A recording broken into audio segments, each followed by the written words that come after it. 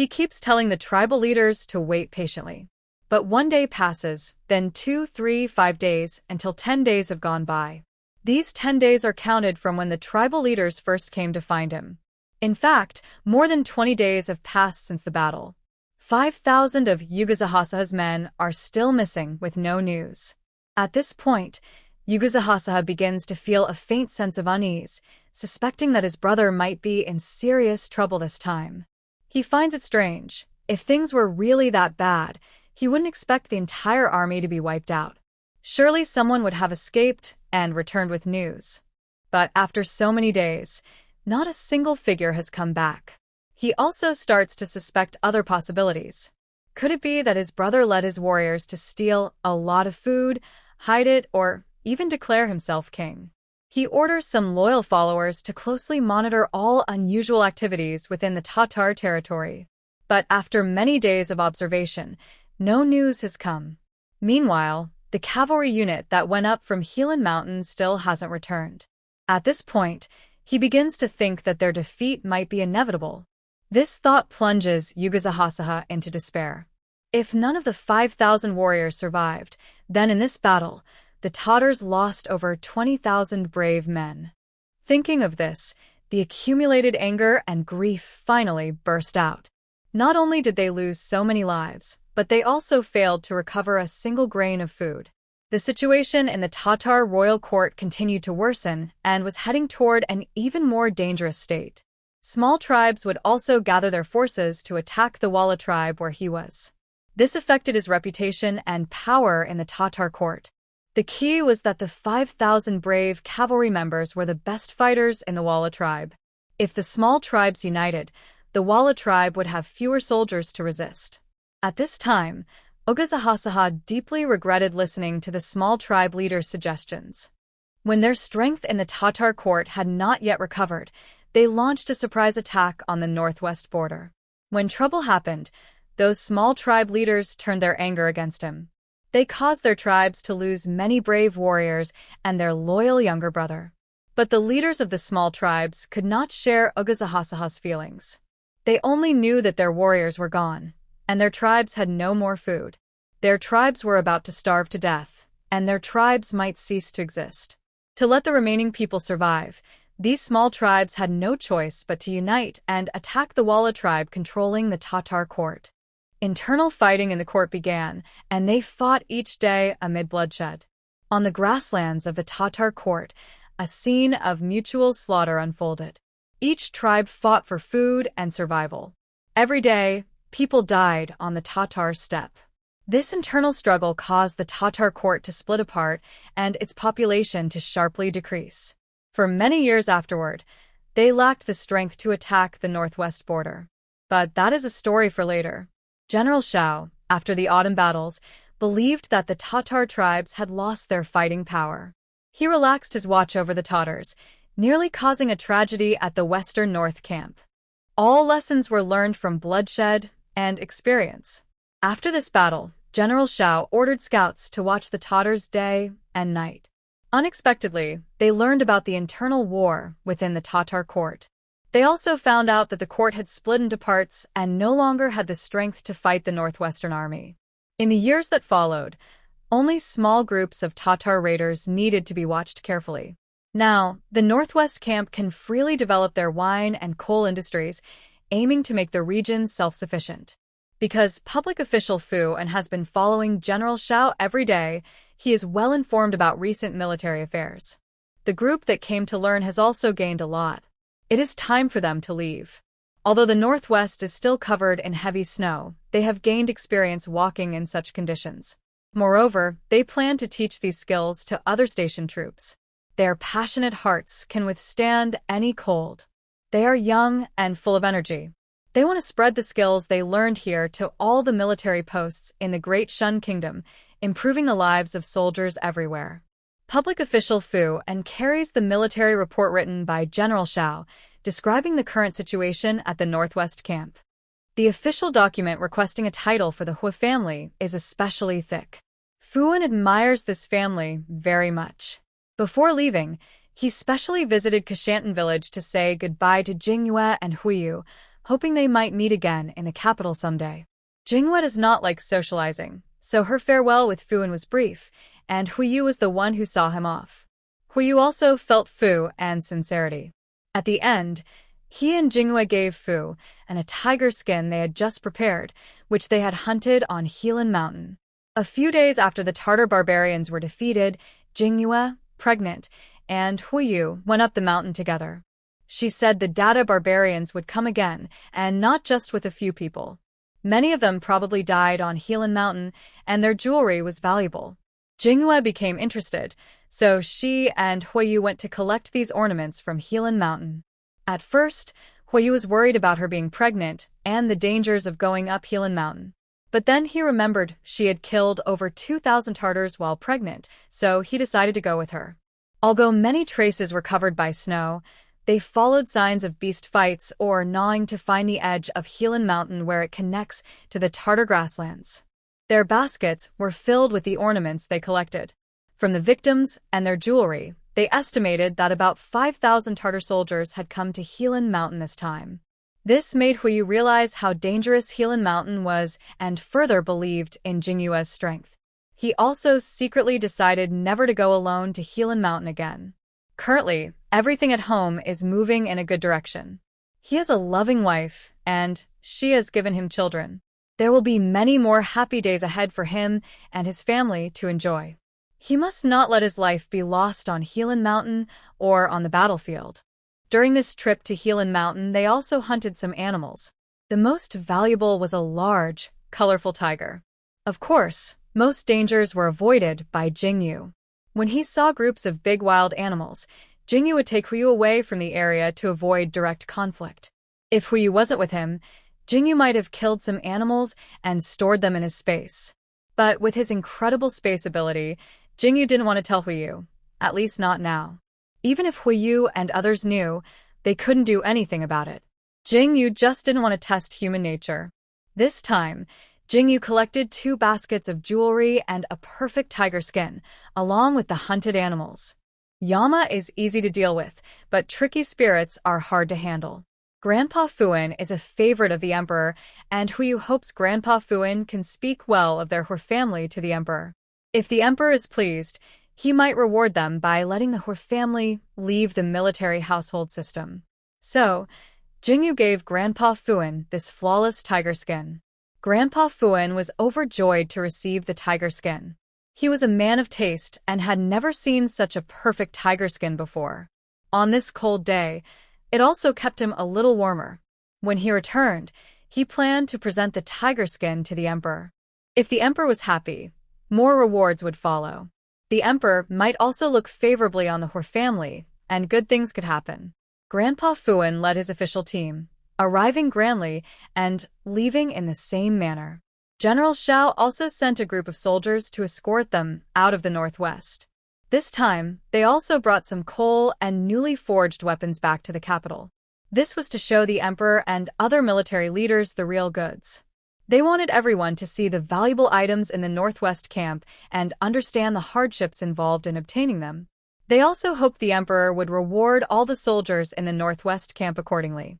After the official team left the Northwest, the snow on the road melted, and only then did the soldiers return to the camp. They also have several hundred personnel, and I believe they will return safely to the capital. General Fuan learned a lot and saw many things during his time at the Northwest camp. He is like the Emperor's eyes, and I believe the Emperor is pleased to know the current situation at the Northwest camp. After sending off the mission group, it was time for the new year. In previous years, every household in the Northwest was barely getting by, with no extra money to buy New Year goods. This year, every household received winter relief funds, and large-scale wars are unlikely in the future. This made all the soldiers' families in the Northwest camp very happy. Without war, there are no large casualties, so these soldiers' families don't have to worry about the safety of their loved ones serving in the Northwest camp. Therefore, this new year will be the most luxurious, peaceful, and abundant one for the people of the Northwest. But what they didn't expect was that even bigger surprises awaited them. General Xiao unexpectedly gave each soldier in the Northwest camp 100 coins as a New Year gift. 100 coins can buy many things. And as always, each soldier's family has more than 1 or 2 soldiers. This means the soldiers' families could buy even more New Year goods. Although only 100 coins were given to each person, with over 100,000 soldiers in the Northwest camp, it cost General Shao more than 10,000 taels of silver. But this was easy for the camp's income this year. The breweries and coal factories in the Northwest received many large orders before the new year. Seeing the steady flow of silver into the camp, General Shao had never felt life was so smooth. He was so happy that he started giving benefits to the soldiers and planning for their future. In the coming years, there would be no large-scale wars. Soldiers who enlisted in the Northwest camp and wanted to go home could consider retiring. The Northwest camp has tens of thousands of soldiers, enough to handle small raids by the Tatars. Of course, whether they retire or stay in the camp is entirely up to their own choice. For those unwilling to retire, General Shao could also give them leave to visit their families. This made the camp lively for many days. Soldiers who enlisted all miss their hometowns and parents. Those who love the battlefield and don't want to retire eagerly signed up to go home and visit their families. The soldiers in Northwest Tun do not need to go home to visit their families, but they are allowed to take turns going home to rest and recover. So, this year's New Year celebration was especially lively in Northwest Tun. After Huiyu recovered from his injury, he returned to the Northwest camp. This time, General Shao gave him a long leave to stay at home and rest. Actually, General Shao just wanted him to stay home more and spend time with Jingyu, who was pregnant. Jingyu at home was very busy. Before Huiyu returned, she often used a pregnant cow to pull a cart, claiming she was going to Huzhou City. In reality, she was taking out a lot of food, vegetables, and even things needed for the new year, like peanuts, sunflower seeds, candies, red paper, couplets, red lanterns, and more. Of course, everyone needed 2 new outfits for the new year. This made the Hu family think deeply. In previous years, they couldn't afford to make new clothes. But this year, they had already made many new sets, regardless of whether they were for men, women, old, or young. Everyone loved wearing new clothes. They looked at their fresh new outfits and remembered how good Jingyu was. Thinking of her kindness strengthened their resolve to treat Jingyu well, even better than before. Jingyu was preparing for spring plowing after the new year. The pregnant cows were getting bigger. She even brought back a bull and a horse along with a big cart. Why did she bring back only male animals? Because all the pregnant cows and maras in her space were already pregnant and had big bellies. Even if she brought them out, they couldn't work. It was better to let them live freely in her space. After they gave birth, she would let them work as cattle and horses. As the new year approached, the atmosphere in Northwest Tun became festive. Items like sunflower seeds, peanuts, and candies, which they hadn't bought before, were now on the table. The table, which used to have no meat or fish during the new year, now had chicken, duck, goose, pork, and fish. People who used to wear patched old clothes all year could now wear new cotton-padded jackets. Most importantly, everyone's spirits were high. In the past, they worried about what to eat next or shivered from the cold. But this year, everyone held their heads high, with bright faces. When villagers met each other, they no longer sighed or complained. Instead, they asked about new things in each other's homes and what delicious food they planned to cook for the new year. Children held candies in their hands, and some even carried popular toys from Zhaozhou City.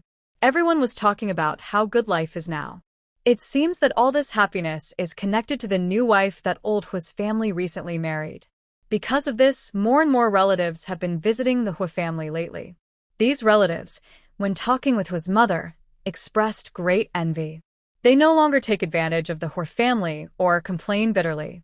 Now, only envy remains.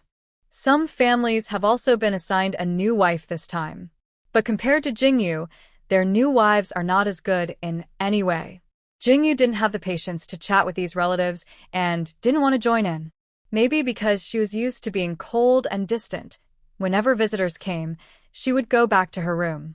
After Huiyu returned from his holiday, the two of them stayed in their room. Besides whispering sweet words, Jingyu also taught Huiyu some close combat skills. She taught him deadly moves, perfect for use on the battlefield. Meanwhile, Hua's mother and Hua Shui practiced their own close fighting techniques every day without missing a session. The festive atmosphere can be felt from the smell of food drifting over from the northwest village. The aroma of fried foods and meat reminded everyone that it was New Year's Day. The Northwest coal mine also had a holiday. Old Master Hua brought his son and grandson back home. This was something they never dared to dream of in previous years. This year, the whole family could sit together and enjoy a warm New Year's dinner. Jingyu brought back many ingredients, and Hua's mother and Hua Shui worked busy all day. They prepared a big table of dishes, with both meat and vegetables. Hua Yu and Hua Xian put bright red Spring Festival couplets on every door. Hua Lin brought out the good wine that Jingyu had brought. Their family had experienced great changes this year, and it was time to raise a toast and celebrate together. The entire village of Kaishan, or rather, the whole Northwest village, was filled with the sound of firecrackers. The New Year's dinner at the Hua family also began amid the loud crackling of firecrackers. This year's New Year's dinner was the most lavish ever for Hua Lin, Hua's mother, Hua Yu, Hua Xian, and Hua Shui. Only Old Master Hua remembered how they celebrated the New Year in the capital years ago. Back then, their family was at its most glorious. Those days of luxury and extravagance felt more real than now. Old Master Hua believed that everything in front of him was the most real and what their family wanted most. Before the New Year, Jingyu gave each family member some money. After the New Year's Eve dinner, Old Master Hua, Father Hua, and Mother Hua each gave red envelopes to their 4 younger relatives. This was the first time Hua Yu, Hua Xian, and Hua Shui received red envelopes.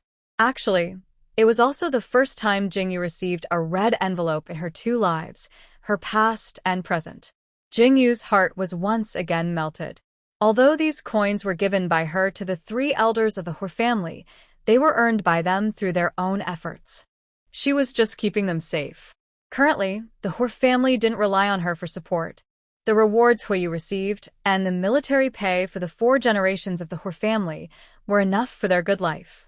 But everyone in the Hua family believed that Jingyu was the one who brought prosperity to their family. They saw her as the true head of the household, the only one in charge. Tonight, except for Jingyu, everyone in the Hua family drank a little wine. Even Hua Shui tasted the wine, but she found it too spicy, so she drank the red date, soy milk Jingyu made. Soy milk has been around in this era for a long time. Jingyu didn't know exactly which stage of history the Great Shun Kingdom was in.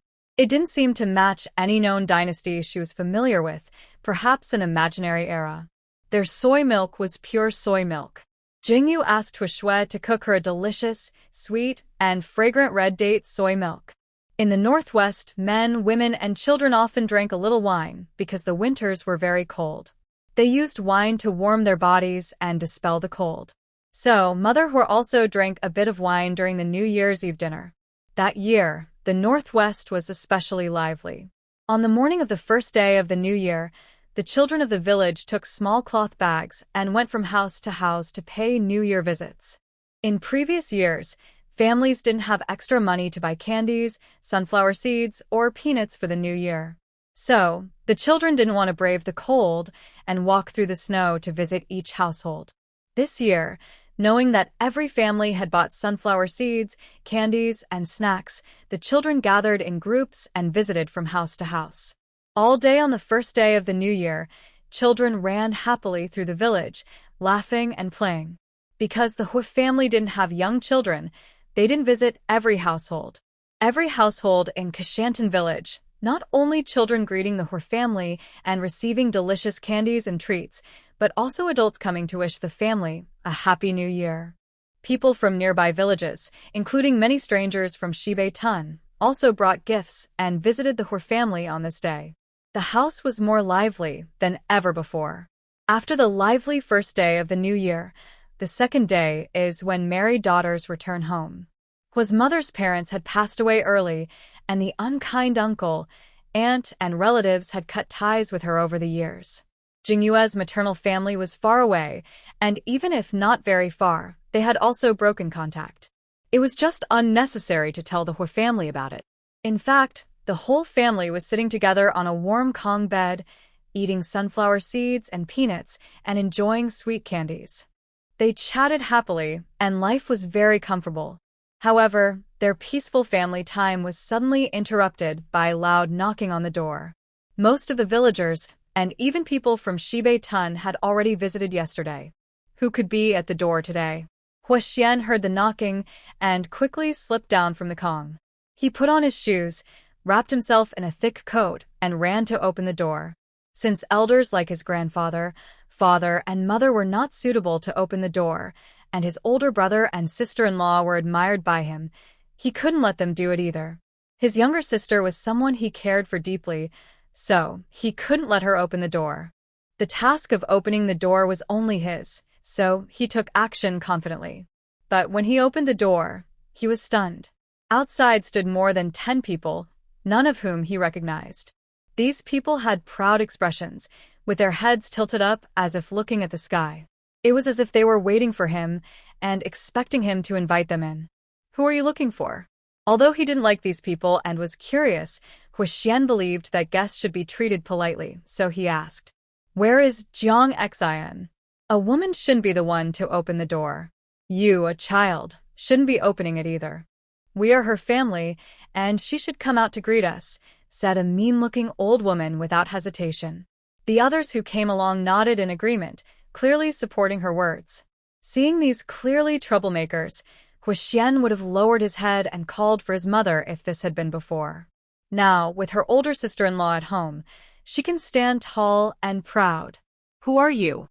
Do you just call my mother's name casually? And do you want my mother to come and greet you? Who do you think you are?" After speaking, Hua Xian slammed the door shut. A group outside was startled by Hua Xian's words and the loud banging of the door. Then, the old woman outside desperately started knocking and cursing. "This little brat has such boldness. Don't think that because your family has some success now, you can treat us like this. You're getting too full of yourself." Hua Xian returned to the house, but the door in the yard was still banging loudly. Everyone looked at him, and his face looked very unhappy. "Third brother, didn't you go open the door? Why didn't you let them in?" "The door is still banging," Hou Shui said as she got off the bed and put on her shoes, ready to open the door. But Hou Xian grabbed her. "Mother, a group of fierce-looking people came outside, and they specifically asked for you to come out and greet them. I think it's the Jiang family's people. They've already cut ties with us. So I didn't let them in and closed the door. But they're still knocking and cursing outside." He had heard about how those two families had mistreated his mother. Home mother trembled all over, memories of past abuse flashing back. Over the years, the two families had no contact. She had forgotten those days and escaped the nightmare. She didn't expect that now her family was just starting to get better and that hateful group of people would come again. But she was no longer the same Jiang Xian as before. Under her daughter-in-law's influence, she was no longer as weak as she once was. Letting that group bang on the door and curse outside was not a big deal. So she got off the bed, put on her shoes and clothes, and prepared to meet her relatives. Those relatives she hadn't seen in 20 years. She absolutely couldn't let her daughter-in-law be troubled by them. The others in the Hou family, including Jingyu, also put on their shoes and clothes, following behind Hou mother. Hou Shui supported her mother's trembling arm, trying to give her strength. When Hou mother opened the yard door, a big slap came flying toward her face. Seeing an old woman, Hou Shui said nothing and just slapped her mother. She then kicked the old woman in the stomach. The old woman didn't expect anyone to dare do that and was knocked down to the ground. Although the snow in front of the Hua family house had been shoveled, it snowed again last night. The old woman fell down, landing hard on the ground and sliding back quite a bit. Hua Shui saw herself kick the old woman over and couldn't believe she had that strength. She carefully looked at her legs, realizing she hadn't been practicing martial arts with her sister-in-law recently. When the Hua brothers, Hua Lin, Hua Yu, and Hua Xian opened the door, someone tried to attack their mother. They quickly rushed to her side, but not as fast as Hua Shui's legs. Jingyu was holding a soybean in her hand, but she didn't want to get involved in everything. She knew she had to stand on her own feet and not always rely on others' protection. Relying on others all the time wouldn't last long. If the older and younger members of the Hor family couldn't handle these troublemakers, then all her efforts would be wasted. Hu Shui's instinctive action just now made her very happy. She thought the girl was teachable. The person lying on the ground was none other than Zhang Lin, the former great-aunt of the Hor family. In the past, Zhang Lin could hit and scold the Hua mother as she pleased, confident that she wouldn't fight back. But unexpectedly, a young girl nearby kicked her, causing her old bones to fall hard. She seemed to hear the cracking sound of her bones breaking. Help! Someone's killing. The little beast of the Hor family, disrespecting elders, being unfilial. Help! Zhang Lin endured the pain, slapped her thigh, and started crying out loudly. Zhang Exine, you little brat, how dare you hit your great-aunt? That's outrageous. You better kowtow and apologize to her, then respectfully invite us all inside to enjoy good food and drinks. You should also bring out all the awards your family has received, or else today I will make you regret it. Hua's third aunt, Jiang Shaolin, saw her older sister-in-law and relative fall to the ground and cursed her nose. Other members of the Jiang family looked at the Hor family with fierce eyes. Hua's mother remembered that they had been estranged for 20 years, and now these people were crawling back like bloodsuckers. The good days her family enjoyed now were all thanks to her daughter-in-law, and she couldn't let her cause trouble. She also knew her daughter-in-law disliked hearing others insult her, and if she could fight, she wouldn't waste words. So she forced herself to overcome her fear and stepped forward. She slapped Jiang Shaolin twice across the face. After hitting her, she felt very satisfied. No wonder her daughter-in-law preferred direct action over arguing. She seemed to have vented years of pent-up anger. The so-called eldest aunt and third aunt are sisters from the same mother. Later, they both married into the Jiang family, marrying her eldest uncle and third uncle. When her mother was still alive, these two would gang up to bully her mother. After her parents passed away, they began to torment her even more. They even wanted to sell her to an old man in his 50s or 60s, but she refused fiercely.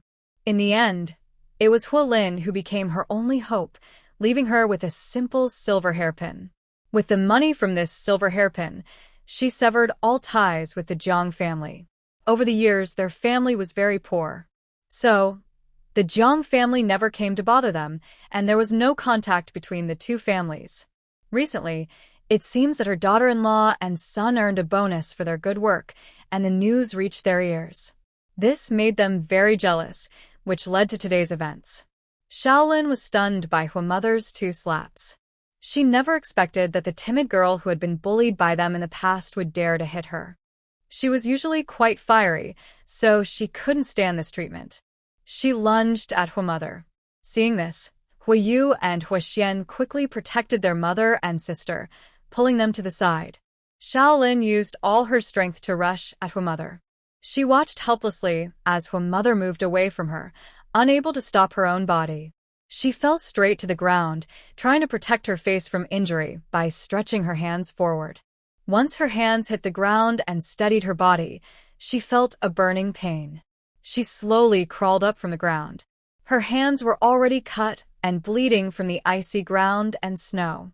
The pain was intense where her elbows and chest touched the cold surface. More than 10 members of the Jiang family, young and old, arrived and saw that their 2 women had been hurt.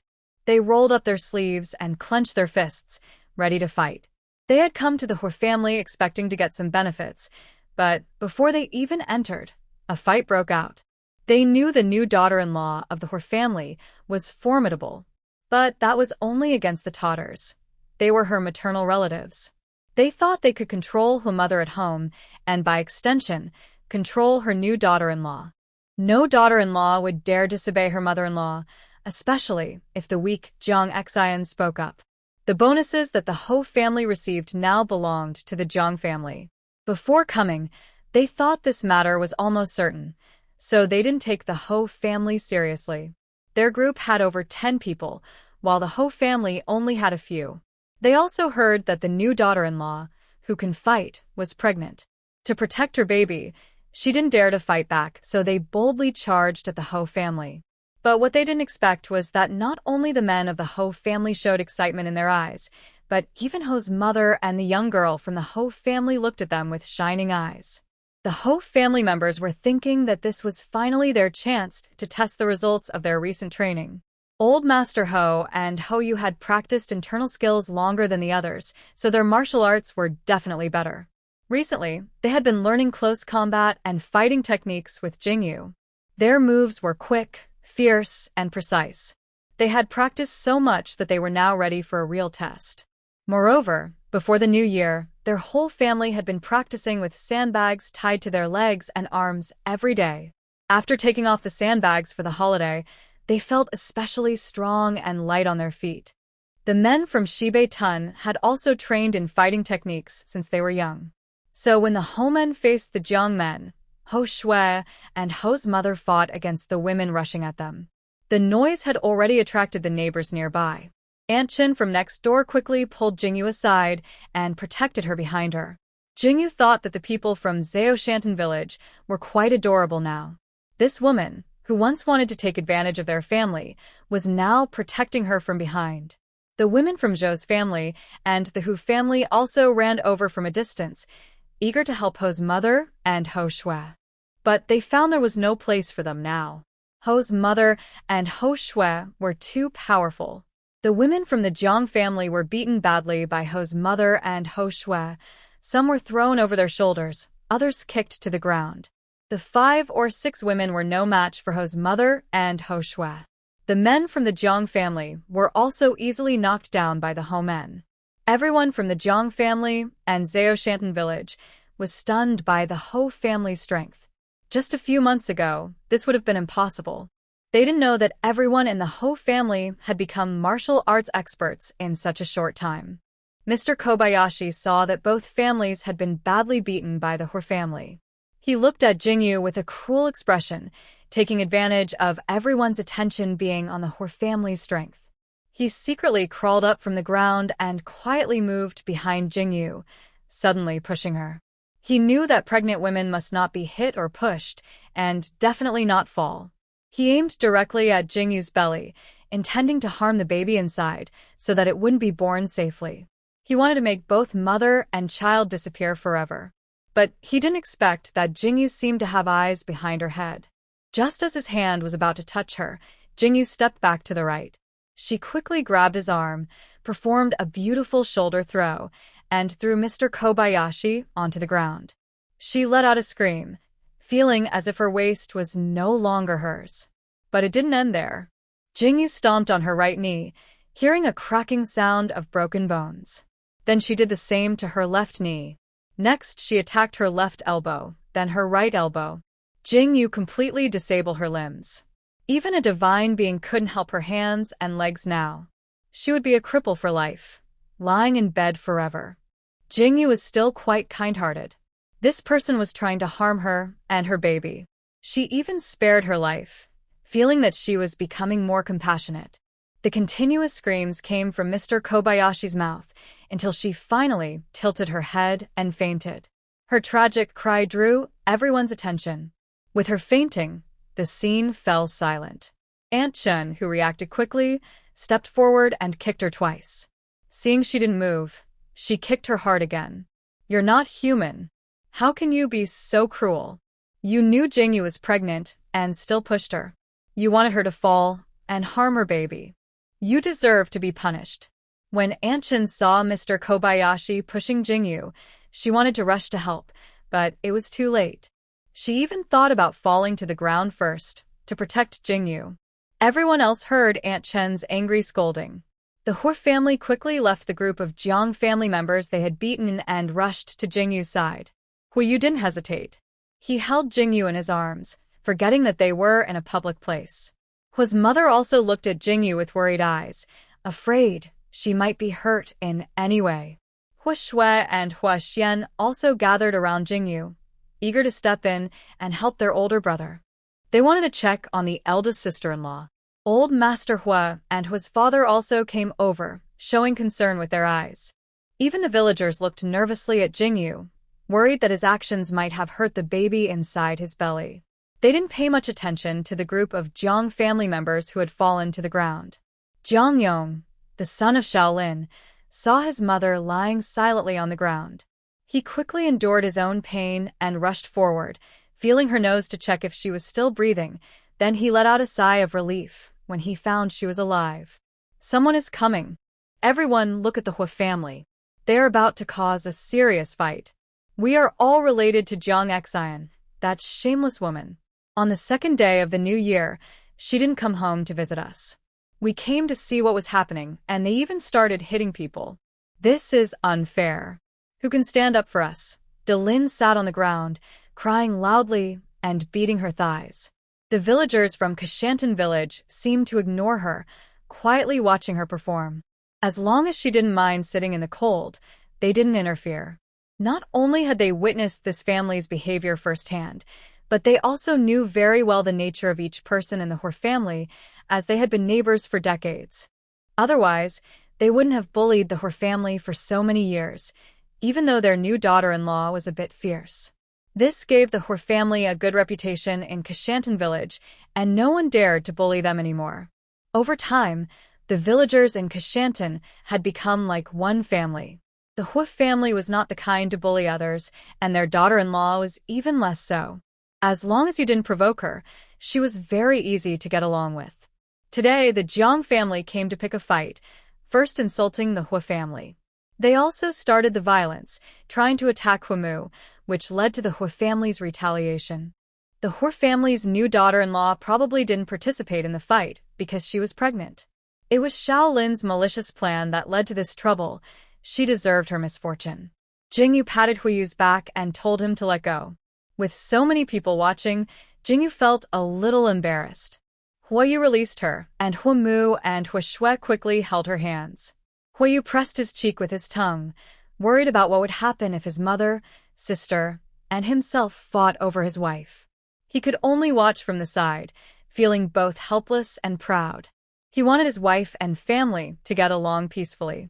He just hoped that when he was at home, they wouldn't take over his wife. The Jiang family members were all lying on the ground, crying loudly, as if their tears gave them strength. They didn't expect the villagers of Laoshantan to be so united. Not a single one spoke ill of the Hua family. Today, they had come to take advantage of the Hua family to get back what they believed was rightfully theirs. They were all relatives, so why did the Hua family have so much silver? With silver, of course, they should show respect to their elders. They hadn't come before because the Hua family was poorer than theirs and couldn't give them any benefit. Now that the Hua family was richer, Jiang Xian, that little troublemaker, should repay all the respect they owed her family over the years in one go. So today, their goal was to confront the Hua family and give them a warning. But they didn't expect to be met with resistance. Instead of scaring others, their own family members ended up injured. Hua's mother saw that Jingyu was unharmed. She let go of Jingyu's hand and calmly approached Dame Lin. Dame Lin was so intimidated by Hua's mother's commanding presence that she froze and even shifted back a little. Relatives? How ridiculous. I, Jiang Xian, have had no family since 20 years ago. Don't forget, you already sold me to Hualin and signed a formal separation agreement.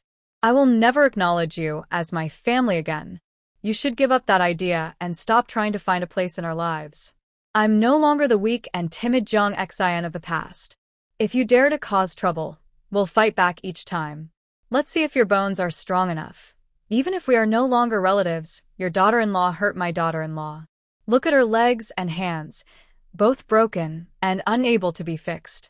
If you don't pay me 500 taels today, I will sue your daughter-in-law. Let her face the consequences and serve time in jail, said Jiang Laosen angrily, glaring at Hua's mother after seeing his wife's injuries. Although Hua's mother had just confidently argued with Dame Lin, seeing her lying on the ground unconscious made her nervous. She was worried they might actually take Jingyu to court. She couldn't help but glance back at the Hua family and at Jingyu. She knew her daughter-in-law was strong in both words and actions. Her daughter-in-law was her main support. She hesitated, unsure how to speak to them in a way that would benefit her. So, she looked at Jingyu, trusting her strength and resolve. Jingyu saw that all the members of the Hua family had made progress, so she no longer made things difficult for them. Hee, don't say I only injured her. I could have killed her, but she deserved it. I don't know where she got the courage to try to harm the emperor's appointed 4th-grade local lord. Going to court is good. I want to know if punishing her for harming the local lord is just her crime or if it involves your whole family. I wonder if your family attacking the home of a 4th-grade local lord counts as disrespecting authority. After speaking to old 3rd Jiang, Jingyu looked disdainfully at the group of Jiang family members lying on the ground. Why are these people always so greedy? Always wanting what isn't theirs?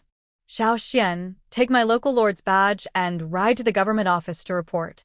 Say a group of bandits broke into my house, intending to kill the honored local lord appointed by the emperor, and ask them to send someone to catch them. Got it, big sister-in-law. I'll go right now. Hua Xian heard Jingyu's orders and quickly ran into the yard, preparing to lead his horse out. When the Jiang family members heard this, they were all shocked. They only thought about how weak and easy to bully Hua mother was, so they didn't dare to oppose them. Although Hua Yu and his wife both held ranks, with Hua mother suppressing them, they didn't think they could cause much trouble. So they believed dealing with the Hua family was easy. But unexpectedly, Hua mother suddenly changed completely, no longer the helpless little victim she used to be. They didn't care about their own pain anymore and hurriedly got up from the ground. Jiang Yong even helped his mother up and carried her on his back. Brother Hua, we were wrong. We won't come again. Please, for the sake of my late second brother and his wife, forgive us this time. Her mother's eldest uncle, Jiang Laoda, had been quietly observing the situation from the start. He realized that not only would his family get nothing good, but they might also end up in jail. He quickly stepped forward and tried to appeal to the old Hua patriarch, playing the family card. Their family was also a military household. He was an elder who had served in the army for decades and knew well the punishment for disrespecting authority. Although old Hua didn't want to escalate things, since official matters involve many complications, he knew that ordinary people going to the government office often didn't end well. Even though his eldest grandson and his wife now held ranks, he still disliked dealing with officials. He remembered vividly how, in times of trouble, many imperial guards had stormed into their yard. That scene was still clear in his mind. He didn't like officialdom and didn't want to disturb the authorities. However, she did not agree to Elder Zhang's request on her own.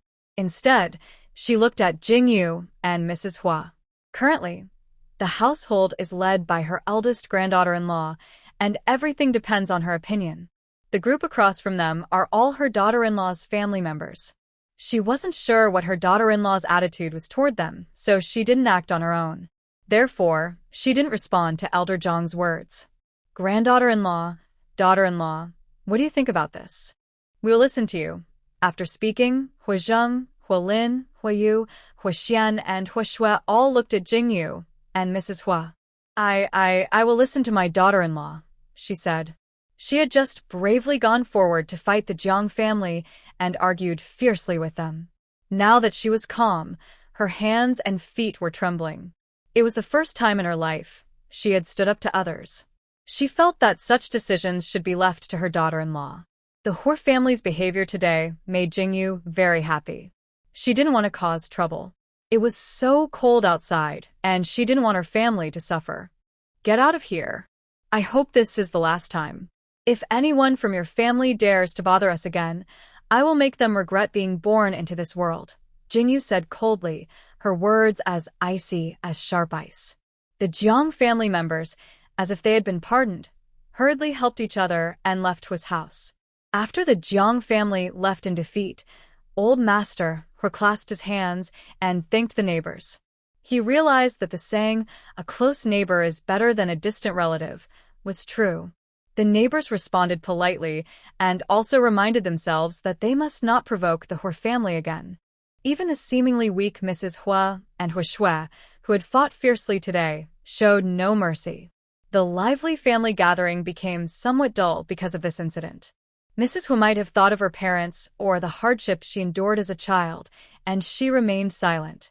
Seeing that Mrs. Hua was not in a good mood, no one spoke. They all sat quietly on the bed, and the room fell into silence. After a while, Mrs. Hu came back to herself, looked up at everyone with a blank expression. Why aren't you all saying anything? Is it because of the Jiang family? If they come again, I will beat them up again. I didn't expect that after just a few months of practice, I would be so strong. She then thought for a moment and wondered if she needed to practice more.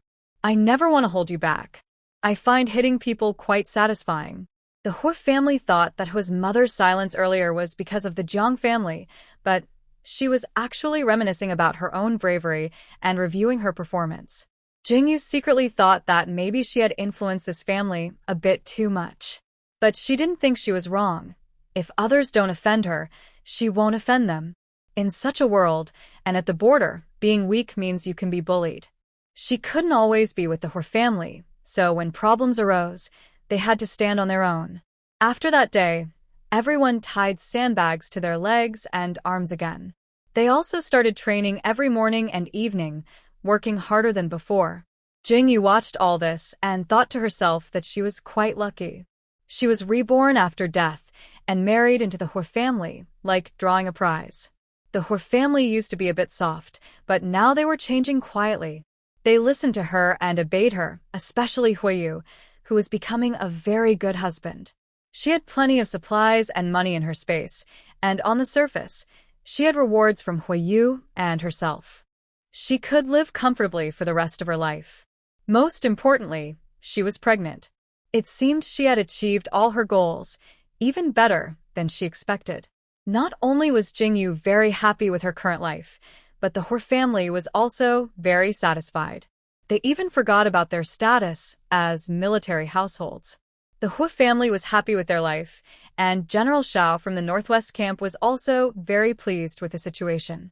So on Lantern Festival, the 15th day of the first lunar month, they gave all the soldiers in the Northwest Camp a day off. The merchants in Huzhou City were clever and knew how much money every household in the Northwest Camp earned this year. With the local government leading, they held the grandest Lantern Festival in many years. Jingyu also wanted to see what this era's Lantern Festival looked like, how magnificent it was.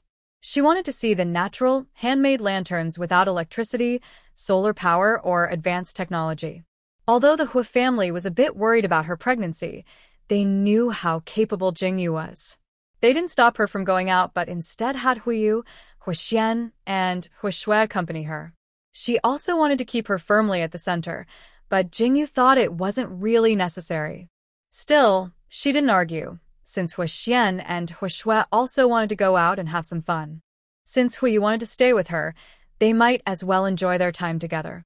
Old Master Hu said he didn't have the energy, and Hu's father and mother also didn't want to join the lively outing, preferring to rest at home. Hu's father has spent most of his time at a remote outpost since he married Hu's mother. He only comes home during holidays to spend time with his elderly parents and family.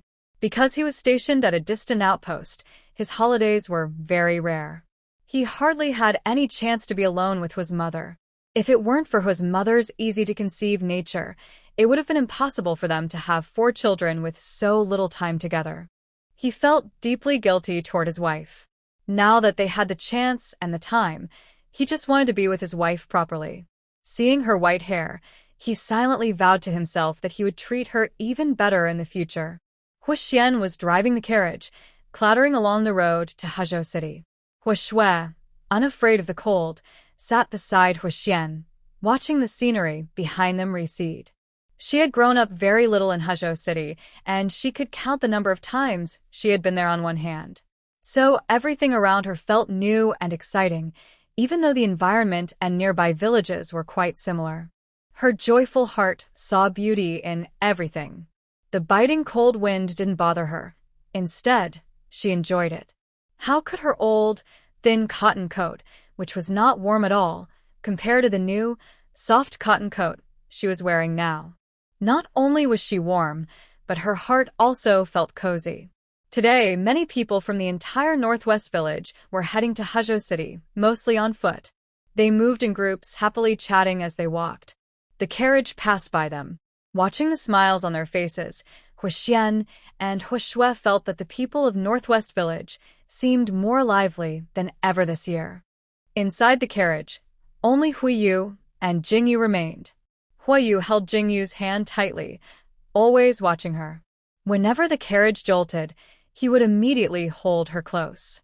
In the past, he worked hard practicing martial arts and fought bravely on the battlefield. He only wanted to improve his family's standing and never thought about women. He also couldn't understand why some old soldiers often talked about their wives and children. Some even spoke vulgar words, describing women in a lustful way. Whenever this happened, he would quietly leave because, in his life plan, there was no mention of a woman for now.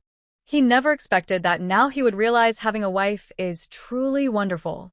The carriage could only stop outside Hezhou City, where the local government set up a parking area outside the city. There was a guard to watch over it, and it only cost 5 coins. However, there weren't many carriages to watch, and only a few donkey carts were in the entire Northwest village. Families like the Hu family, who had both ox carts and horse carriages, were very rare. When Jingyu brought back a cow and a horse again, old Master Hua and village head Kong gathered some family members at home. They built a row of simple brick houses on the open space behind the Hu family. Now, each of the 2 cows and 2 horses had their own small room. Even the little sheep had its own special room. Jingyu had asked them to build a few more rooms, enclosing them into a big yard. Of course, they needed to get permission from the Northwest camp to use this land. In spring, she also wanted to raise chickens, ducks, pigs, and even rabbits. Rabbits breed quickly and could help earn money for the family. These animals needed to be taken out to make a clear path, and she also hoped that villagers from Shanshantan and even other parts of Northwest Village would come to buy these chickens, ducks, and pigs to raise at home. The villagers' lives gradually improved bit by bit. The people of Northwest Village were doing well, and the soldiers from Northwest Camp felt at ease. Although she could go hunting in the Helan Mountains, the chickens, ducks, and pigs in her space had already overrun it. If her space wasn't big enough, she was afraid it would burst. Fortunately, before the new year, she took advantage of someone coming to Hezhou City to sell some of the deer from her space, which also filled her pockets a bit. All the game she usually hunted in the Helan Mountains was sold out, though they weren't as valuable as deer. Jingyu didn't mind. She understood the principle of saving little by little. After arranging the horses and carriages, the 4 of them followed the crowd into Hezhou City. Today, the city looked very different from usual, with lanterns hanging at every door. Besides shops, many stalls had been set up. There was a wide variety of goods for sale. The vendors looked happy and satisfied. This was the best business day they had experienced in many years of trading in Hezhou City. Their shouting grew louder, and their joyful mood spread to everyone around. Huiyu tightly held his wife's hand, his sharp eyes scanning the people nearby. He was afraid someone might bump into his wife. Hu Xian and Hu Shui followed closely behind them. Since it was still early, the lanterns hanging along the street had not been lit yet. The different shapes of the lanterns amazed Jingyu. Each one was handmade. The rabbit lantern's red eyes could turn, and the lanterns that looked like rotating wheels displayed moving pictures in the wind. The lotus lanterns, layered and intricate, must have taken a lot of effort to make. The carp lantern seemed to be swimming and wagging its tail. Not only were the lanterns hanging under shop eaves varied in shape, but the lanterns carried by pedestrians were also very diverse. People passing by even compared their lanterns with each other. The different snacks with various aromas also attracted many to stop and look. Jingyu wanted to try all kinds of snacks, so she didn't eat at home. At home, she had given the Hu siblings a lot of silver and copper coins. She told them to buy whatever they liked, food, toys, or clothes. Now that their family was richer, they didn't need to be so careful with money. Money was meant to be spent. Without spending, there was no motivation to earn. At first, Hu Xian and Hu Shui carefully followed their mother's instructions, watching over their older sister-in-law and protecting her, sticking close behind her. But as they walked, they were distracted by new and interesting things. Delicious food made them stop in their tracks. Huiyu and Jingyu noticed, and also paused to wait for them. After all, they were still young. Although they weren't likely to be robbed like children, Hu Shui was a girl, and girls were often targets for pickpockets. Because they had been well-fed and warm these past few months, Huishue had grown taller, and her face had become more beautiful. She was a lively girl, and everyone wanted to keep a close eye on her. Huixian and Huishue would buy what they thought was tasty and give it to Jingyu and Huiyu to try. If Jingyu praised their choices, they would be happy like children and then move on to the next stall. Unknowingly, their stomachs were filled with these unique snacks. The sky gradually darkened, and the street snow was cleared away. Only the snow on the roof glows with a silvery light, and the lanterns are lit one by one. They are colorful, and the whole street becomes a sea of lights. More and more people walk along the street, shoulder to shoulder. The sounds of shouting, admiration, and laughter make the city of Huzhou lively and colorful. Big sister-in-law, look. That little sheep lantern looks just like our sheep Momo. I want that lantern, suddenly said Huishue, noticing a cute sheep-shaped lantern at a stall selling lanterns. Okay, Xiao Xian, buy that little sheep lantern for Xiao Shui and get me a rabbit lantern. You and your older brother can choose whatever lantern you like. Jingyu asked Huixian to buy for them, then turned to ask Huiyu what kind of lantern he liked. Huiyu said he wanted a rabbit lantern exactly, like Jingyu's. Huixian bought himself a lotus lantern. Seeing the 4 lanterns lit by the shopkeeper, Huixian felt very happy. He and his older brother and younger sister had never played with lanterns before. Jingyu also held a lantern for the first time. Although the cute rabbit didn't quite match her cool appearance, everyone has a girl's heart, right? Once, she was innocent and romantic, dreaming of a sweet love after college. But all of that was cut short by a great disaster. Now, she has Huiyu, who loves her wholeheartedly, and the Hu family, who always puts her first. She seems ready to let go of the past and become a new person. Thinking this, she raised her rabbit lantern and smiled happily at the flickering flames inside. Her smile seemed to melt the ice and snow, bringing everything back to life. Her smile also caught the attention of a man nearby, holding a folding fan. He had been watching her, feeling she was as bright as moonlight. Her smile seemed to shake spring flowers and disturb autumn moon. It made his heart itch and tingle. His woman in the backyard was nowhere near as beautiful as this lady. He gently waved his folding fan and approached Jingyu, his gaze openly invasive. Jingyu thought he was crazy and that he was very sick. In this cold winter, holding a fan and fanning himself, it looked like he wanted to catch a cold and get a fever, maybe even die early. Seeing his disgusting look, Jingyu thought she might not need to catch a cold. She could help him achieve his wish. When Huixian and Huishue saw the scene, they immediately came to Jingyu's side. Huiyu protected Jingyu behind him, staring at the man in front of him. His hand clenched into a fist. If this man dared to say or do anything inappropriate, he would beat him so badly he wouldn't recognize his own parents. Beautiful lady, I don't know your name or where you come from. I am Qin Rufu, the eldest son of the Northwest Army's Qin supervisor.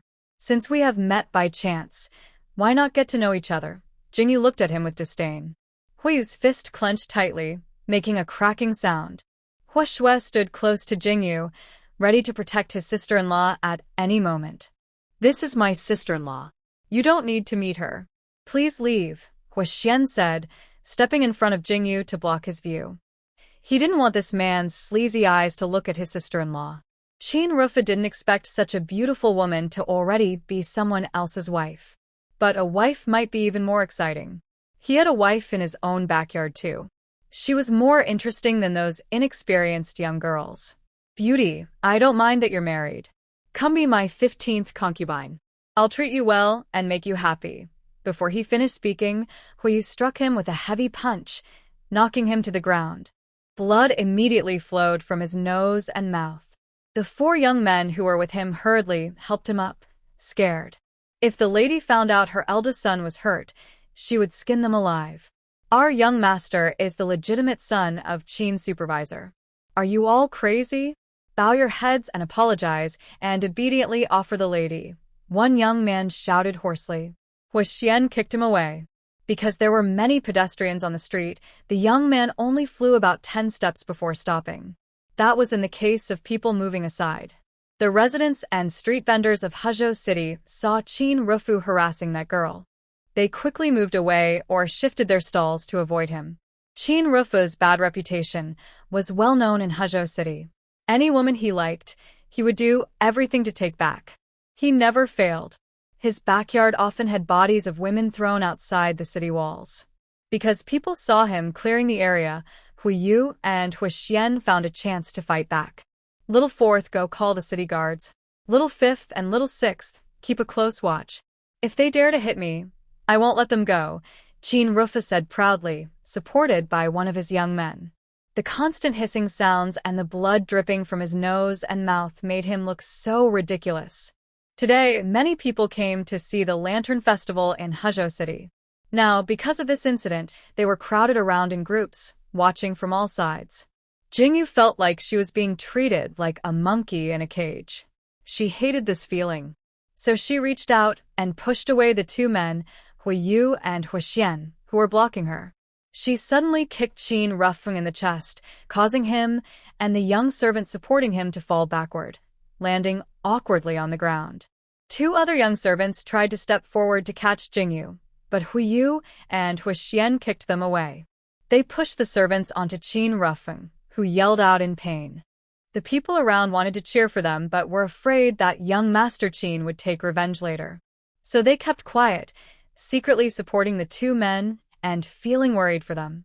Jingyu frowned and looked past the four men on the ground, moving forward. She was no longer in the mood to enjoy the festival and was worried they might call their friends and start a fight that could hurt innocent people. The crowd automatically made way for her. Jingyu looked around and headed to a quiet, empty place. It wasn't a street with pedestrians or stalls. One of Qin Rufeng's young servants painfully got up and followed them. If he lost track of these people, he didn't know how young Master Qin would punish him. Qin Rufeng also struggled to stand with the help of two other servants, glaring with hatred at the direction Jingyu and the others had gone. Soon, the servant who had left earlier led a group of 20 soldiers rushing over. Seeing Qin Rufeng's battered state, they were furious and vowed to avenge their master. Qin Rufeng, supported by two servants, chased after Jingyu and the others in the direction they had gone. To his surprise, the four people stood in an empty space, as if waiting for them. Meanwhile, the servant who had been hiding behind a wall saw the reinforcements coming and quickly ran to Qin Rufeng's side, glaring fiercely at Jingyu and the others. That's them. Fight them. Beat them until they're either dead or badly hurt, Qin Rufeng thought. He was used to commanding respect in Huzhou City, but today, he was beaten by these little troublemakers. He couldn't swallow this anger. If they lost their lives, how could he stand in Huzhou City? How would the people see him? Wait a moment. Jingyu looked at the men in military uniforms and thought it was necessary to explain something beforehand. If you know the truth and still help the wicked, don't blame her for being ruthless. How? You little brat, now you want to please me? It's too late. After I kill these two men, you and that little brat will still be at my mercy. Qin Rufeng thought Jingyu was afraid and trying to flatter him. He had initially planned to treat this beautiful woman well, but since she was so unwise, he didn't mind teaching her a lesson. But those two men didn't have such good luck. They dared to fight against Qin Rufeng. He wouldn't let them die easily. It would be disrespectful to his father's military rank. I see you all are dressed in military uniforms, probably soldiers from the Northwest camp. Today, the young master you mentioned first provoked me. Then, we will fight back. If you are reasonable, stand there and don't move. If you continue to help the wicked, I won't hold back. It's all up to your choice. No matter what, we are in the right, even if we hurt or injure you. Now, you can decide. Jingyu finished speaking and waited for the 20 or so soldiers in uniform to choose.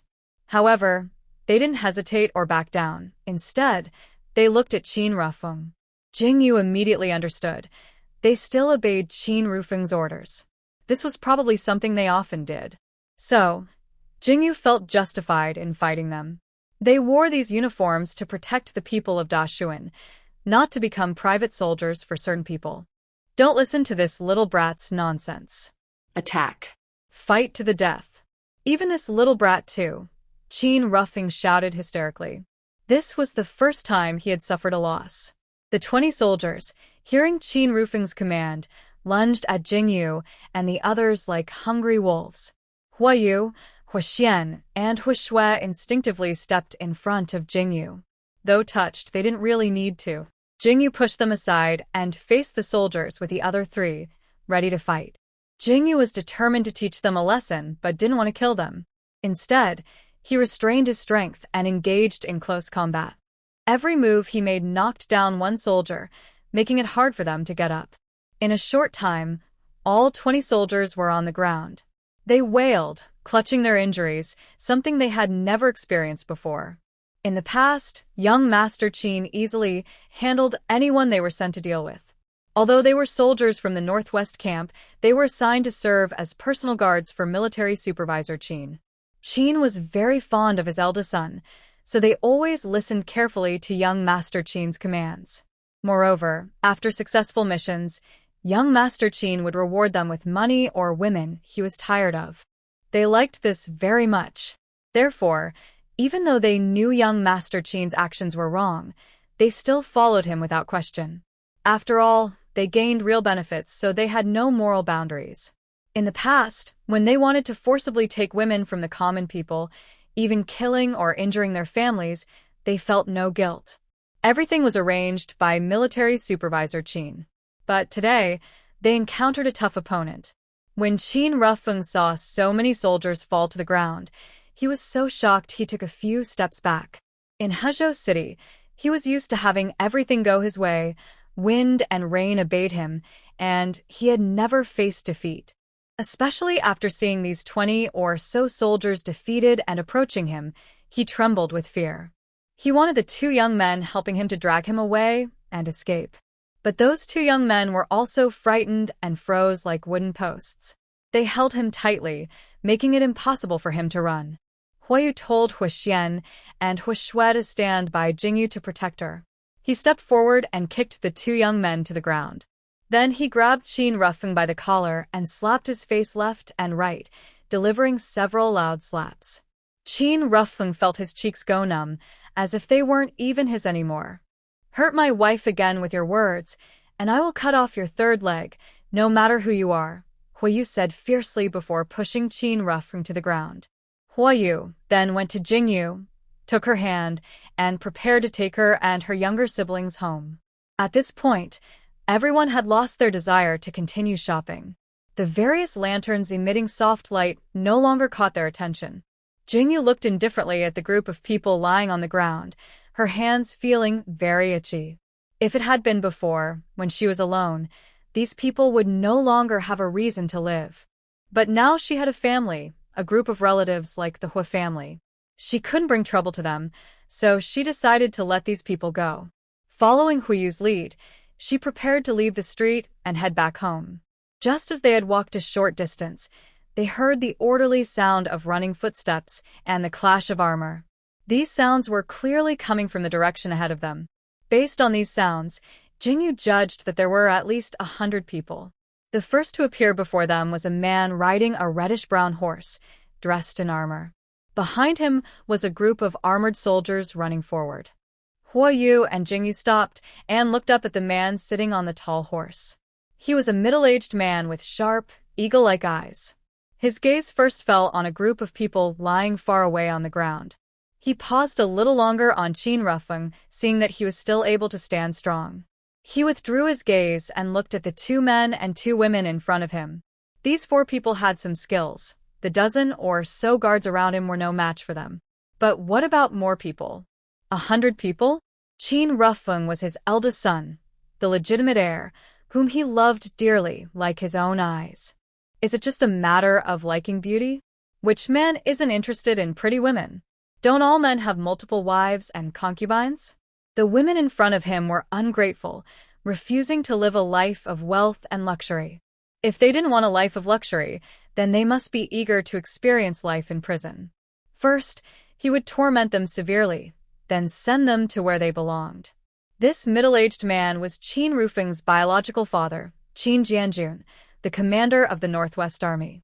His duty was to oversee the military movements of the Northwest Army and report to the emperor at any time.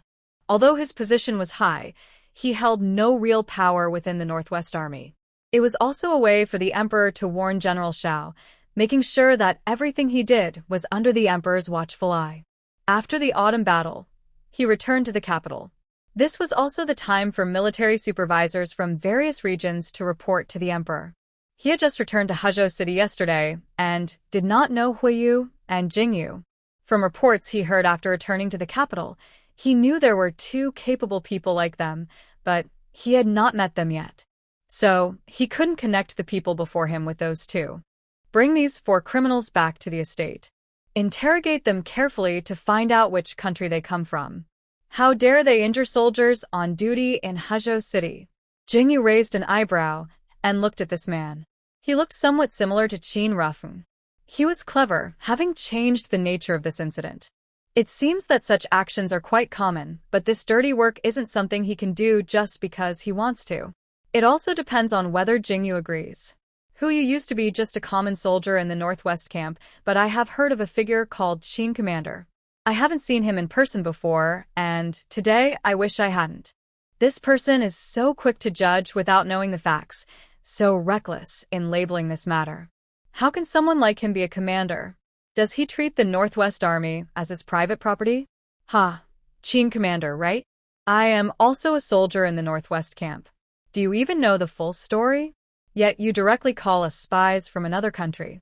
And you want to take us back to your office for a secret interrogation. Do you know that General Shao has such authority? If not, let's go together and discuss this with General Shao. A son is not a father's fault. Do you even know what kind of person your son is, Qin Commander? He's out on the street forcing himself on a married woman. Is this how your family teaches him? Although Huiyu knew that directly questioning Qin Commander like this was overstepping, he believed he was right. If he backed down, his wife and sisters-in-law would suffer. With his own skills and his wife's, plus the training of his younger siblings over this time, even Qin Commander's 100 soldiers wouldn't be their match. He just wanted to make a big fuss, preferably in front of General Shao, to see if Qin Commander could still be so arrogant in front of him. Could he still abuse his power and twist the truth? If he didn't make a big scene with Qin Commander's threats, his family wouldn't have a good life in the Northwest. Such a smooth-talking mouth, but this is Huzhou City. If I say you are spies, then you are spies. Men, seize them. Beat them until they are either dead or disabled. Arrest the spies. If they resist, it's no loss to kill them. With Qin Commander's order, over 100 soldiers pounced like hungry wolves. Jingyu was angry. When she started fighting the 20 or so soldiers, she held back at first. She thought they were soldiers from the Northwest camp. But now, she was not going to hold back. These armored soldiers should be protecting the people's interests, but instead, they are helping the villains. Jingyu stepped forward and kicked one soldier down, grabbing his sword from his hand. Using her wind-based powers, she leapt into the air and kicked at the approaching soldiers. Her legs moved so quickly they looked like afterimages. One by one, the soldiers fell, some with broken legs, others with broken ribs. Because she was naturally strong and had a power-based ability, fighting these soldiers was easy for her. However, the armor on the soldiers made it difficult for Huixian and Huishue. She punched them, but it only hurt her own hand. The soldiers also had weapons, so they dodged and avoided getting hurt. Huiyu had lots of battle experience. Like Jingyu, he knocked down a soldier. He grabbed a big sword from the soldier and swung it fiercely. He aimed the sword at the places where the armor didn't cover, knocking out some soldiers' fighting ability. He also used his light skills to jump into the air and kicked the soldiers' heads hard with his foot. One soldier swung his big sword straight at Huishue's arm. Huishue quickly dodged, but the sword still cut through her cotton clothes. The blade cut her skin and blood started to flow. The pain made Huishue cry out. Seeing her hurt, Jingyu's eyes flashed with a cold, deadly look. Go protect Xiao Xian and Xiao Shui.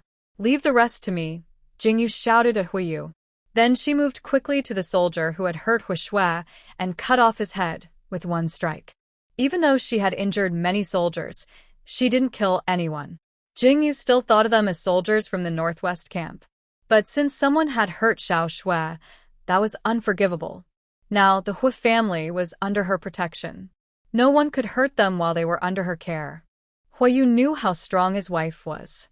He quickly moved to stand behind Hui Xian and Hui Shui, protecting them. He swung his big sword at the soldiers rushing toward them. Jingyu used her wind powers to rush at each soldier quickly, hitting them hard. She knocked them down, leaving them unable to fight. In just a few moments, all the armored soldiers were defeated and on the ground. Qin commander didn't expect these people to be so powerful, especially the fierce-looking woman, whose eyes shone with a deadly, murderous light. Qin commander was just a civil officer, with no special fighting skills. Even though he wore armor, it was just for show. He quickly turned his horse around, trying to leave first. Jingyu quickly appeared beside him. She threw a heavy punch at the horse, causing it to fall to the ground and crush Commander Qin's leg underneath. The horse then slid about 10 meters on the ground. Commander Qin kept screaming in pain, probably because his leg was broken by the horse. His buttocks and leg were also scraped by stones on the ground. However, the woman did not stop. She kept walking straight toward him. He tried to push himself back with his hands, but the horse's weight kept his legs trapped, making him unable to move. He looked at Jingyu with fear in his eyes. Was he going to die here today? I am a guard, personally appointed by the emperor. If you kill me today, the emperor will punish your entire family. Please, don't come any closer. I'm scared now. I won't do it again. At first, Qin commander wanted to threaten Jingyu, but seeing she was not afraid, he quickly changed his words. Every step Jingyu took felt like she was stepping on his heart. His fear grew even more.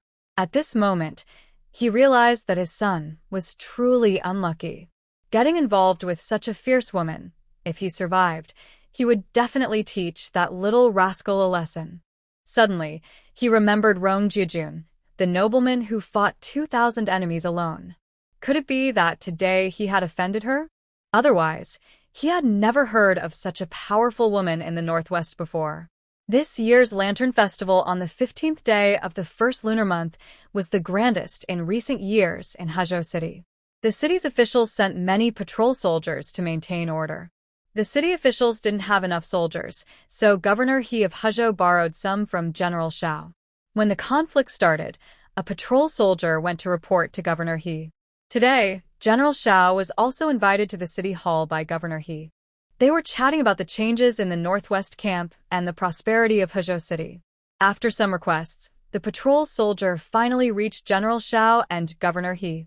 When Governor He heard that Commander Qin's son was again robbing women on the street, he couldn't help but feel a headache. Although Commander Qin had no real power, his official rank was just below General Xiao. His son had robbed women more than once, but Qin had always handled it quietly. Since no victims had come forward to complain, he couldn't punish him. After all, Qin's rank was higher than his, and without complaints, he had no proof. Listening to the soldier's report, Governor, he was secretly pleased that Qin's son had been beaten for harassing women on the street. Serves him right. I only heard from Xiaobing that young Master Qin has sent 20 or so soldiers to chase after those 4 people. I couldn't help but worry for them. Coincidentally, General Xiao is here today. I decided to bring him along to see how young Master Qin, relying on his father Qin, the military supervisor's influence, is mistreating the common people. General Xiao usually stays in the Northwest camp and rarely comes to Hezhou City. Today, he accepted Governor He's invitation just to see how bustling the city has become. He doesn't know that Qin's son has been robbing women in the streets, and more than once. After hearing Governor He's helplessness, he decided to go see for himself. If the reports are true, he plans to discipline the soldiers. When they arrived at an empty spot near the street corner, Qin's military supervisor also arrived. General Xiao pulled Governor He into the shadows because he saw Huiyu and Jingyu, knowing they wouldn't be harmed. He also wanted to see how Jingyu fought.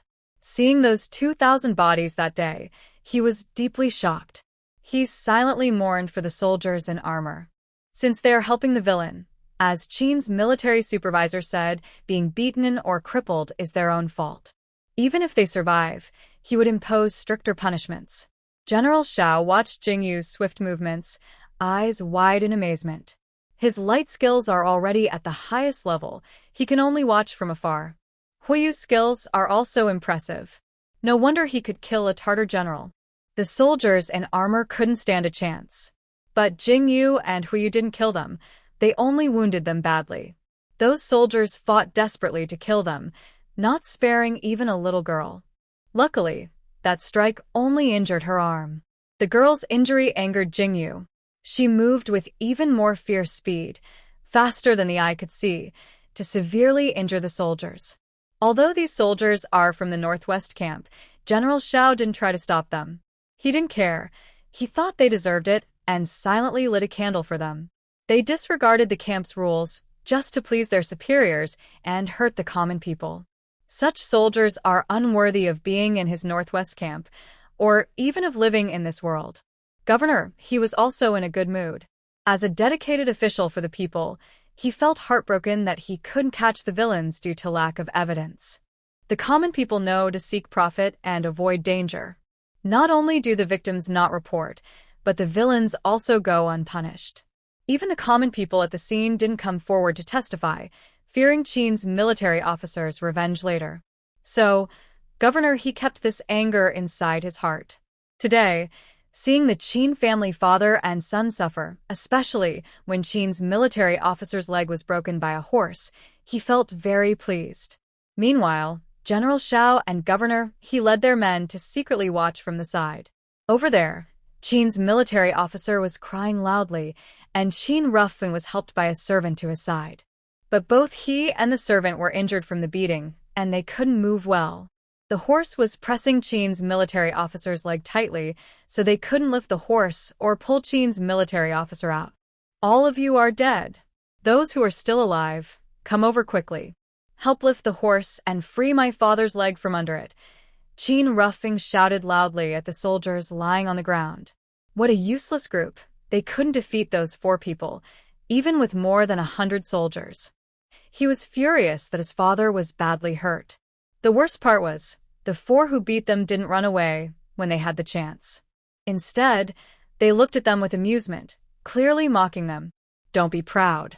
When my father recovers, I will lead the army to destroy your home and kill your entire family, Qin Rufeng said fiercely to Huiyu and the other 3, his eyes filled with unprecedented hatred. Huixian and Huishui were so scared they clung tightly to Huiyu and Jingyu. They just wanted to prevent these people from hurting their sister-in-law. Now they realized how powerful officials are. Jingyu and Huiyu were not nervous at all. Although they had just beaten those soldiers badly, they sensed someone approaching nearby and recognized who it was from their aura. Qin's military officer and Qin Rufeng had both spoken treasonous words, and Qin's military officer even falsely accused others. It was clear that General Shao had already caught the Qin father and son red-handed. However, this Qin's military officer was sent by the emperor himself to oversee the Northwest Army and General Shao. No one knew if General Shao dared to punish him. Seeing that the fight had stopped and that Qin's military officer's son was still speaking treasonous words, General Shao and Governor, he stepped out of the shadows. How do I not know that Qin's military officer still has the authority to command the Northwest Army? And is your family's power too great to be able to kill others' entire families at will? General Qin and Qin Rufeng were startled by the sudden sound. When they turned around and saw General Shao and Governor He, their faces changed at once. General Shao, Governor He, this is all a misunderstanding. It's just children playing around. The deputy military commander, was passing by and was accidentally hurt. Deputy Commander Qin ignored his aching leg and quickly tried to laugh it off in front of General Shao and Governor He. He wanted to downplay the situation, hoping that as long as they didn't hear what he initially said, there might still be a chance to turn things around. He didn't know how much they had overheard, but now he just wanted to make a small matter out of it. After speaking, he desperately signaled to Huiyu and Jingyu with his eyes. The message was clear. As long as they kept quiet, this matter would be over, and he wouldn't pursue it further. Only he knew what he truly thought inside. He was thinking that if he could get through today safely, it would be easy to deal with anyone he wanted. In all of the Northwest, only General Shao could punish him. Yu and Jingyu didn't even give him a glance. They knew that if they wanted to keep the peace, it was impossible. If they didn't take strong action today, Jingyu feared that others in the Hor family might come after him. Deputy Commander Qin, today every word you said here has been clearly heard by this general, Governor He, and those around us. And those rebellious words spoken by your son. This is not a place for judgment. Bring everyone underground back to the governor's office. We will conduct a proper investigation there. Hearing General Zhao's command, Governor He lowered his head and whispered something to one of his attendants. The attendant chuckled and turned to run. Soon, he returned holding a bronze gong. The personal guards of General Zhao, patrol soldiers on the street, and officials from the governor's office all appeared. They dragged all the people from the ground, tying their hands behind their backs in a chain, including Qin Rufeng. Because Deputy Commander Qin's leg was broken, they brought a stretcher and carried him at the front. Behind them was a long line of people. The attendant of Governor, he led the way. He struck the bronze gong and announced, Qin Rufeng has been caught for kidnapping a young woman. If anyone has grievances, quickly go to the governor's office to report. General Zhao and Governor, he will seek justice for everyone. Don't miss this opportunity, it won't come again. Jingyu was amused by the attendant's words. The four of them followed quietly beside General Zhao, only nodding slightly. Qin Jianjun and Qin Rufeng were so angry at the servant's words that their teeth itched. If those victims all rushed into the prefect's office to complain, would they still have a way to survive?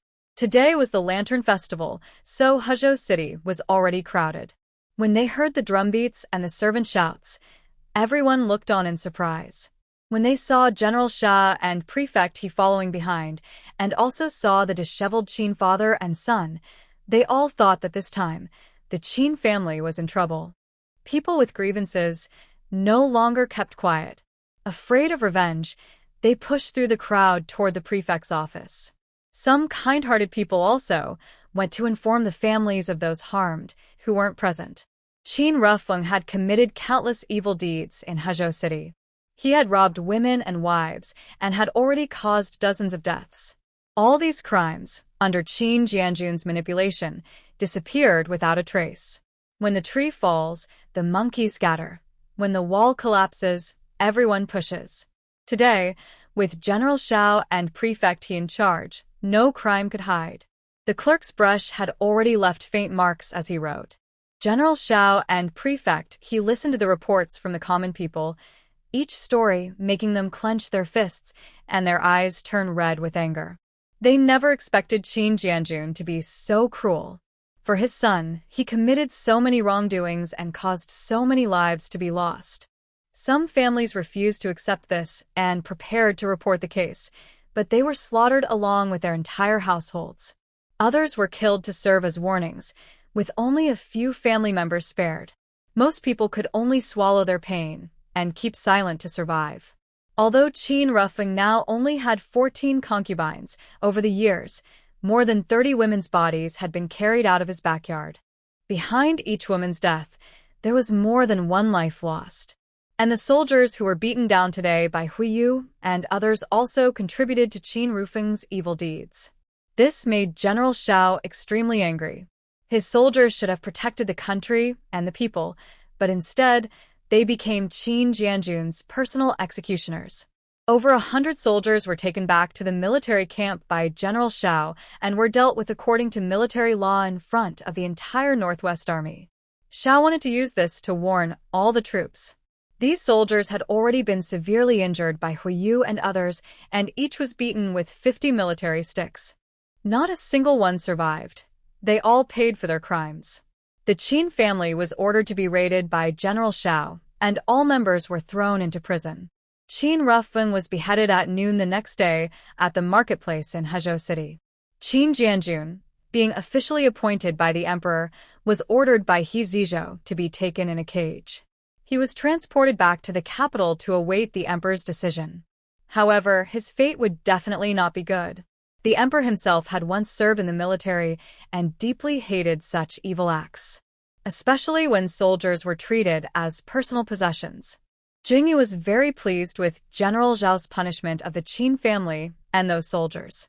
She had initially thought to spare them because they were soldiers from the Northwest camp, but she didn't expect them to commit so many evil deeds.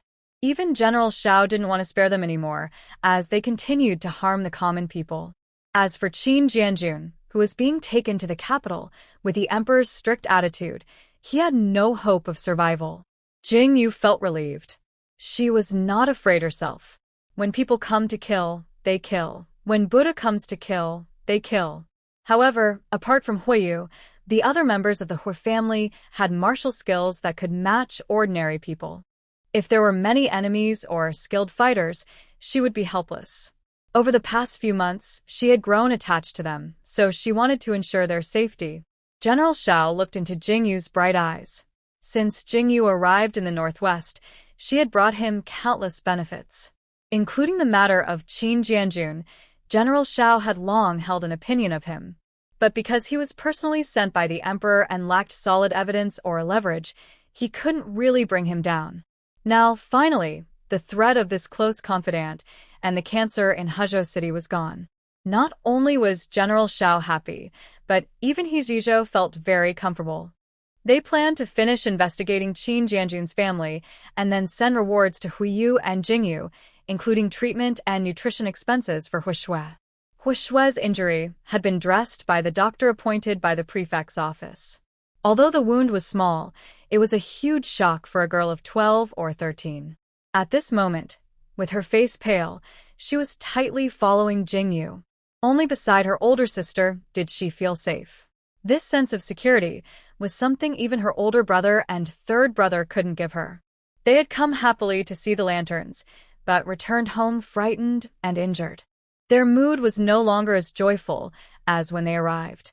Because they had stayed in the office for too long, it was already late at night. Hu Xian and Huiyu were outside preparing the carriage, while Jingyu sat in the carriage, gently patting Hui Shui's back. Through today's fight, Huiyu realized that he is still far from his wife. From now on, he will work harder and train more to become stronger. He wants to protect his wife and family. Even if his wife doesn't need protection, as her husband, he feels a natural desire to protect her. Huiyu was riding the carriage, while Hu Xian was deep in self-blame. His younger sister was hurt right in front of him, and he hated his own body. Why, even though they were both taught by their grandfather, is his martial skills so much weaker than his older brother's? He isn't suited for martial arts, but if he had trained harder before, maybe he could have protected his sister today.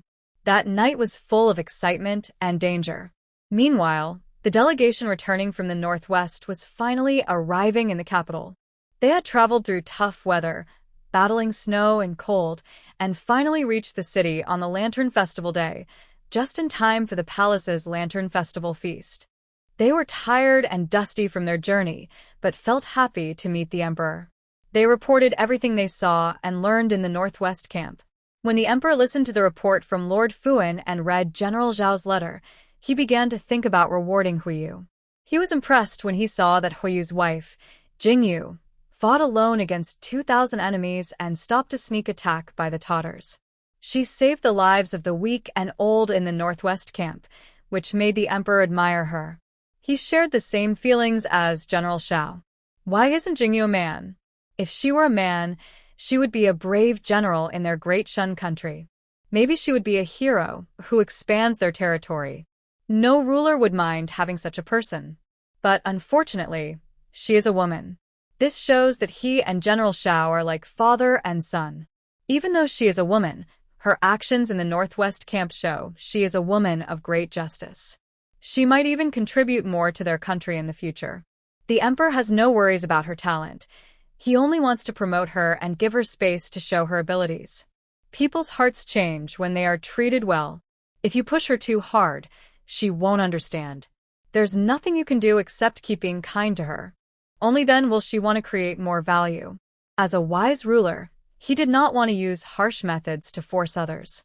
Using gentle policies could achieve the best results, so why resort to mean tricks that would tarnish his reputation? Those tough, cruel, and sneaky tactics are meant for dealing with enemies. Just as water can carry a boat, it can also overturn it. His father, the former emperor, taught all the princes and princesses this lesson from a young age. From General Zhao's report and Grandfather Fuan's account, the emperor learned that the Tartar royal court had not been able to launch large-scale wars on the northwest border for many years. He was very pleased. He also knew that internal conflicts and civil war had broken out within the Tartar court. He chuckled to himself. The more fiercely they fought among themselves, the more it benefited the northwest border defenses. This battle on the northwest border was historically significant. The contributions of Huiyu and Jingyu would be remembered in history. He needed to think carefully about how to reward them. When the emperor, excited and enthusiastic, announced the great victory on the northwest border to the officials and their families attending the Lantern Festival dinner, the entire hall was filled with joy. As the emperor praised the heroes of this battle, Huiyu and Jingyu, the room fell silent for a moment. Everyone first thought of the brave woman hero from the northwest border, and they showed great respect for her. After learning about her many contributions to the northwest camp, their admiration grew even more. Some older officials whispered among themselves, recalling when they first entered official service. They remembered the stubborn old tutor. Who would have thought that such a person could have a remarkable great-grandson? 3 generations had passed, and it seemed that the Hor family was about to re-enter the public eye. There were other branches of the Hor family in the court. After exchanging quiet glances, they smiled with satisfaction. In the past, the late emperor had only punished the branch of the Hor family led by Grandfather Hua, and other relatives were unaffected. But their other branches were not as outstanding as Grandfather Hua's. In the court, they could only hold a position around the 4th rank. Now, the branch led by Grandfather Hua had risen from a military household to a higher rank. Seeing the emperor so pleased, it was clear that this time, that branch had not only escaped their military household status, but might also hold a position higher than the 4th rank. Most importantly, the Hua family had married an exceptional wife, someone incomparable to others. Their branch was about to regain glory, and their bright future was just around the corner.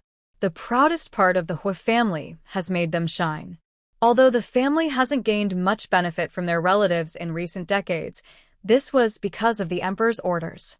Their ancestral home and land are kept safe by family members, with no one invading.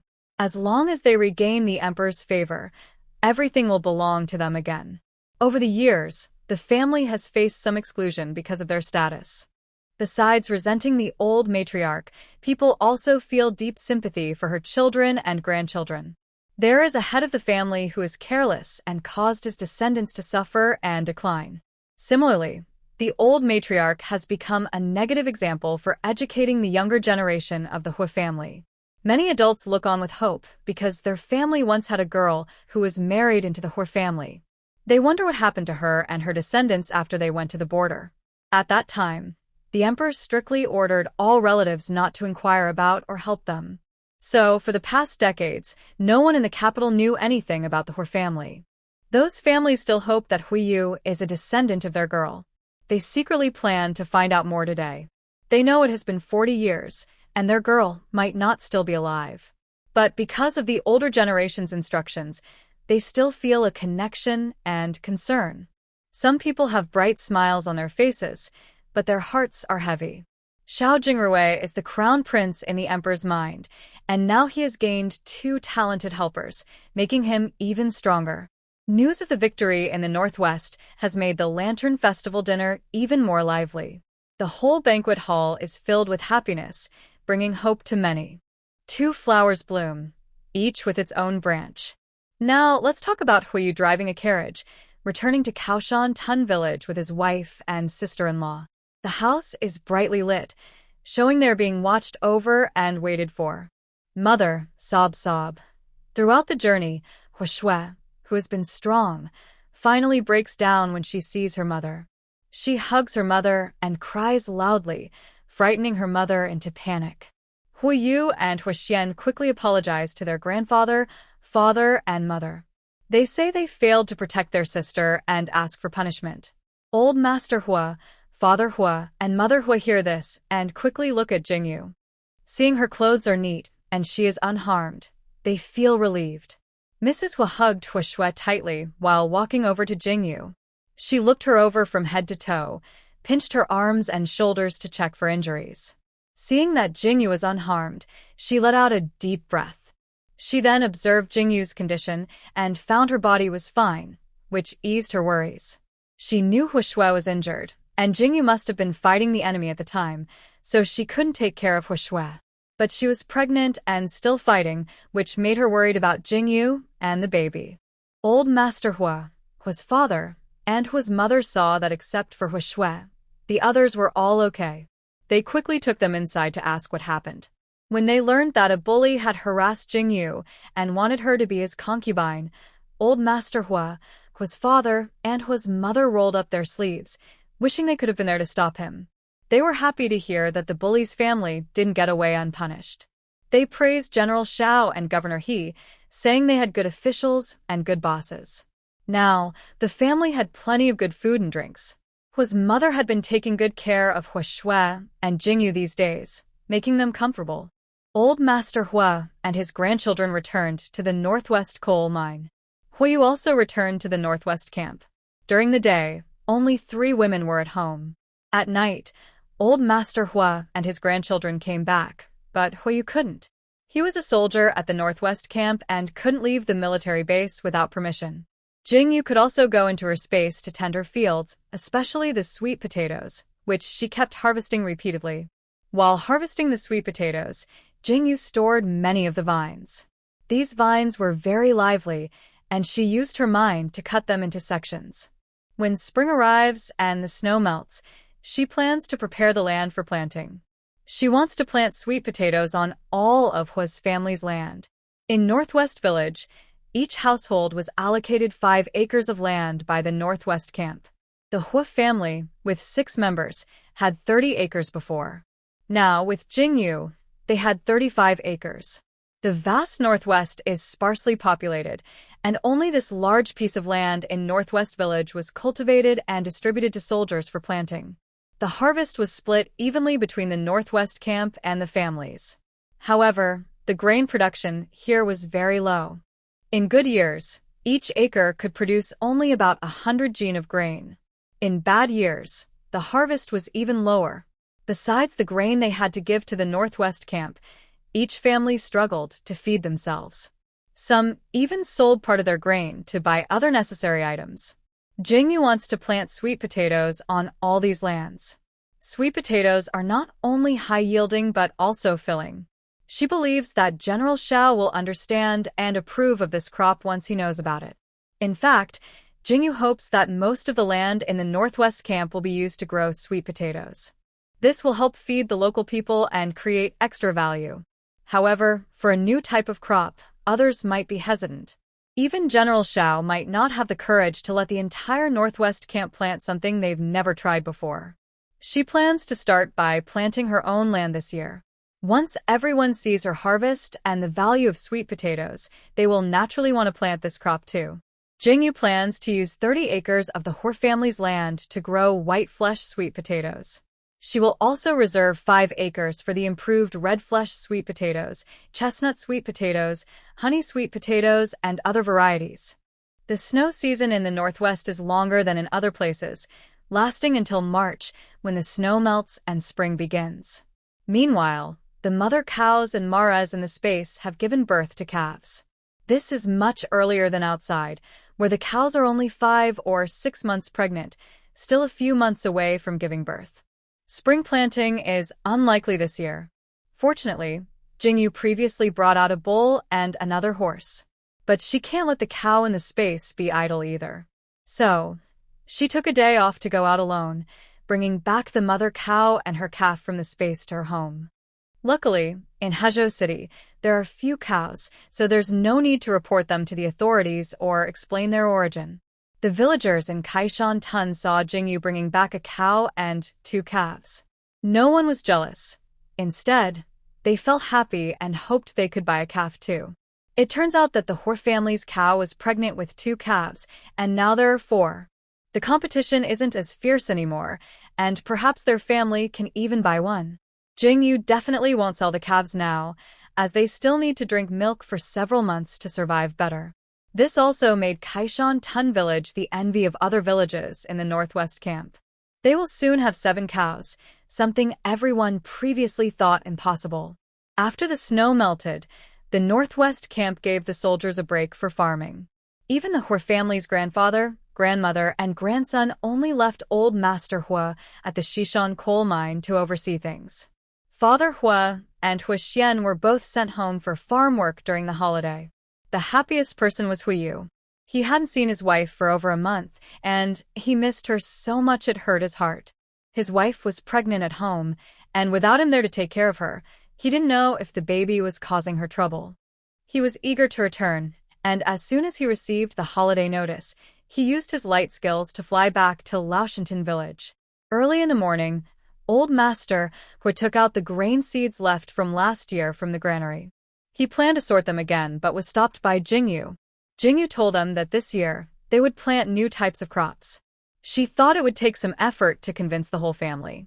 But as soon as Jingyu finished speaking, old Master Hua put the grain back into the granary. This made Jingyu feel she couldn't say all her good ideas. She thought to herself that she had been preparing her speech for days, but now it seemed useless. She felt her efforts were wasted because she had no chance to speak. No one in the Hua family, not even the father and son or the mother and daughter, disagreed. They all asked her what she should do next. Well, the family had fully decided to let her take charge. Jingyu told them to evenly sprinkle a thin layer of ash from their stored wood and grass on their land. Last winter and early spring, the family mostly burned coal, so they had very little ash left. Every household used this ash as fertilizer. They couldn't borrow or buy more ash. Luckily, they raised many animals, and their manure was plentiful. They stored this manure too. They dug a big pit outside the animal yard, and every time, they threw the manure into it. They also dumped dry branches, fallen leaves, and kitchen scraps into the pit. The pit was deep inside with a small opening, and the Hua family made a wooden cover for it, which they kept closed most of the time. They weren't using it now, so Jingyu told them to keep composting. Jingyu asked the Hua family to put their oxen and horses to work deep plowing the land. Then she told them to shape the plowed land into ridges. Because they had 2 oxen and 2 horses, the Hua family finished the work in just a few days, meeting Jingyu's requirements. The animals could also be borrowed by other villagers for a fee. Of course, the use of the animals was paid for. Not for free, like giving vegetables or a carrot. Everyone understood the principle that favors should be repaid, not taken for granted. The Hua family was curious about Jingyu turning the land into this shape, but Jingyu simply pointed and didn't ask questions. The villagers, however, were very curious and came forward to ask old Master Hua about it. Old Master Hua just smiled without answering, adding a mysterious air to the matter. In fact, he didn't really know what to say and could only smile. Every day, Jingyu only spoke a little, while the Hua family members were busy with real work. But no one in the Hua family had any objections to her instructions. Jingyu liked this very much. She preferred obedient people who didn't complain much. It saved her a lot of trouble because she herself wasn't someone who liked to talk much. In early March in the northwest, it was still a bit cold. It wasn't the right season to plant sweet potatoes. But these sweet potato seedlings were grown in Jingyu's space. They were very resistant to cold and drought. After the land was prepared as Jingyu wanted, she went alone to Huzhou City and brought back several loads of sweet potato seedlings. Jingyu had already cut the seedlings into sections with her mind, so they could be directly planted. The Hua family followed her instructions, inserting the cut ends of the sweet potato stems into the soil at an angle. Jingyu knew that the sweet potato seedlings needed to be buried 5 to 10 centimeters deep. Worried they might not know how long 5 to 10 centimeters was, she demonstrated the length for them. This was easy for them to understand, as they often worked on farms. Jingyu also told them how far apart each plant should be.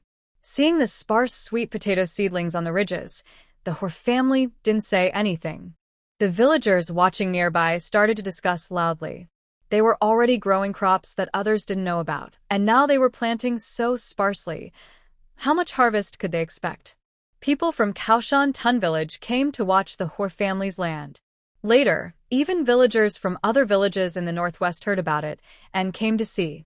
Everyone was very curious about this new thing.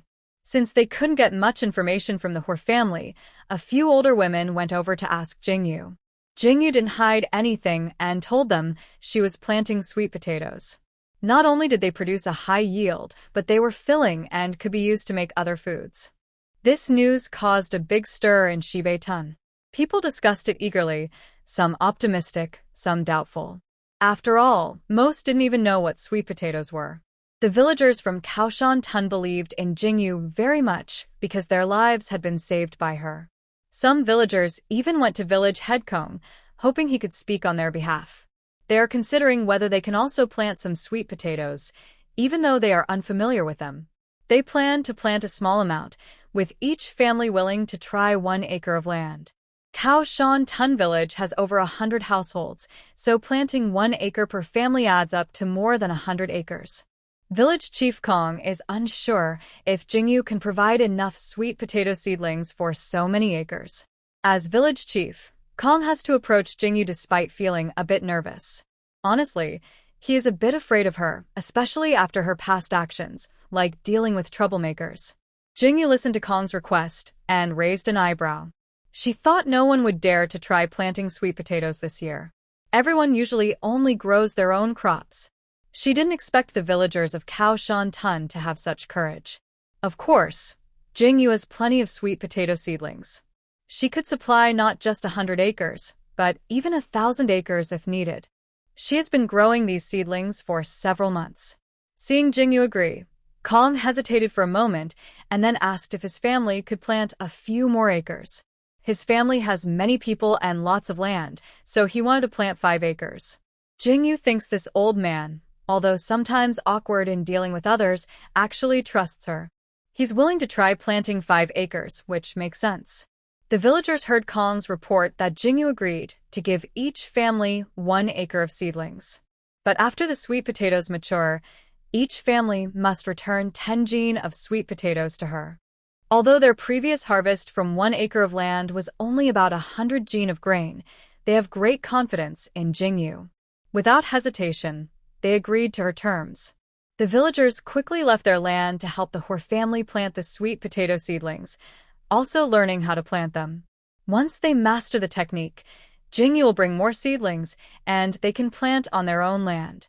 The entire Kaoshan-tun village enthusiastically began their planting project. The people from other villages in the northwest looked at Kaoshan-tun's busy scene and fell into deep thought. They didn't dare risk using their own family's food supply for this experiment. Although they are not fully fed each year, they don't go hungry.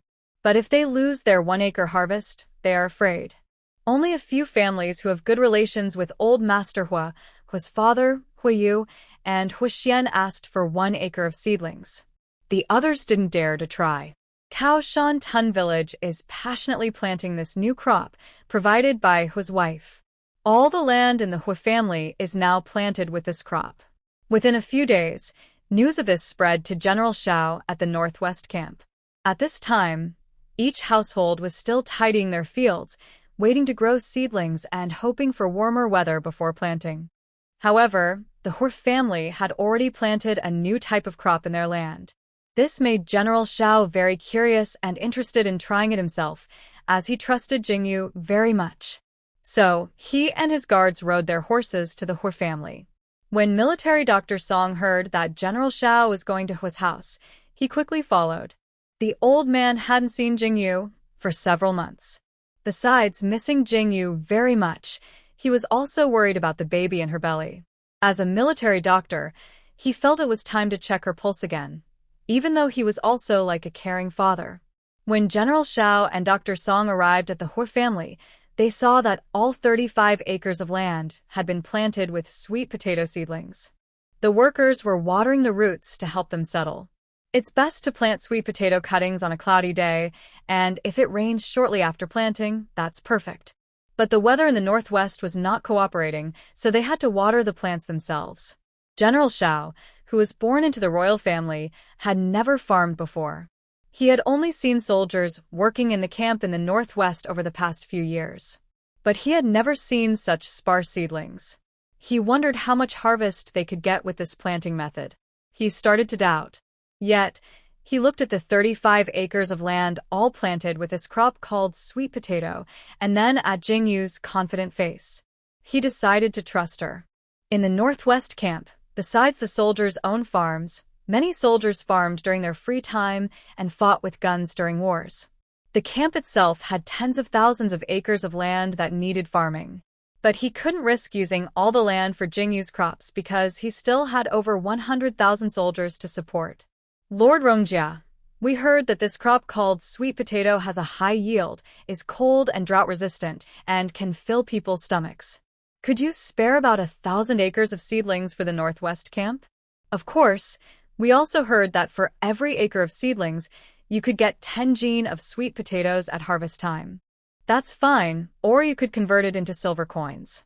General Shao looked at Jingyu seriously and said, 1,000 acres is a lot, but if the yield is really high as you say, it could greatly improve the soldiers' food in the Northwest camp.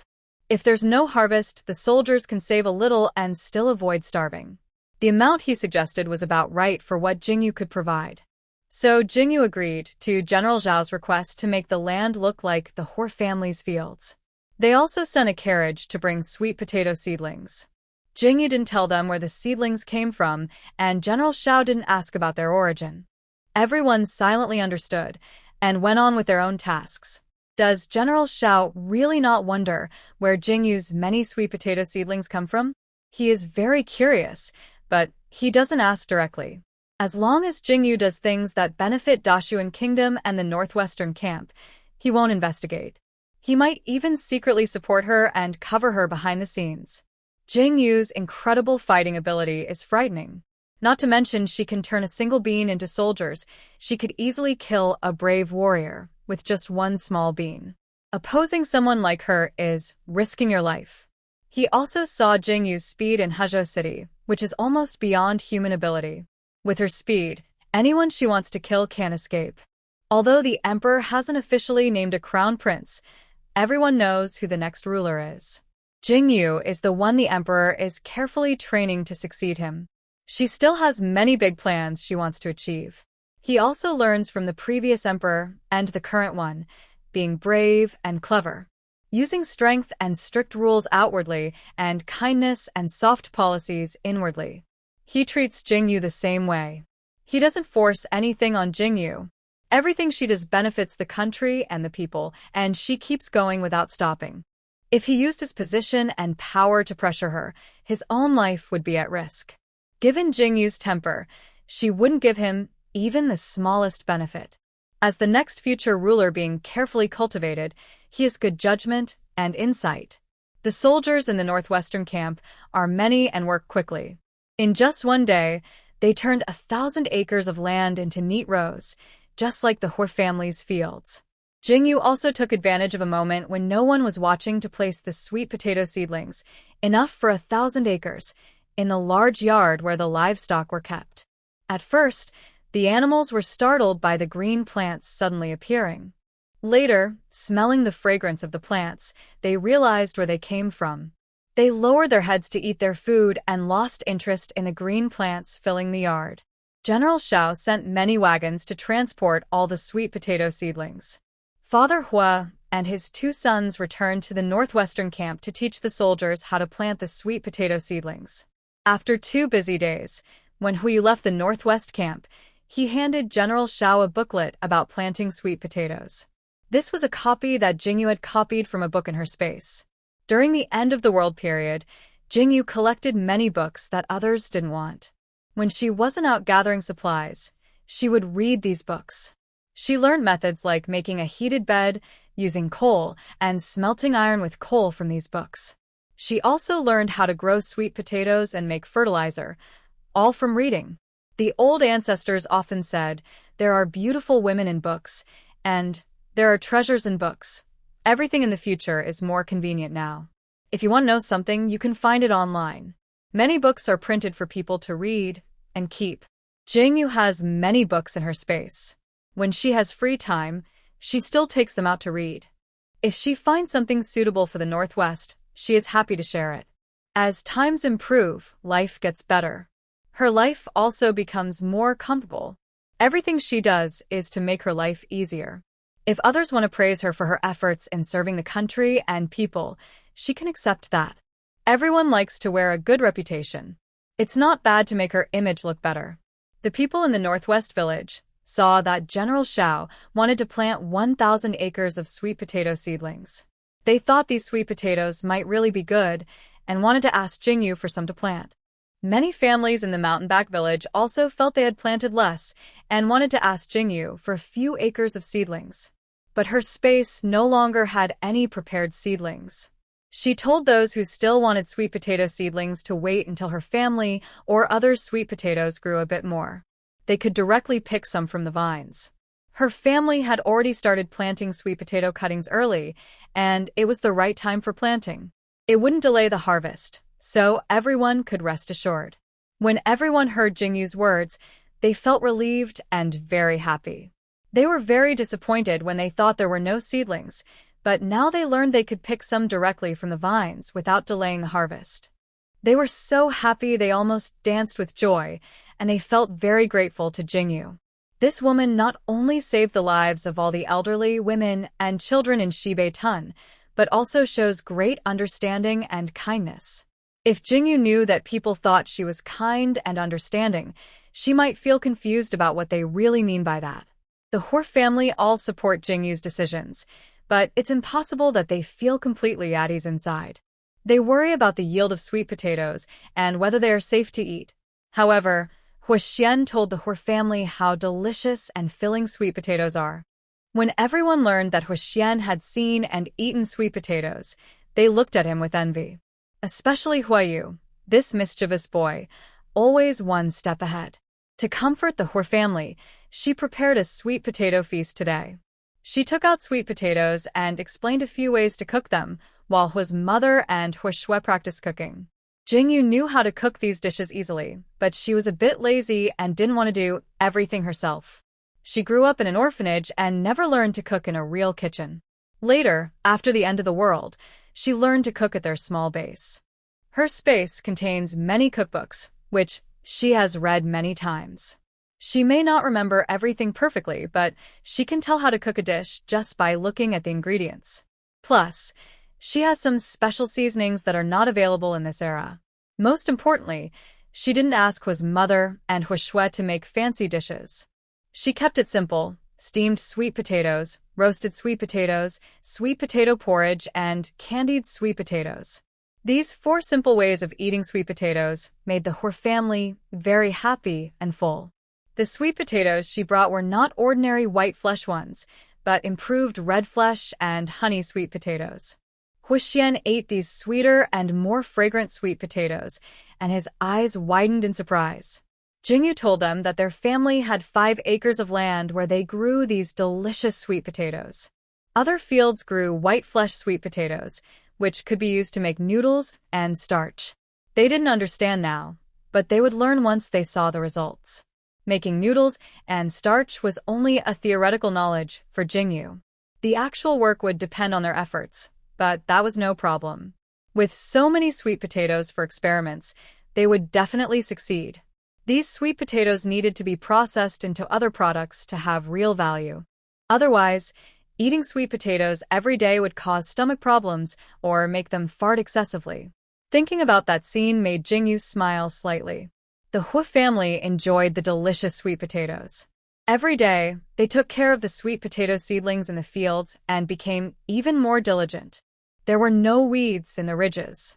As the weather warmed, the sweet potato seedlings grew rapidly, perhaps thanks to the space's resources or the fresh spring water they drank.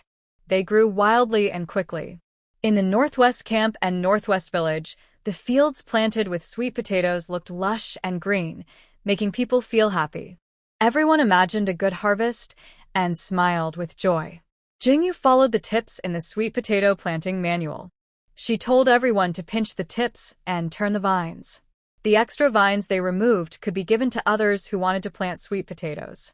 Those who didn't need the vines could use them as tasty vegetables on their tables. Whether in the Northwest Camp or the Northwest Village, families growing sweet potatoes enjoyed the delicious tips. Recently, Jingyu asked the Hor family to go to the foot of the mountain and gather a lot of composted leaves and soil. They dumped everything into a big pit used for storing animal manure to make fertilizer. After pinching the tips and turning the vines, they applied the first round of fertilizer. The soldiers in charge of farming in the Northwest camp also followed the manual's advice and fertilized the sweet potatoes. Previously, General Shao had assigned the farming tasks in the Northwest camp to soldiers in charge of agriculture. Since planting the sweet potato seedlings, he often stood by the field ridge, looking out over the lush 1,000 acres of sweet potato plants, hoping to bring surprises to him, to the Northwest, and even to all the people. He had already tasted the delicious sweet potato tips. Even if this 1,000-acre land couldn't produce grains, the thriving sweet potato plants alone were enough. Feeding the soldiers in the Northwest camp with vegetables from these plants wouldn't cause much loss. Moreover, he trusted Jingyu and believed she could bring more surprises to this land. Sweet potatoes planted in March or April usually take 5 to 7 months to grow. When the weather warms in May and June, planting sweet potatoes again can shorten the growth period to 4 or 5 months. All the sweet potato seedlings here came from Jingyu's space. She estimated that within 4 months, these sweet potatoes could be harvested. The yield would definitely be high. That's why people often say that everything from the space is of top quality. In just 1 month, the vines in the sweet potato fields had already become so lush. The small sweet potatoes had absorbed enough nutrients and were growing strong. Like the baby in Jingyu's belly, she can now see her slightly protruding belly. Jingyu estimated that the baby was about 4 months old. Besides her initial morning sickness, she had no other symptoms. On the 15th day of the first lunar month, she could still jump up and hit someone. It seems Jingyu has a strong body, and her baby is hardy. She feels that pregnancy has no effect on her, but the people of the Hor family are very worried. Whenever she goes out, someone always stays close by her side. Other families in the Northwest village are still growing rice seedlings, so the busy farming season continues. But after planting sweet potato cuttings, the Hor family's grandfather, grandmother, and son have already returned to the Northwest coal factory. However, Huiyu did not go back to the Northwest camp. There is very little time to be with his wife. When he finally had a holiday, he spent all his time staying close to Jingyu. But his clinginess is gentle and unobtrusive. He takes care of Jingyu's daily life perfectly, making her feel cared for without feeling overwhelmed. While others are still working in the fields, the Hu family is now free. Hu's mother and Hu Shui made several sets of clothes for Jingyu. They said her belly had grown, and her old clothes no longer fit. Jingyu thought that in ancient times, clothes were usually loose, and just loosening the belt would be enough. But Hu's mother and sister didn't want her to feel uncomfortable. They believed she deserved the best. Besides, the fabrics were all brought back by Jingyu herself. If not for her, who else would be the greatest contributor to the family? Every woman likes to wear new clothes. Although Jingyu said she didn't need them, she was still happy to see the new clothes. When someone always keeps you in their heart, how can you not feel happy? During this relaxing time, General Shao and Uncle Fuan once again came to Keshan Tun village, to the Hu family. General Shao asked Huiyu to prepare incense and a table to respectfully receive the imperial decree. He also sent trusted guards to pick up the Hu family's grandfather, grandmother, and son from the Northwest coal factory. The villagers of Keshan Tun knew that the Hu family had received another imperial decree.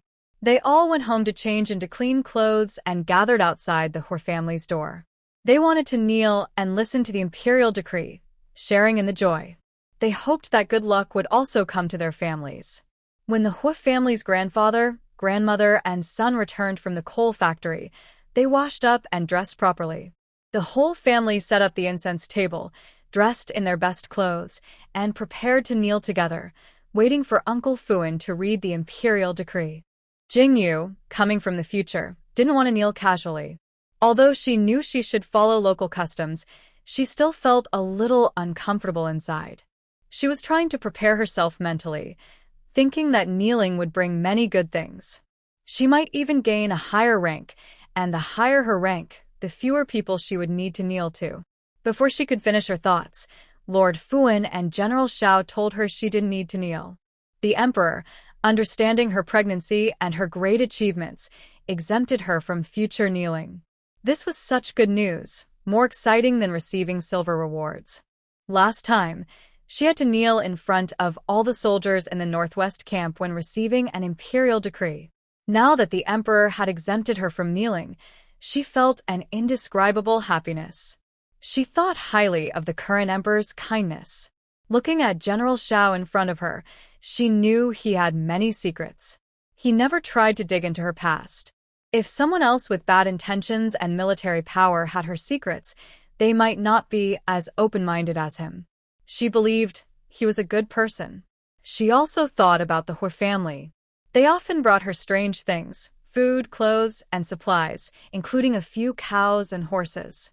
Even the sweet potato seedlings in the backyard didn't escape their notice. But they kept quiet, showing her complete trust. Seeing this, she realized that many people could be trusted. Since these people didn't pry into her secrets or covet her things, she decided to read more books from her space and help them. She could be both a brave girl and a helpful little fairy. Everyone else was kneeling loudly, except Jingyu, General Shao, and Lord Fuan, who was delivering the decree. Jingyu didn't feel awkward at all, as if it was natural. When Lord Fuan read the imperial edict in a sharp voice, Jingyu just slightly bowed her head. This small gesture showed her great respect for the emperor. The emperor, by the mandate of heaven, decrees, the noble and talented Lord Jia, wise and brave, discovered a coal mine, providing winter supplies for the Northwest camp and helping the camp earn income. Later, during the Tatar attack on the Northwest village, he fought against 2,000 enemies and defeated them all, saving the Northwest village and ensuring the safety of the army's rear. Such achievements deserve to be recorded in history. The noble Lord Jia is promoted to second-rank noble and appointed as the head of Rongjia County. He is awarded 10,000 silver coins and 1,000 gold coins as encouragement. May Rongjia County's leader continue to work hard and achieve more good deeds that benefit the people, the military, and the country. So it is decreed. After reading the imperial edict, public official Fuan wiped the non-existent sweat from his forehead. Since he started serving in the palace, he has read many edicts. This is the first time he has seen one with so much content. It seems the emperor also wants to clearly record the achievements of Rongjia County's leader. Thank you, your majesty. Long live the emperor. Long live. Long live. Long live the emperor. Long live. Long live. Jingyu and the villagers of Kashantan village shouted in unison. Public official Fuan handed the edict to Jingyu, who bowed respectfully and took it carefully. After receiving the edict, Jingyu respectfully carried it into the house. He placed it on the offering table inside, which was specially set up in the main hall after the last edict was received. There were already 2 edicts on the table, and now with Jingyu's, there are 3. The 4 members of the Hua family bowed to the table and kowtowed, shouting, "Long live," 3 times. They felt overwhelmed inside. Their granddaughter-in-law, daughter-in-law, wife, eldest sister-in-law, has now become a county master of the 2nd rank.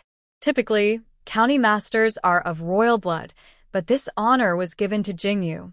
It shows how much she has contributed, and it is also a glory for the Hua family. When they return to their ancestral land in the future, these edicts will be enshrined in their family shrine for future generations to honor and admire. Seeing how seriously they treated the edict, General Shao was thinking privately that if Jingyu's sweet potatoes truly yield a high harvest this time, it will benefit all the people across the country. Such an achievement might lead to her promotion. Her rank could then be equal to, or even higher than that of the daughters of princes. Since Jingyu has a noble title, if she were granted land, it would be comparable to the treatment of a prince. But these rewards are well-deserved. Because the emperor is not in the Northwest and not present at the scene, he cannot fully appreciate Jingyu's contributions to the Northwest. Especially the shock of her saving the entire Northwest population. To speak disrespectfully, if he were in power now, he might reward Jingyu even more highly. Of course, this also hints at controlling her influence. The higher her rank, the more her ties to the royal family, and the greater her responsibilities. If the Great Shun Kingdom faces a crisis, she, as the county master or even a marquis, would be responsible. She should naturally take on the duty to protect and care for others. This is what people mean when they say, to serve the ruler and worry for him. General Shao didn't know why, but deep down he felt that Jingyu could do it. So he secretly decided in his heart that, now and in the future, he would get along well with Jingyu. After placing the imperial decree rewarding Jingyu, they had to return outside the main gate to accept Hoyu's reward. To let the villagers from Laoshantan see it, the offering table was set outside the gate. When the Ho family all gathered outside the gate again, Grandfather Fuan cleared his throat and began reading the imperial decree. Besides Jingyu and General Shao, only Grandfather Fuan was reading it, and many people kneeled on the ground. By the emperor's command, Hoyu, a sixth-rank officer of the Northwest Army, has killed the Tartar General Jin Tuamu and protected the Northwest border. Due to his past performance and family contributions, he is promoted to third-rank General Dingyuan. He is awarded 10,000 silver coins as encouragement. We hope he continues to be brave and fearless as before. Long live the Emperor! When Grandfather Fuan announced that Hoyu was promoted to third-rank General Dingyuan, Old Master Ho father, and Ho mother all shed tears of excitement. Hoyu knelt on the ground, head bowed, his hands deeply digging into the dirt. He finally did it. He could lead his grandfather, parents, and siblings to leave the military household. Huxian and Huixue, like they were dreaming, heard the first decree promoting their sister-in-law to a second-rank county lord, and the second decree promoting their elder brother to a third-rank general. Now, their family was free from the military household. Huxian could pursue his dream of studying, which he had wished for all these years. Huixue could also marry into a good family in the future. The siblings felt dizzy with joy, filled with happiness, but tears of mixed emotion also flowed from their eyes. Long live the Emperor! Long live! Long live! Long live the Emperor! Long live! After Grandfather Fuan finished reading the decree, there was a chorus of "Long live." The villagers in Shibei Tun felt deep envy. Ho family had finally risen, and they were no longer military households. Hoyu respectfully received the decree and carefully placed it on the altar in the main hall. Then he, along with his grandfather, father, and younger brother, knelt before the altar to shout, "Long live!" General Shao, Grandfather Fuan, and others also came to the hall with the Ho family. General Shao handed Old Master Hua a brand-new household registration certificate. When Old Master Hua saw that the prominent, military, character on the household register had been changed to civilian, he was overwhelmed with tears. He tremblingly touched the civilian character repeatedly. Then, Old Master Hua led his son, daughter-in-law, and grandchildren to bow deeply to General Shao, thanking him sincerely for his support. Jingyu felt a bit awkward, as if she didn't quite fit in. But kneeling would make her feel even more out of place. She believed gratitude didn't have to be shown by bowing. Old Master Hua, your family is no longer registered as military households.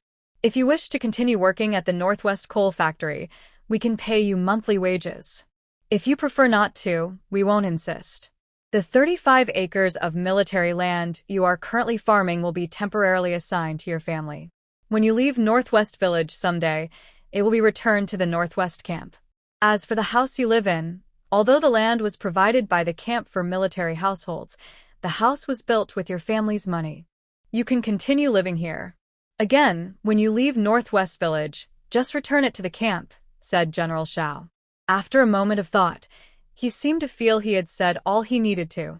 Thank you, General Shao. We need to discuss this first. Once we've decided, can we send Huiyu to the camp to give you our reply? Old Master Hua asked carefully. In truth, General Shao didn't really need to ask his family. As soon as he gave the order, they would obey without question. It seemed he was also giving face to his granddaughter-in-law and grandson. General Shao agreed to Old Master Hua's request. He and his entourage, including Uncle Fuan, returned grandly to the Northwest Camp. The Hua family hurriedly carried the gold and silver given by the Emperor into Jingyu's room, insisting she keep it safe. They were afraid someone might take a piece or two if left outside. Jingyu wanted to give each of them some pocket money, but they all refused. They said they already had some in their pockets, left over from the military pay Jingyu had forced them to keep during the new year. Wife, grandfather, and parents are sincere. You should keep these valuables yourself, Huiyu said as he left the bedroom, letting Jingyu store the gold and silver herself. Huiyu knew his wife was hiding a secret, and that secret puzzled him greatly. The family's previous treasures of gold and silver given by General Shao and the Emperor are definitely not in this bedroom. But where did all those carts of sweet potato seedlings come from? He was very curious, but he never thought about finding out. His wife didn't tell him, probably because she still didn't trust him. If she doesn't trust him, it's because he hasn't shown himself well enough. Once he improves his behavior, she will trust him and tell him everything. He believes that day will come. When only Jingyu was left in the bedroom, she waved her hand, and all the gold and silver entered her space. When she reached the main hall, the whole family looked at her closely. Why are you all making that face? Why are you all looking at me? Jingyu didn't understand what they meant. The gold and silver were things they didn't want and asked her to keep. Have they changed their minds now? Grandma, it's like this. You've probably heard what General Shao said. What should we do next? We will follow your decision. After Old Master Hui finished speaking, Jingyu remembered that General Shao had asked the Hui family's 3 generations if they were willing to go work at the Northwest coal mine again. Grandpa, Dad, Shao Xian, what do you all think? Jingyu, although in charge, still wanted to hear their opinions. Grandma, I think this way. I'm still healthy for my age. If I go with your dad to work at the Northwest coal mine, we'll just supervise. It's not tiring, and I get a monthly allowance. Shao Xian has liked reading since he was young. He's learned a lot from following me all these years. If he wants to study, he doesn't have to go to the Shishan coal mine. Old Master Hui finished speaking, looking at Jingyu. The other members of the Hui family also looked at her. Shao Xian really works hard. Every night he comes home and reads until midnight. Whenever he has free time, he's always holding a book. Maybe because the Hui family has a tradition of reading, they've been teaching their children to recognize characters since they were young. Xiao Shui can read too, and recently she's been reading books when she's free. Even Mother Hui can read. She learned after marriage along with her children. Grandma, if Shao Xian likes reading, we should find him the best academy in Hezhou City. Your husband is strong and healthy, so going to work at the Shishan coal mine isn't a problem. But you're already over 60. You should enjoy your life at home. There's no need to go to the coal mine. The family doesn't lack your monthly allowance. Jingyu felt that an elderly person in their 60s shouldn't be working hard outside for the family. This place is not like the later times when people lived to 70 or 80 years old. Here, the average lifespan is only over 50 years. Someone like Old Master Hua, who is in his 60s, is considered quite old. Son-in-law, it's okay. I am very healthy. Let me stay at home. I am eager to stay busy. Maybe I can go to the Northwest Coal Factory every day to stay active, and I will feel more energetic. Old Master Hua argued strongly, believing his health was perfectly fine. Jingyu was puzzled, wondering why everyone was so excited and discussing so passionately. Huiyu, however, said nothing and was lost in thought. Even Hui Xian was happy to hear that he might go to a school, and Hui Shui was also glad for her third brother. Huiyu, what do you think? Jingyu felt that Huiyu might have different ideas from everyone else, or he wouldn't be frowning so much. Huh? Wife, are you asking me? Actually, I don't want grandfather to go to the coal factory, and I don't want my father to go either. I also don't want my third brother to find a school in Hezhou City. Before Huiyu finished speaking, the whole family looked at him with puzzled eyes. Of course, they knew Huiyu didn't mean anything else. They just didn't know what he was really thinking inside, so they all looked at him with curiosity, hoping he would explain clearly. Cough, cough. Our family is no longer a military household. I want to retire. Then find a beautiful, peaceful place where the whole family can live happily together. Hunting every day, farming a little. After speaking, Huiyu looked at Old Master Hua and the others with hopeful eyes. He didn't care about fame or high official positions. He knew Jingyu cared even less about those things and would definitely support his decision. He just didn't know what his grandfather and father thought. The Hua family listened to Huiyu's idea and weren't surprised. Over the years, because of family members on the battlefield, everyone had been worried and afraid. Now that they had finally escaped the burden of being a military household, Huiyu's desire for freedom was understandable. But he had just been rewarded and wanted to retire. He wasn't sure how General Shao would feel about it. Old Master Hui tapped his fingers on the table, the steady sound echoing in everyone's mind. A peaceful life is what everyone longs for. After hearing Huiyu's thoughts, everyone began to yearn for that kind of life. Although Huiyu was promoted as a general, he still needed to fight on the battlefield. Finally, Old Master Hui stopped tapping and looked up. He stared directly at Huiyu and then at Jingyu, and he shared his thoughts. You and your daughter-in-law have done a lot over the past half year, and General Shao has registered your achievements. He has high hopes for you and probably doesn't want you to retire.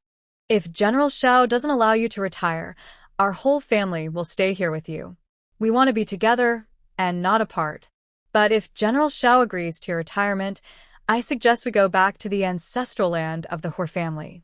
As you said, it has beautiful scenery and a comfortable climate. It's a very good place to live. When I was young, I visited there every year to honor our ancestors. Every time I went there, I didn't want to leave and was reluctant to return to the capital. The people there are very kind, hospitable, and very united, Old Master Hui said, reminiscing about the ancestral land. He hadn't been back in over 40 years.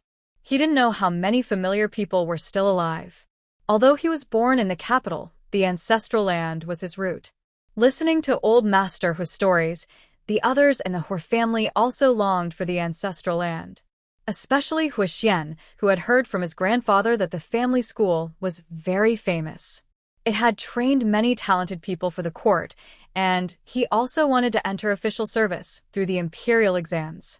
He knew that being a soldier for his whole life would only make him a common soldier. He was aware of this. I think grandfather is right. Besides, our sweet potatoes haven't been harvested yet. The whole Northwest is watching the harvest. Maybe General Shao still wants to get more good ideas from me that benefit the country and the people, so he probably won't let you retire for now, Jingyu said, giving Huiyu a cold reminder. I just frowned and stayed silent, thinking about this problem.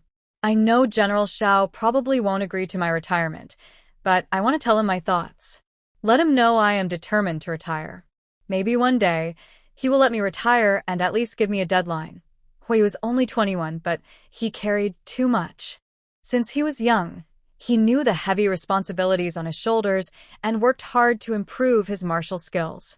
Actually, he preferred studying literature, just like his great-grandfather. Although he was the only one practicing martial arts in the family at that time, he also had a solid foundation in literature. After all, coming from a scholarly family background was not to be underestimated. Huiyu loved studying literature, but had no desire to take the imperial exams or enter official service. His years in the military made him reluctant to join the government. He just wanted to live a carefree life, especially after learning about his wife's abilities. He didn't want to involve her in the whirlpool of power. His wife preferred a simple life, which was also his own wish. She disliked complicated schemes and always preferred straightforwardness. He was worried that if he entered officialdom, the secret tricks might hurt his wife. Although she was skilled, hidden attacks could be unpredictable and dangerous. We can't do anything about it here, Yuer. Tomorrow, go back to the Northwest camp and tell General Shao your true thoughts. See what he says. If he doesn't allow you to retire, Shao Xian will go to Hezhou City to study. My father and I will continue working at the Northwest Coal Factory, and everything else in the family remains the same. If General Shao agrees to your retirement, our whole family will return to the Hua ancestral land to pay respects. Let Yaya learn about the Hua family's roots. If she likes it there, we will settle down. If Yaya doesn't like it, we will find another place to settle. Our family's priority is Yaya. Her father summarized their conversation. Hua mother, Hua Xian, and Hua Shui listened quietly, without commenting. They would follow everyone's instructions. Wherever the family was, they would be there. Huiyu gently held Jingyu's hand, feeling a bit sorry that he couldn't give her the life she wanted. Jingyu playfully scratched his palm, indicating she was fine. Actually, it didn't matter where Jingyu lived. She had survived such harsh environments in the apocalypse, so she could handle this wonderful life now. Of course, the best thing was not to make her live in the capital city. She thought that daily conversations with a bunch of noble ladies would drain her brain. She couldn't stand others' sarcastic remarks either. Her principle was to act if she could, and never talk nonsense. She was afraid of the hypocritical people in the capital who couldn't be trusted. As Huiyu said, finding a peaceful mountain and water place to hunt, farm, and raise children was her ideal life.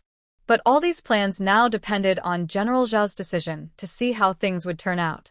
Huiyu felt very sad, and even the joy of leaving the military household was somewhat dulled.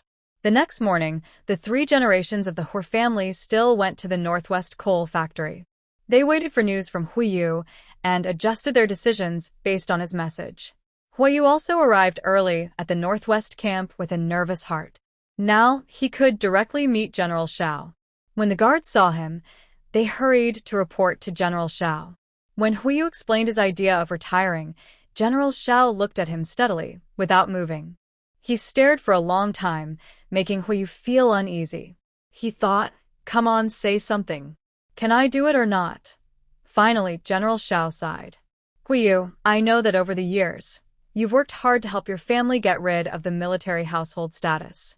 Now that you've achieved your goal, you want to return to a peaceful life. But are you really suited for the battlefield? As a man, whether you want to protect your country or build a career, you should think about creating a better environment for your children. And your wife is so outstanding. If you give up your military status and your desire to climb higher, becoming an ordinary civilian, can you protect her? Or do you want her to always protect you under her wings? She is also human and can get tired. She also hopes for a safe harbor to shelter her from the wind and rain. A balanced and mutual love is called true partnership. When a very excellent man shows interest in her, you will understand what inferiority feels like, and you will see whether today's decision is right or wrong." Hui listened to General Zhao's words and broke out in a cold sweat. Yes, his wife was so outstanding. If he retired and became an ordinary person, not only would he be unable to protect her, but his whole family might become a burden to her. His wife's rank was already higher than his, and if her status rose further, perhaps the emperor would be pleased and grant her a hereditary title. That would make his own status too low. Seeing that Huiyu had truly taken his words to heart and was sweating, General Zhao softened his tone and began to speak sincerely. But at that time, there was no turning back. "I don't want to trap you in the military camp for the rest of your life. The emperor has just recently rewarded you, and you immediately want to quit. What does the emperor think about this? How will everyone view me and the emperor?" General Zhao sincerely advised Huiyu, saying, "When the emperor is angry, the lives of 100,000 people can be lost easily. The emperor holds the power over life and death in the land, but both the former emperor and the current one are wise rulers. If Huiyu suddenly decides to quit, the emperor might not punish him, but he would have his own thoughts about it." Seeing Huiyu deep in thought, General Zhao explained his plans for the future in detail, hoping Huiyu would understand more. In a short time, there shouldn't be any big battles on the northwest border. We can't wipe out everyone or rush straight into the Tartar royal court. The former emperor once led troops into the Tartar court in the northwest. But the plains are vast and sparsely populated, and the Tartar tribes are fierce and suspicious of outsiders. Many soldiers disappeared quietly, and finally, the former emperor ordered the Northwest Army to stay at the current border. Peace lasted for decades, but recently, the Tartars have regained strength. They have repeatedly harassed the Northwest border. However, after this campaign, it will take at least 10 or 8 years to recover from their attacks. So the emperor sent me back to the capital and assigned me to other borders. I want to take you with me. Only after making achievements and gaining titles can you have the strength to protect your wife and family. On the northwest border, I have my deputy commander and some generals stationed. Honestly, when I go to other borders, I also need trusted allies. That's why I want to take you, and some officers with me. I know your brother likes studying. They can stay in the capital or elsewhere to pursue education, which is better than the environment here in the Northwest. The Northwest is not suitable for long-term living. Your grandfather is old, and your parents are middle-aged. They need a better place to rest and recover. Of course, if you insist on retiring, I cannot keep a general whose mind is elsewhere. I will let you go, as I am not very forceful. But if you are willing to continue following me, I promise that when you turn 30, I will grant you freedom to come and go as you please. General Zhao's words, full of kindness and authority, left Huiyu without a clear answer. General, I will go back and discuss this carefully with my family, then report to you. Huiyu felt he needed to go home and ask his wife for her opinion, to let her make the decision. That's fine. Take your time to think it over. I am not in a hurry. The emperor originally ordered me to return to the capital immediately, but because there are so many sweet potatoes now being grown in the Northwest Camp and the Northwest Army, I have already sent a letter to the emperor, asking him to send the chief agricultural officer to witness the harvest of the sweet potatoes. Once the harvest is complete, I will set out to return to the capital. Rest assured, if you are willing to go back with me, I will give your family a 3-in-1 courtyard in the city and arrange everything for their daily life. I want to thank the general first. I will give you my answer as soon as possible. Huiyu staggered out of the Northwest Camp, and all of General Zhao's reactions were predicted by his family. Actually, when General Zhao said that only by climbing higher could he protect his wife and family, his resolve was already wavering. A soldier who doesn't want to be a general isn't a good soldier. He is a man with passion. But for many years, he has been held back by restrictions and hopes to give his wife a peaceful life. Now, thinking about it, he is only 21 years old, at a perfect age to strive. If he could achieve great things on the battlefield again, the higher his rank, the more likely he could be granted a noble title in the future. That would not only provide security for his wife, but also give his children a noble inheritance. It would also show the world that the Hua family is not just about selfish and stubborn ancestors. General Xiao looked at Huiyu's departing figure and smiled. Only by keeping Huiyu close could he create more value for Jingyu. Of course, what he said to Huiyu was sincere. He truly wanted Dazhong to become stronger. It wasn't selfish for personal gain. Of course, he also had a small personal wish. The more benefits Jingyu brought him, the greater his achievements. His unspoken hope of becoming the crown prince was becoming more certain. When Jingyu saw Huiyu's lost and distracted expression, she knew that his desire to retire wasn't so simple. Of course, she hadn't held much hope from the start, so she wasn't disappointed. Huiyu planned to wait for his grandfather and others to return tonight, then discuss everything together. So, he just took Jingyu's hand and led her into the room. The moment he closed the door, he pulled Jingyu into his arms. Resting his head on her shoulder, smelling her scent, he held her like that for a very long time. Jingyu felt that he now looked like a big dog, with his head drooping. I am seeking comfort from her, and every time Huiyu sees her, he feels full of joy. Jingyu is not used to his current tired and listless look. Comforting someone seems a bit difficult for her. She just gently pats Huiyu's back. Right now, two little voices are fighting in Huiyu's mind. One says he just wants a simple life with Jingyu, to stay close to her. The other says if he doesn't achieve success, how can he protect Jingyu and give her a good life? Does he want to live off her forever? Jingyu doesn't know about his inner struggle. Even if she did, she wouldn't know how to comfort him. She isn't afraid of authority, but she isn't ready to challenge it either. Besides, men need their own careers. If he stays glued to her all day, not only would it be inconvenient for her to do her work, but it might also cause boredom. After feeling a bit down, Huiyu finds strength from Jingyu. He gently releases her and softly places his hand on her belly. Child, your father will create a bright future for you and your mother, he says firmly. At this moment, Huiyu makes a decision. He is a man, and he wants to be a strong support for Jingyu and their child. Jingyu sees that he has made up his mind, and a small smile appears on her face. Wherever she is, she will live her life vibrantly.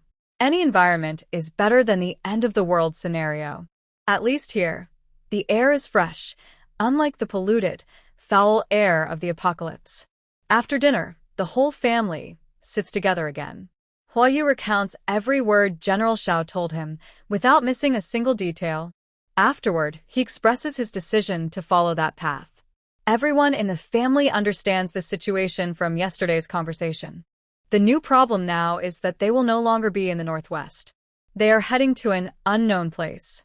Huayu's status is no longer that of a minor officer, but a trusted general under General Xiao. The opportunity is good, and the future looks promising. But Huayu looks at his aging grandfather and feels reluctant to make him travel everywhere. His grandfather wishes to return to their homeland to live. He also looks at his third brother, who is still holding a book. He doesn't want to take away his brother's desire to study. The third brother has always wanted to enter officialdom through the imperial exams. And his younger sister is already 13, reaching the age where she can be considered for marriage. I am constantly busy traveling, not sure if it might delay her marriage. My parents are also middle-aged, with silver hair at their temples. I don't know what choices they will make. I can't bear to be apart from my family, but I also don't want them to suffer because of me. Finally, I look at my pregnant wife. No matter where I go, I will take her with me. She is my motivation. If we are separated, I will feel lost. The Hor family members listen to Huayu and look uncomfortable. The main concern is that they don't know where Huayu will be taken by General Xiao and whether that place is suitable for settling down. Jingyu sees everyone's expressions and knows they don't plan to part ways. But old Master Hor is old, and Huaxian needs a stable environment to study.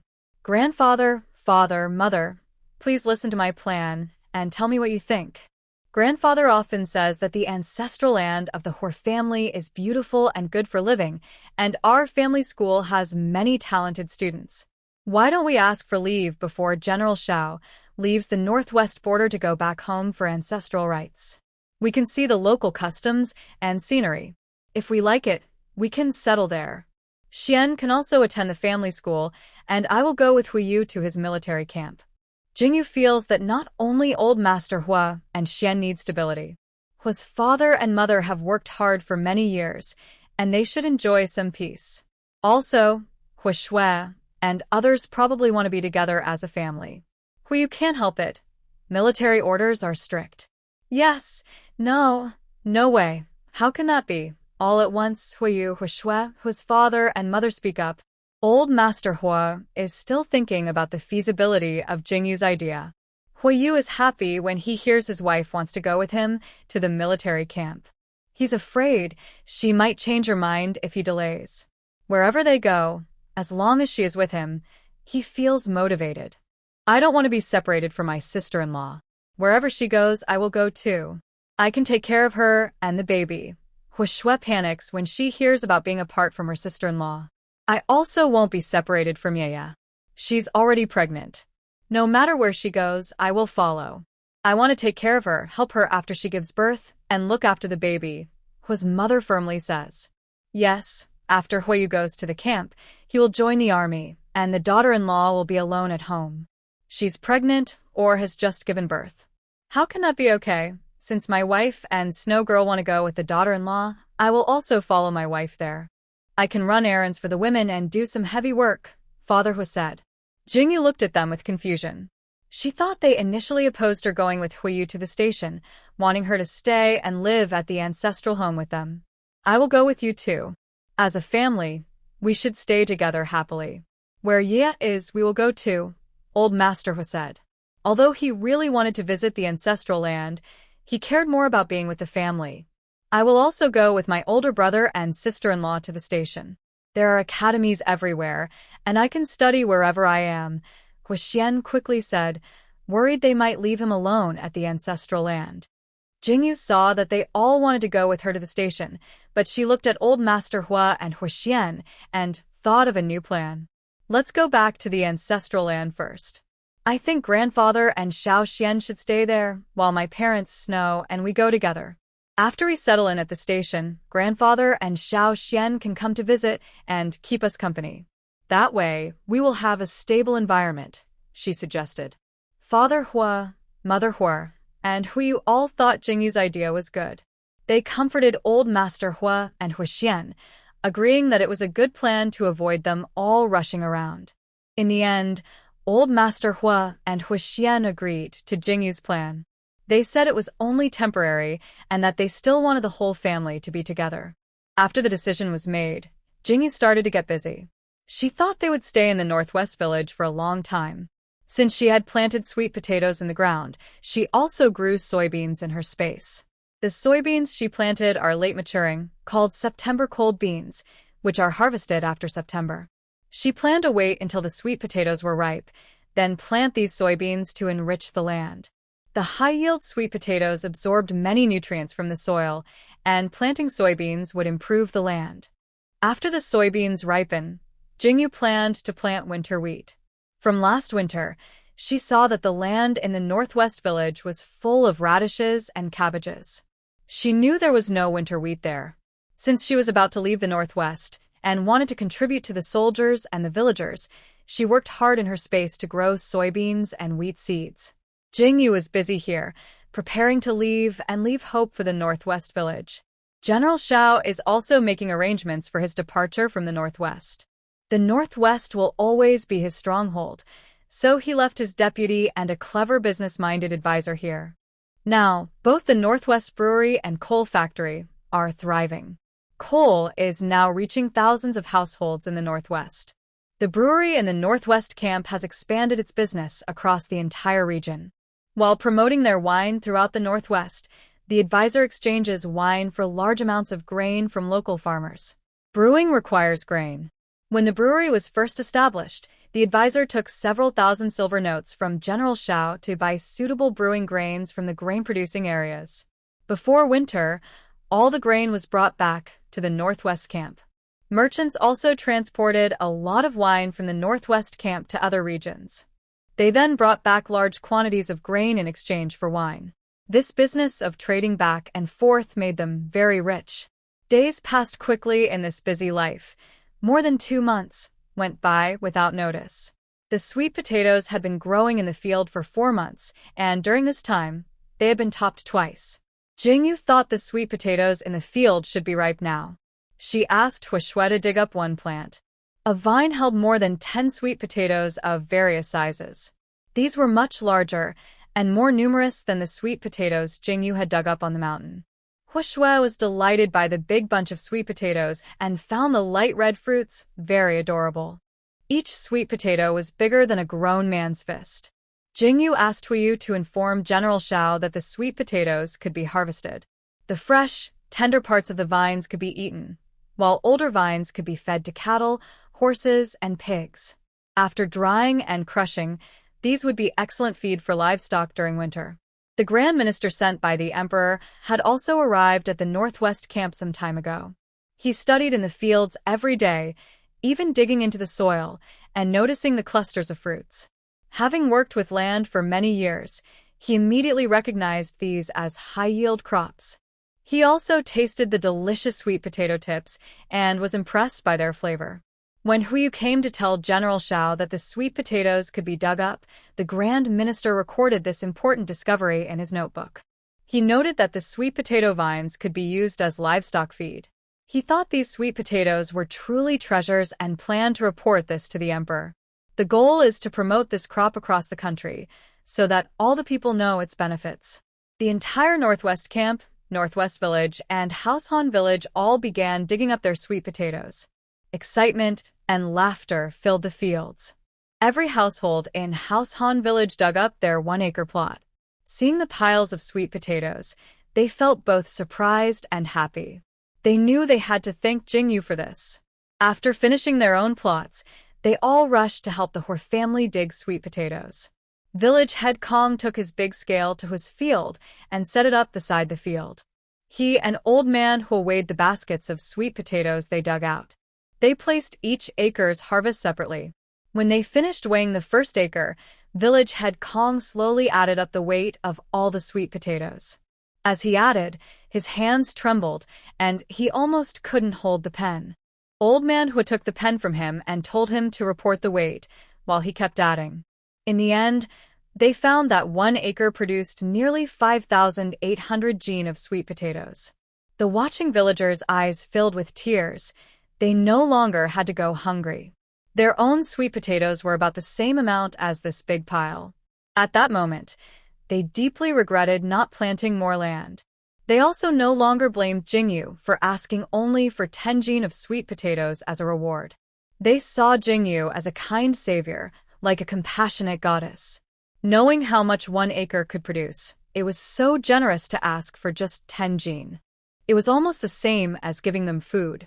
When families came to return the sweet potatoes, they brought bags that definitely held more than 10 gen. Jingyu thought these were honest people and didn't mind helping them a little more.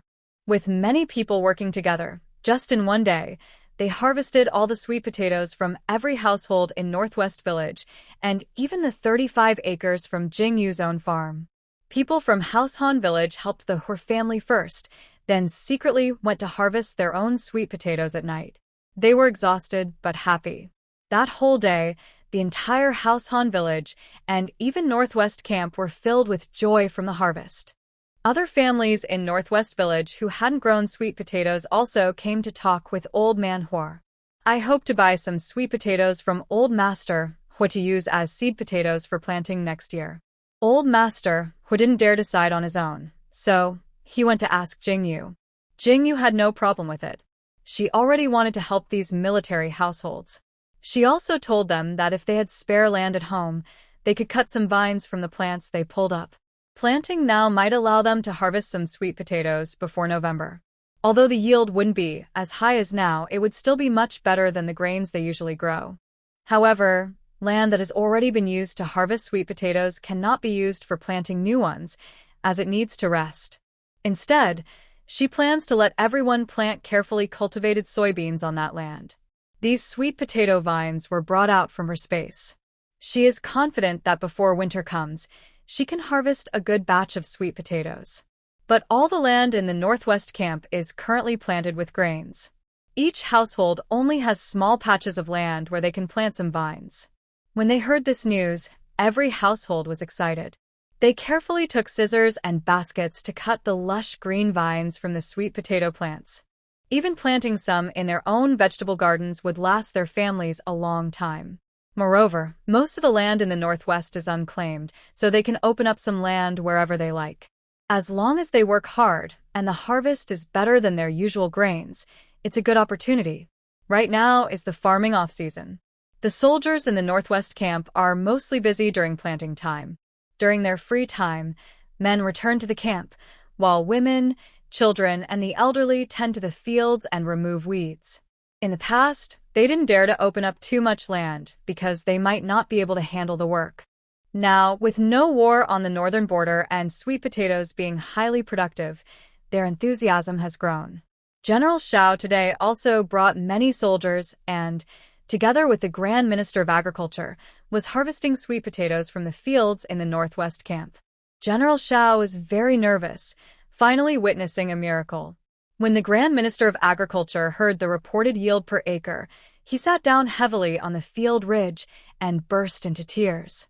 The people of Great Shun finally have hope. They no longer have to go hungry.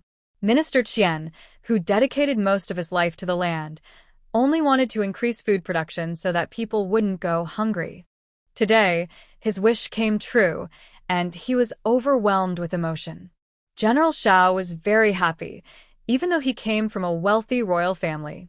Over the years on the northwest border, he understood how hard farmers work and the shortage of grain for the country. He once again thanked Jingyu in his heart. Although he forced Huyu, he did not regret it. He silently thought about giving Hu's family wealth, trust, and power. Looking at the mountains of sweet potatoes on the field edges, General Shao rode his horse to the Hu family. He wanted to buy all the sweet potatoes from the Northwest farm. He planned to let the chief farmer lead his team to promote these sweet potatoes across the country. When he reached the village of Laoshan Tun, he learned that the sweet potato vines from the fields could be replanted. As long as they were not planted on the same land where the sweet potatoes were originally grown, they would produce more. Although the yield wouldn't be as high as this batch, it was still a very good harvest compared to other crops. The northwest camp had plenty of people and open land, so he gave some instructions and hurried back to organize people to clear land and replant new sweet potato seedlings.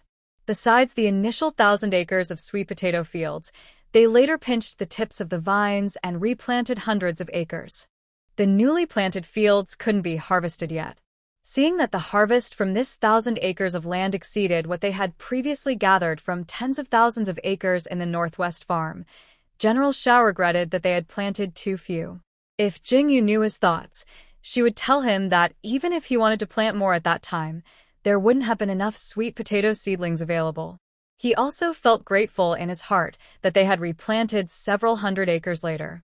Now he was busy organizing people to clear land and replant again. The bumper harvest in the Northwest camp boosted the morale of the entire army. It gave the soldiers hope, especially the conscripted soldiers.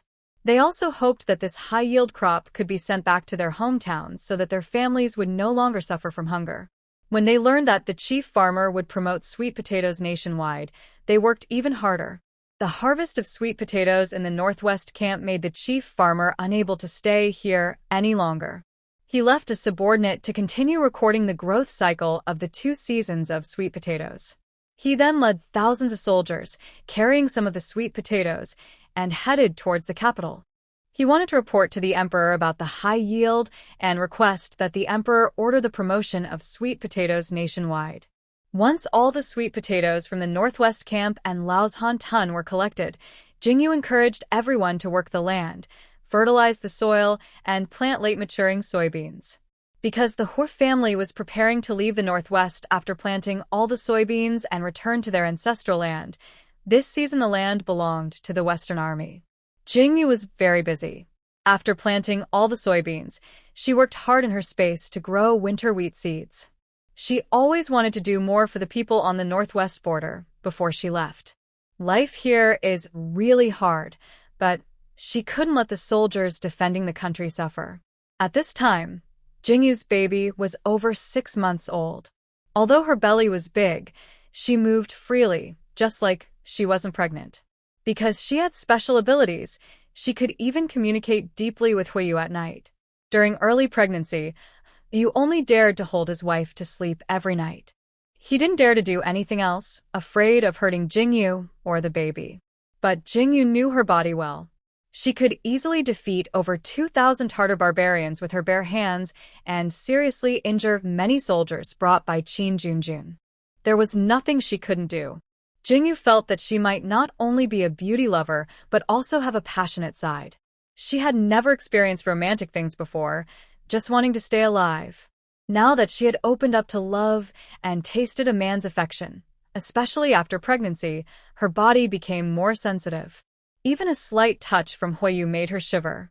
Every night, when Huiyu held her to sleep, she felt a tingling in her heart and all over her body. Sleeping with her husband was not shameful. So she turned over and pressed Huiyu down. He was afraid of hurting the baby in her belly and didn't dare to move, but inside, he had an unquenchable fire. In a half-coerced, slightly sad way, Jingyu made it happen.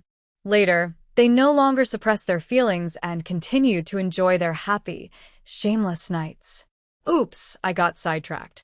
The main point the author wanted to express is that Jingyu, although heavily pregnant, moved freely. Huiyu supported her and followed her lead. General Shao also knew Jingyu's plans and was very grateful for her contributions to the people of the Northwest. He also encouraged soldiers to reclaim more wasteland. He wanted to turn the barren Northwest into the granary of the Great Shun Kingdom. The Northwest would also be his future strength. The leaders remaining in various industries in the Northwest were all his trusted aides. General Shao was prepared for the future and had trusted aides who felt sorry for him. They believed that once Jingyu arrived in the Northwest, if she were to be brought into General Zhao's household, he would become even more invincible. However, General Shao did not think so. He believed Jingyu was a person he couldn't control. She was not someone who would easily accept her fate, especially since he already had many wives and concubines in his household. He knew she would not be his choice and would even look down on him. Only a man like Huiyu, who was gentle and strong at the same time, was Jingyu's preferred partner. So, he decided to be friendly and maintain good relations with Jingyu and her husband. Jingyu was now planning for the future of the Northwest. This year, the sweet potatoes produced in the Northwest would be enough to promote nationwide planting next year. What would happen to the sweet potatoes from the Northwest in the future? She needed to cooperate with General Shao, not only for the region's future, but also for her own income. In the past, she gave everything to General Shao without asking for anything in return. This was because the Northwest was very poor and the soldiers and farmers there were struggling. Of course, General Shao and the emperor also rewarded her, but it was a one-time deal. Jingyu now needed a sustainable business. The soldiers and farmers in the Northwest now had better lives. Jingyu was no longer just giving without expecting anything back. She believed she should also gain. Products made from sweet potatoes could develop into a steady source of income. Jingyu thought about asking Huiyu to visit the Northwest camp and arrange a meeting with General Shao. Unexpectedly, as soon as she shared her idea, General Shao personally came with people to the Hu family to buy soybean seeds. He also exchanged the sweet potatoes from the Northwest camp's 1,000 acres of land for silver. He proposed to buy all the sweet potatoes from Jingyu's family. Previously, the Hu family had to give half of their grain to the Northwest camp. But this year, before the harvest, they changed their plans.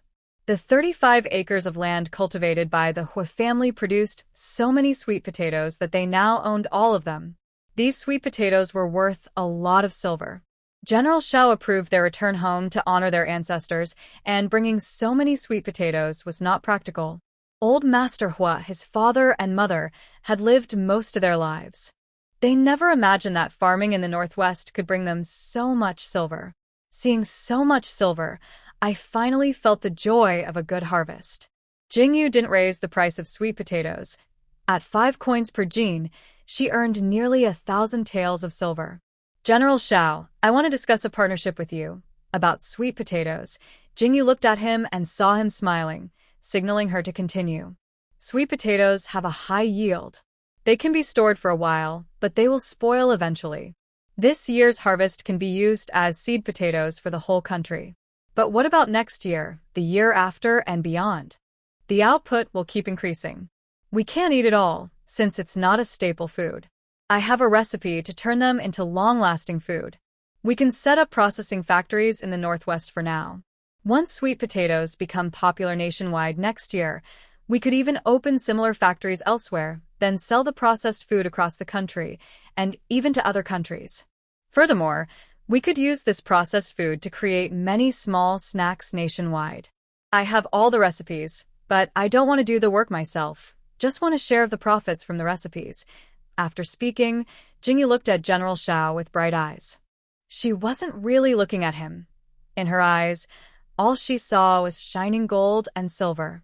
Previously, Huiyu hadn't shown much love for wealth, but now he saw her treating General Shao as a treasure god. He gently tugged her sleeve, amused. General Shao chuckled at their interaction, but secretly he had his own plans. Whether it's supporting the army or winning over officials, silver is needed. Although the emperor favors him as a successor, he has more than one son. Many princes compete for the throne, but only one can sit on it. Each prince works hard to achieve their goal. Even if he becomes emperor someday, he will need a lot of silver to build the country. No ruler wants to govern aimlessly, relying solely on family legacy. They all want to create a prosperous era, expand their territory, and establish a great nation. Many even dream of unifying the world. That's the ambition of all emperors. All these dreams require money. So, Jingyu's idea of making money was exactly what General Shao wanted. Of course, shared interests can create more value. He also secretly felt glad that he kept Huiyu around. It was the right decision. This sparked Jingyu's ambition. If they had let Huiyu retire at that time, relying on the emperor and the Northwest camp's rewards to the Hu family, they could have lived a comfortable, worry-free life.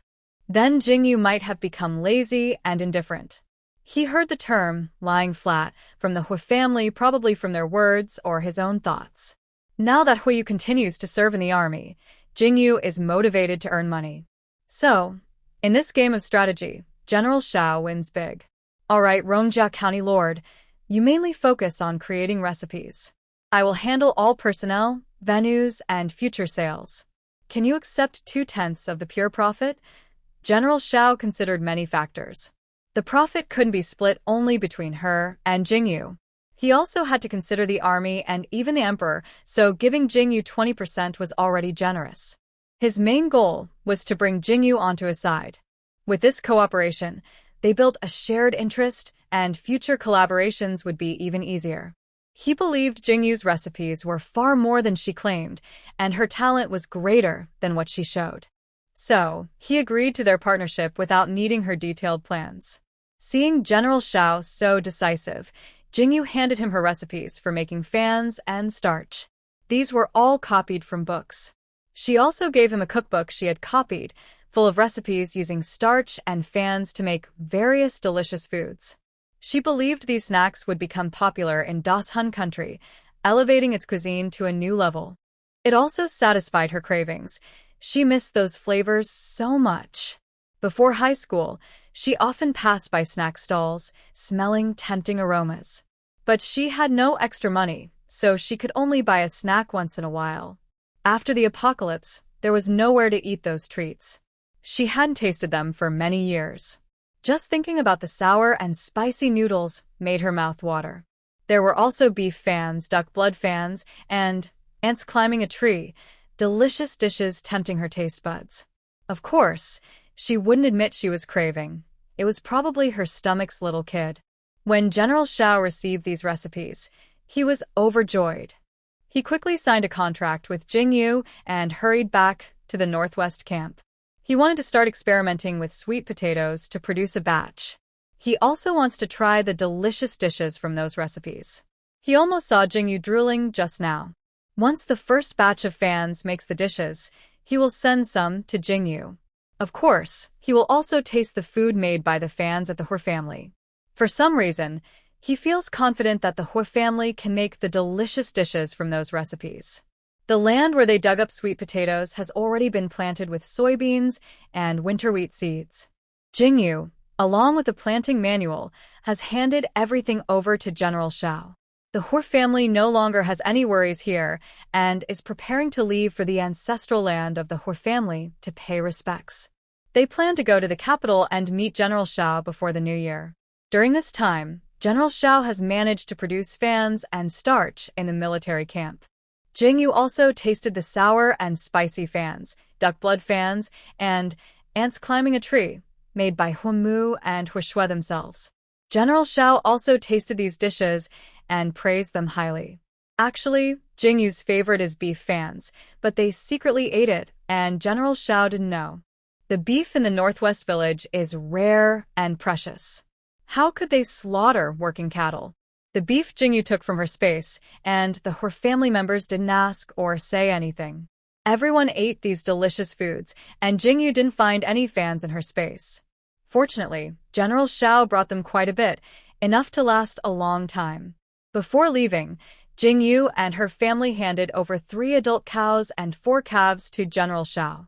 They let these cows breed in the Northwest camp, so more cattle would be raised in the Northwest. At the end of June, the mother cow Jingyu first brought to the Hu family gave birth to 2 calves. Since these calves were still nursing, Jingyu didn't sell them to the villagers of Kaoshan, but gave them to General Shao. She believed that in a few years, every village in the Northwest village would have working cattle. That sheep has now grown quite large, and Humu sent it to the family of village head Kong. Humu always thanked Tang for checking Jingyu's pulse and confirming her pregnancy. Apart from the valuable furniture in Jingyu's room and the new clothes and bedding they bought, there was nothing else worth taking. Their 2 horses were hitched to the carriage, but it seemed they couldn't carry many things or people. Fortunately, General Shao also brought them 2 retired war horses. Although these horses are no longer suitable for battle, they can still pull carts. So, they prepared 3 wagons and 1 horse, which was used for exploring the terrain back and forth. Jingyu told them to only bring clothes and supplies needed for the journey onto the wagons. All other items were placed in her room, and she said she would arrange for someone to take them away. In fact, after they left that room, she stored everything in her space. The furniture was old, but it carried a lot of history. Jingyu herself liked this furniture very much, so she put it into her space as well.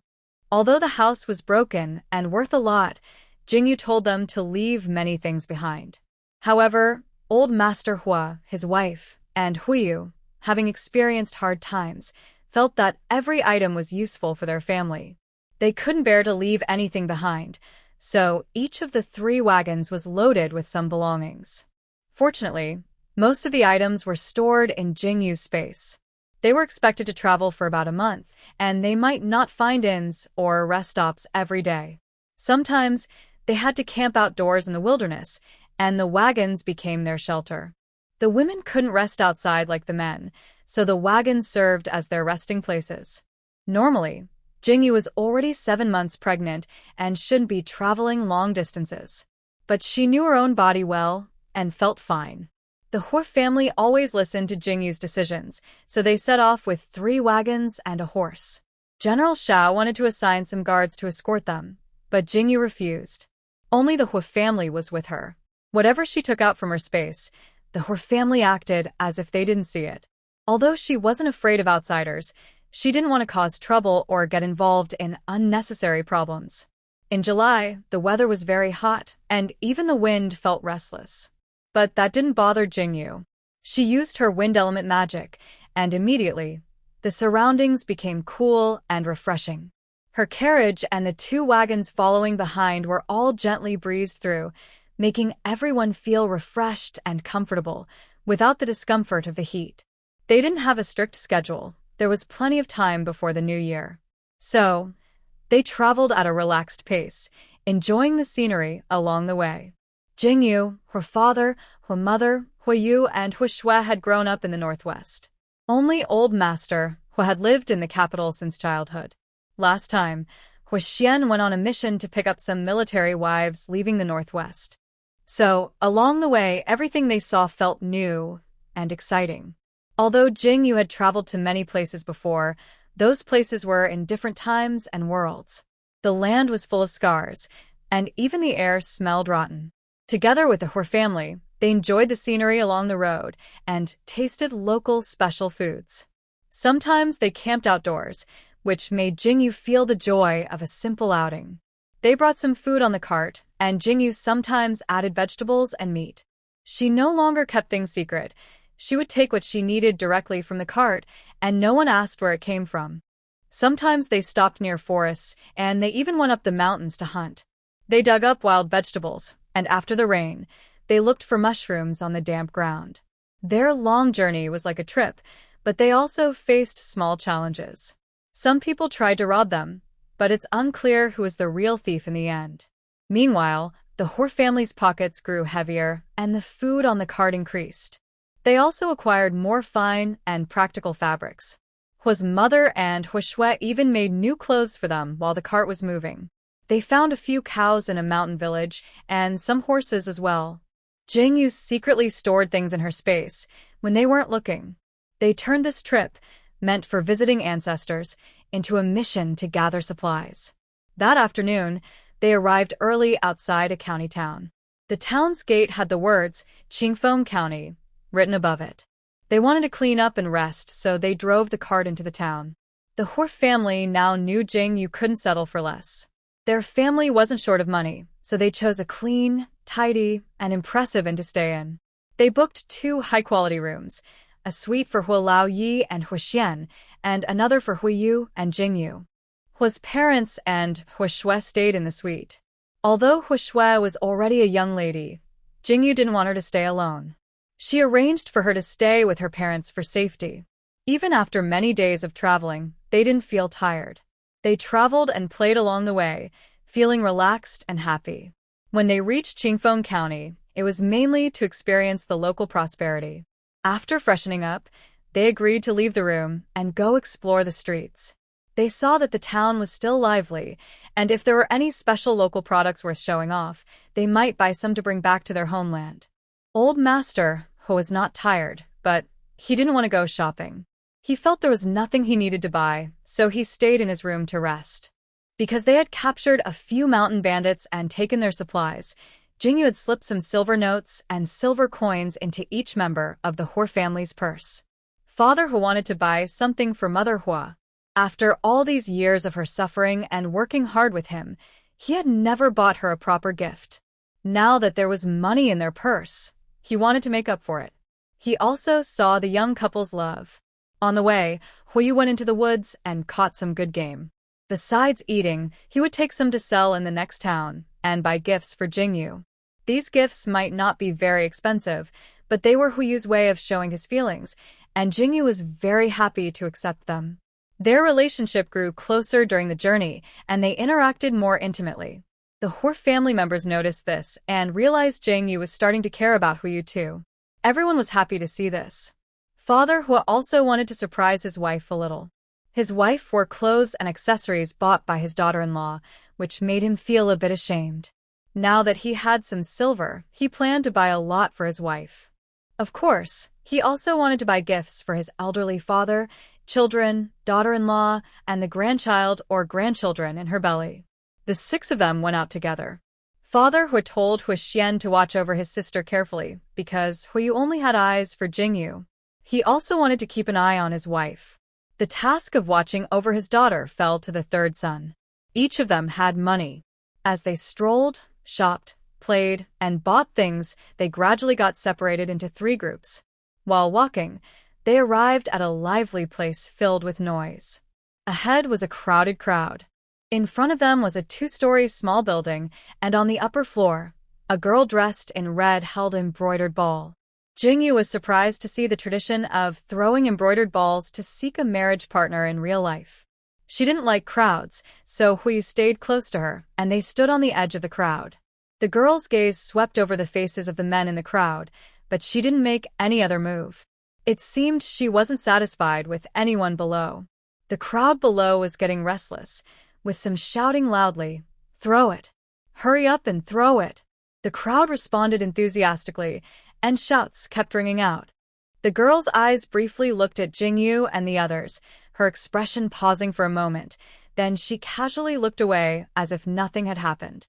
Without knowing what she said to the maid nearby, the maid turned and disappeared from view. The crowd's cheers grew louder, and Jingyu found it a bit noisy. She planned to pull Huiyu away, hoping to see the scene of the ball being snatched.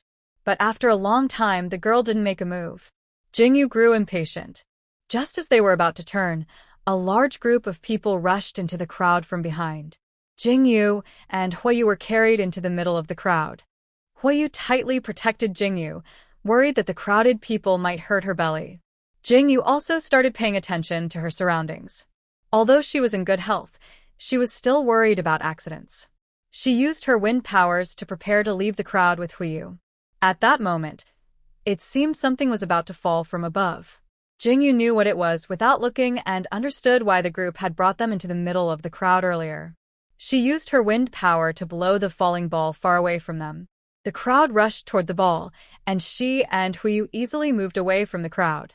On the 2nd floor of a small building, the girl in red saw the ball about to land in the man's arms she liked, and she looked happy. Suddenly, the ball flew in a strange way to another place, and the girl's face turned ugly. Damn it! She had finally found a man she liked, but he was standing on the edge of the crowd. She had no choice but to call her maid to gather a group of strong fighters to push the man into the center of the crowd. Just as the ball was about to land in his arms, it drifted away again. Now, he was protecting the pregnant woman and slowly moved out of her sight. She was angry and hated it, but she was confident she could find him in Qingfeng County. She ordered her maid to have her skilled fighters snatch the ball back. Then she left the building first to find her father and ask him to find the person she liked. This woman was none other than Zhu Yan, the daughter of the wealthy merchant Zhu family in Qingfeng County, who could command the wind and rain. Her uncle was Zhu Yan, a court official in the capital. He was a 5th-rank official in the capital, and her father-in-law was Tang Xian, the county magistrate of Qingfeng. With these powerful connections, the Zhu family held great influence in Qingfeng County. Zhu Yan was especially favored by Zhu Yan and Tang Xian, so she had been spoiled since childhood. She vowed to find a man she liked herself, which is why she threw the ball to seek a marriage today. She could never associate her marriage with such a small embroidered ball. It was just a cover-up. She wouldn't marry a man she didn't care for. The man she liked only needed to catch the embroidered ball, and he couldn't escape. When he saw Huiyu, he thought she was the perfect person she had been searching for all her life. She paid no attention to Jingyu beside him. A good man naturally has several women around him. Of course, that was before she appeared. After she came, those women would no longer matter. It didn't matter whether those women were beautiful or had children. In the end, they would all be gone, dust to dust. She didn't need to care about that. It was all fleeting. Right now, her main goal was to find that man. Everything else could wait. After returning home, she couldn't find her father, so she had to send her people out to look. The servants of the Zhu family were all locals, born and raised in Qingfeng County. Zhu Yan asked them to find a handsome, elegant man. That man was with a heavily pregnant woman, which made him easier to find. Once they tracked him down, they were to report immediately. She also changed into a new outfit and took her maid to start searching the streets. Jingyu and Huiyu didn't take the earlier incident seriously. Everyone loves beauty. Women are the same. She just liked Huiyu's looks after all. They left the crowd and headed toward a busier street. As they walked, Huiyu bought Jingyu many tasty snacks. Pregnant women get hungry easily, and Jingyu always had a big appetite. Qingfeng County had many snacks, and she wanted to try every kind. So she ate only a few bites or half of each snack, leaving the rest for Huiyu. Huiyu happily ate what Jingyu left behind. His wife's saliva was the most fragrant. While shopping and eating, they arrived at a magnificent shop. The sign above the door read, Jin Yu in gold letters. Huiyu remembered he had several hundred taels of silver notes in his pocket. In the past, whenever he caught a small game, he would buy jewelry for his wife at street stalls. The most expensive thing he bought was a silver hairpin. Now that he had money, he wanted to buy her a jade hairpin. Her cool personality matched well with a jade hairpin. So, he pulled Jingyu, and they stepped into the Jin Yu store. Coincidentally, as soon as they entered, they saw Mr. Hua at a counter, choosing jewelry for Mrs. Hua. Mrs. Hua kept shaking her head, saying she didn't want it. Jingyu and Huiyu went forward to look. It turned out Mr. Hua had picked out a pair of large gold bangles and a pair of gold earrings for Mrs. Hua. Not considering craftsmanship or other details, Mr. Hua was very straightforward. The gold bangles and earrings were just big. If I had to describe them with 2 words, it would be very expensive, at least Mrs. Hua thought so. In Shibei Tun, Jingyu also gave Mrs. Hua and Hui Shui some silver jewelry, like hairpins, earrings, and simple jade ornaments. In Shibei Tun, you shouldn't wear too flashy jewelry, especially for gentle and soft-tempered women like Mrs. Hua and Hui Shui. Jingyu didn't like wearing many complicated accessories, just a simple jade hairpin. But Mr. Hua believed gold was the best jewelry. He was determined to buy jewelry for his wife, and he wanted to buy the best, even bigger and more expensive. Mr. Hua also knew that jade was more valuable than gold, but he didn't understand jade and was afraid of being cheated. Buying gold jewelry was safe, no risk of being scammed. Mrs. Hua, influenced by Jingyu, wasn't upset about Mr. Hua spending money on gold jewelry. She thought it was a waste because she couldn't wear such big pieces.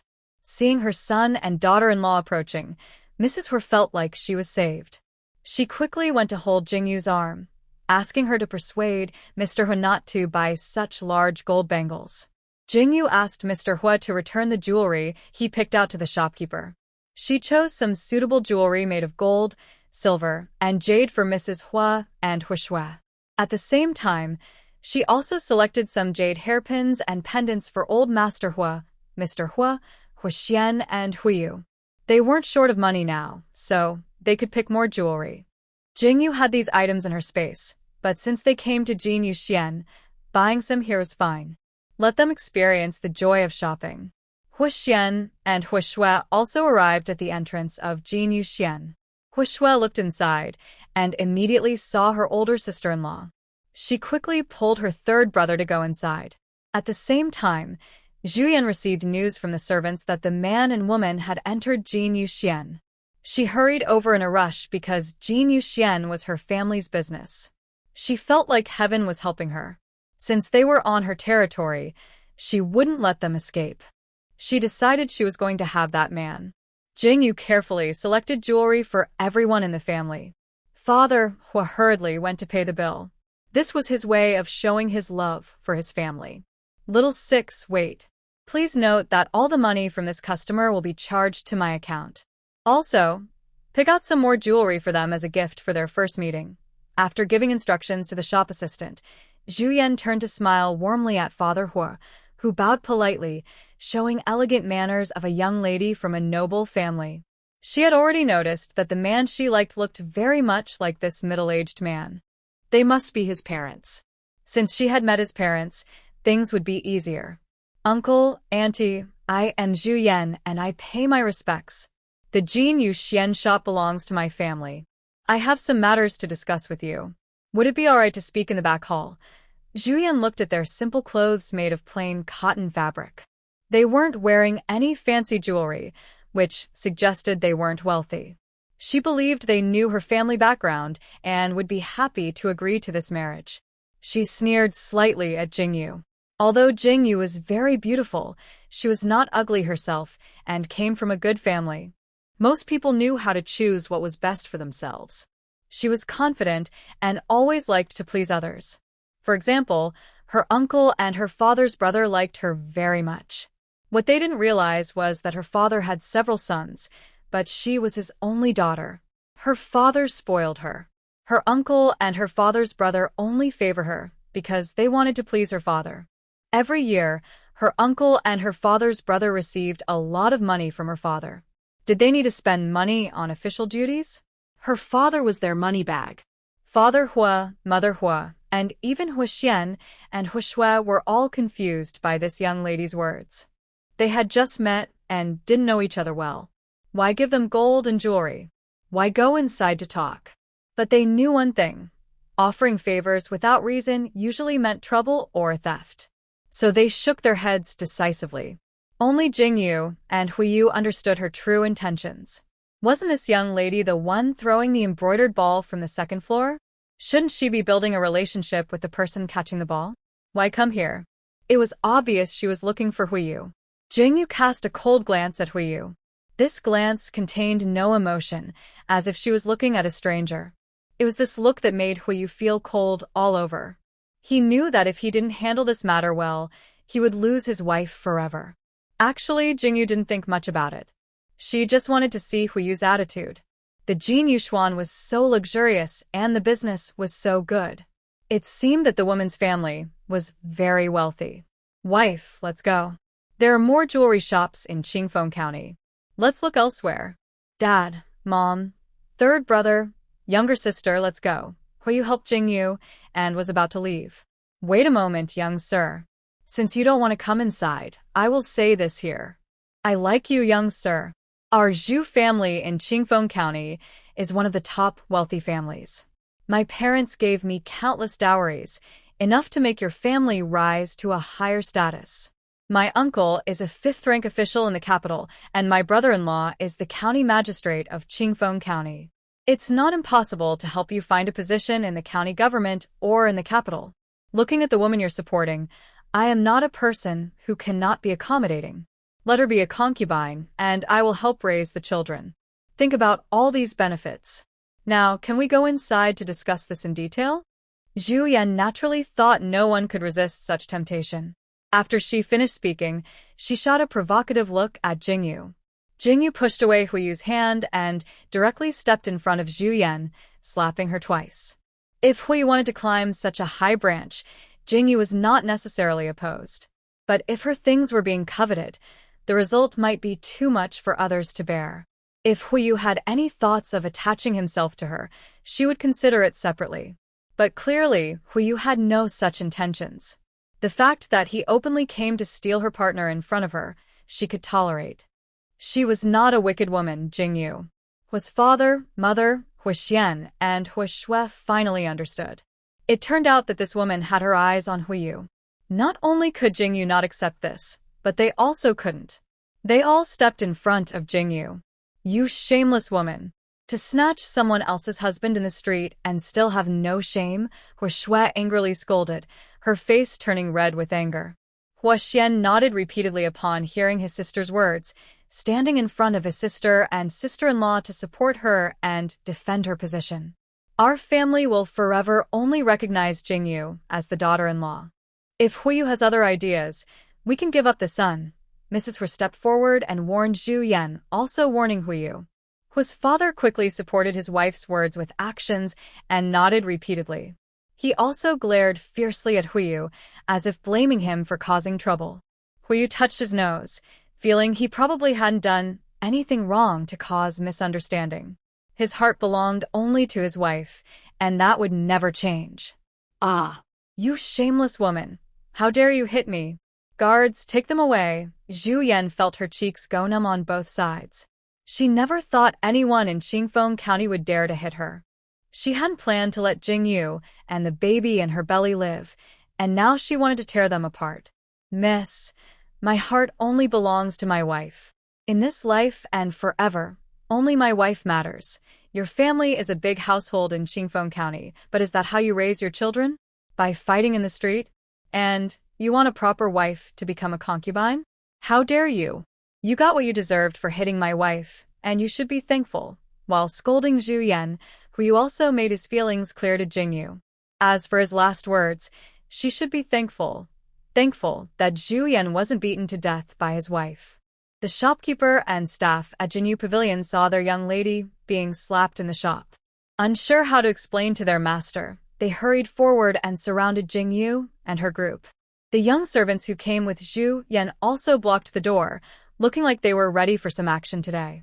Jingyu looked down at her big, rounded belly and helplessly shrugged.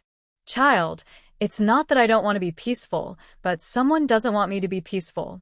Sorry, little one. Just cheer for mom from behind. Jingyu gently touched her belly and silently spoke to the baby inside. Suddenly, Jingyu felt the baby move, perhaps a tiny hand or foot, kicking inside her belly, making her stomach puff up here and there. She smiled quietly, realizing her baby wasn't a peaceful one. It was clearly a fighter, excited at the thought of a fight, waving arms and legs happily. But Mrs. Hu didn't give her the chance to fight. She reached out and pulled her close. Other members of the Hu family surrounded her, ready to fiercely defend her if anyone dared to step forward. Shopkeeper, if you want to fight inside Jinyu Xian, that's fine, but I want to make it clear that if any damage occurs, we will not pay for repairs. If you don't want the items inside Jinyu Xian to be damaged, we can move outside the door. If you want to fight or attack us, we are ready to face it, Huiyu said, showing he understood the importance of politeness before resorting to force. When shopkeeper Zhu heard this, he thought the man had a good point. He whispered a few words to Zhu Yan. Zhu Yan looked at the jewelry inside Jinyu Xian, worried that someone might take advantage of the chaos to steal. So, he signaled the servants to move the fight outside the main door of Jinyu Xian. They carefully surrounded the Hu family group and stepped outside. Wife, you don't need to fight. Let your mother and younger sister stay with you. We, the father and son, can handle these people, Huiyu said, worried that his wife might hurt the children. Unreasonable people. I took a liking to you because of your good fortune over many lifetimes. Since you refused to cooperate, send someone to tie up his family, Zhu Yan thought simply. She knew he cared about his family, so as long as she held them hostage, she could threaten him to do whatever she wanted. She thought if she captured his family, he would be forced to obey her. She regretted giving him so much face earlier. Just tie them up and save trouble, and she wouldn't get slapped again. The more she thought about it, the angrier she became. The staff from Jinyu Xian and Zhu Yan's servants eagerly prepared. Their young lady was generous. As long as they caught these people today, her reward would keep coming. Jingyu looked at these people. They didn't even know basic martial arts, mainly because they were outnumbered. She decided not to waste energy on them, though she had hoped to show off her skills. Hu's mother and Hu Shui turned their backs to Jingyu, shielding her in the middle, ready to protect her at any moment. Meanwhile, her father, Huiyu, and Huixian faced the approaching servants and guards. In a flash, the three Hu men kicked the servants and guards to the ground. Soon, none of Zhu Yan's 20 or so henchmen could stand upright. Seeing the situation was dire, shopkeeper Zhu quickly sent someone to notify Zhu's family and the local authorities. If they lost today's fight, Zhu's family would lose face. How could Zhu's family continue to stand in Qingfeng County after this? So they could only find more helpers. He didn't trust these few people, not even the officials or the county magistrate. Zhu Yan was even more furious, feeling her anger itch her gums. She didn't expect the man she liked to have some skills. She was quite perceptive, but this man was too clueless. "Young master, I haven't exercised my muscles in a long time." "That was really fun," Huixian said happily, clapping his hands. He wasn't as skilled as those experts, but fighting these thugs was easy for him. Huolin shot a sidelong glance at Huixian, thinking the kid was clueless. Calling himself young master all the time, he needed a good lesson when they got back. "Miss, you don't look bad, and you come from a good family. It would be better to find a suitable young man to marry. Our family only recognizes my son as the future son-in-law. I think we should stop here." "Miss, you should know when to stop. We won't bother you anymore.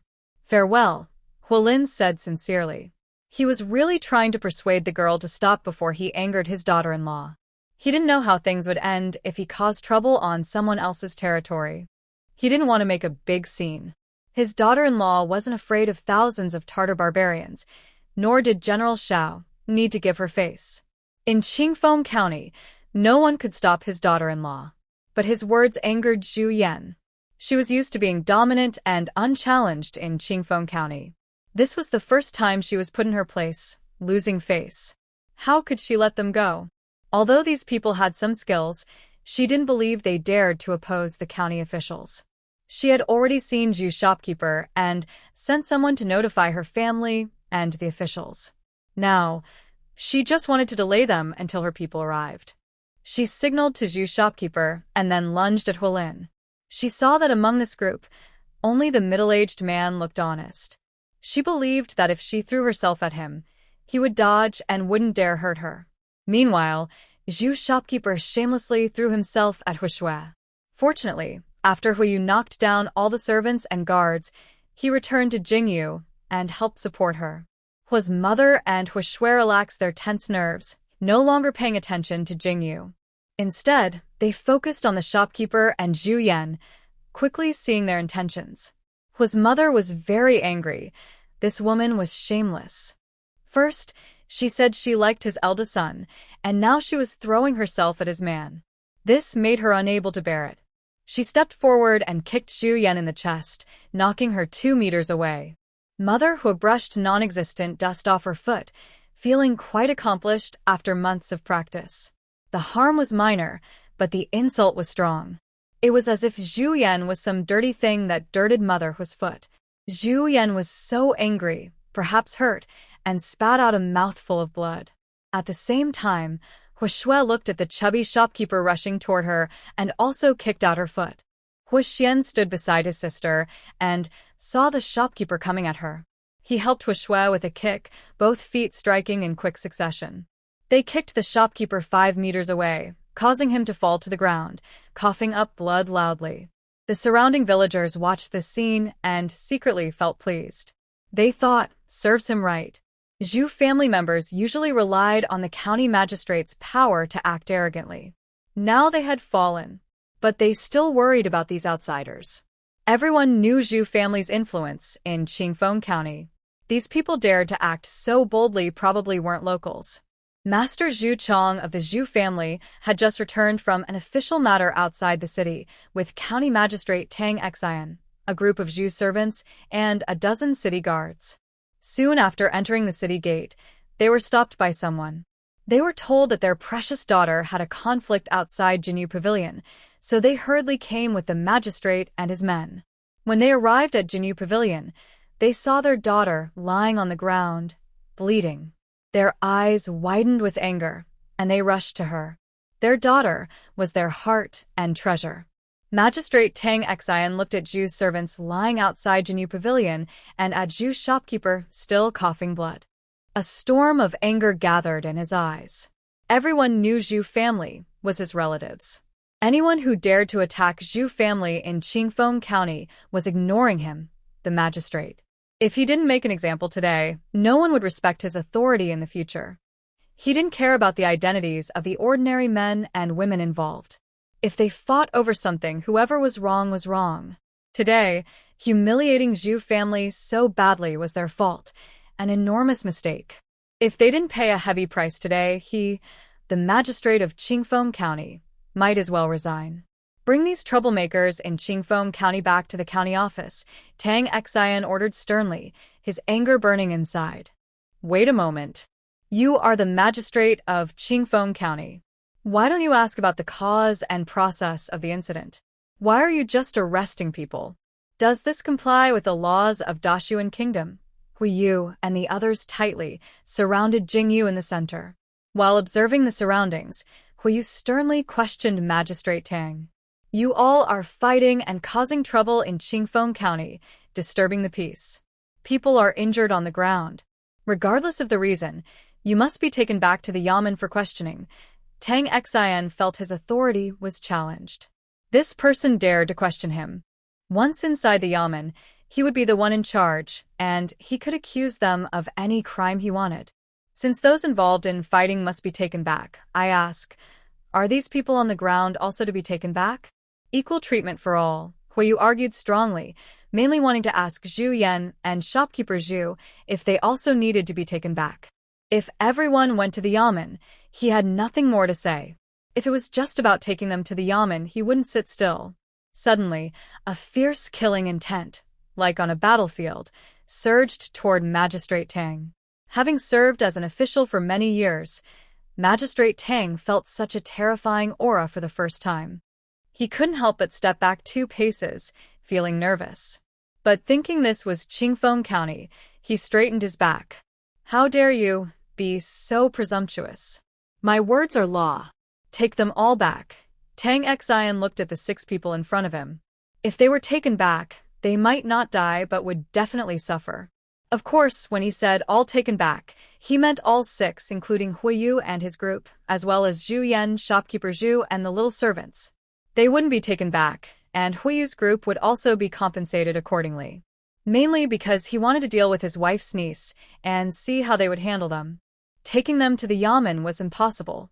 Huiyu knew that if he didn't act now, his wife would do it herself. Her fiery temper had kept her from acting so far, mainly to protect the baby in her belly. Actually, Jingyu wasn't protecting the baby, but mainly because the Hor family was shielding her tightly, leaving her no room to act and making her feel warm inside. Let them do as they pleased. Anyway, he would cover for them. Huiyu and Huixian exchanged a glance and, without hesitation, started fighting. This was their brotherly understanding. Seeing his 2 sons rush forward, Hui's father saw no reason not to join. After all, he had also fought bravely on the battlefield before, and this small scene was nothing to him. Using Jingyu's words, it was just a little water splashing. Mother Hua and Hui Shui still leaned on Jingyu to prevent anyone from sneaking up on them. They firmly believed that the men of the Hui family could handle these small troublemakers. Among this group, there were more than 10 guards who had some fighting skills. However, they couldn't compare to those who had fought on the battlefield. It only took a little more time to defeat Zhu Chong and the people brought by Magistrate Tang. After beating the father and son, they even provocatively clapped their hands. When Magistrate Tang saw their actions, he was furious. This was a clear challenge to his authority. If he didn't deal with these people today, his reputation in the eyes of the common people would be ruined. He quickly sent a slightly injured guard to request help from the city defense army. He realized that these people's skills were not something his guards could match. Every county has a city defense army, which varies in size. They are mainly responsible for preventing invasions by foreign tribes or protecting the city from internal riots. Although these city defense soldiers are not under the county magistrate's direct control, if something happens in the city, he can communicate with their leaders. However, The leaders of the City Defense Army are not the same as before. They are new soldiers rotated in every 2 years. This rotation is to prevent collusion between the City Defense Army and the local government. These soldiers are recruited from various military units and are responsible for guarding borders and city walls equally. They train daily, and Magistrate Tang didn't believe these few people could defeat the city defense soldiers. When the City Defense Army arrives, he plans to have them arrest these people as spies from the enemy country and see how they will still act tough. Now, Magistrate Tang quickly organized the lightly injured on the ground to surround Huiyu and his group. They absolutely must not let them leave before the city defense soldiers arrive. Huiyu also heard Magistrate Tang sending someone to find the city defense army. He wanted to see if the local defense soldiers would collude with the magistrate and oppress the common people. He didn't make any move and just waited there for the city defense soldiers to arrive. But he was worried that his wife might get tired standing for too long, so he went straight back to Jingyu Pavilion.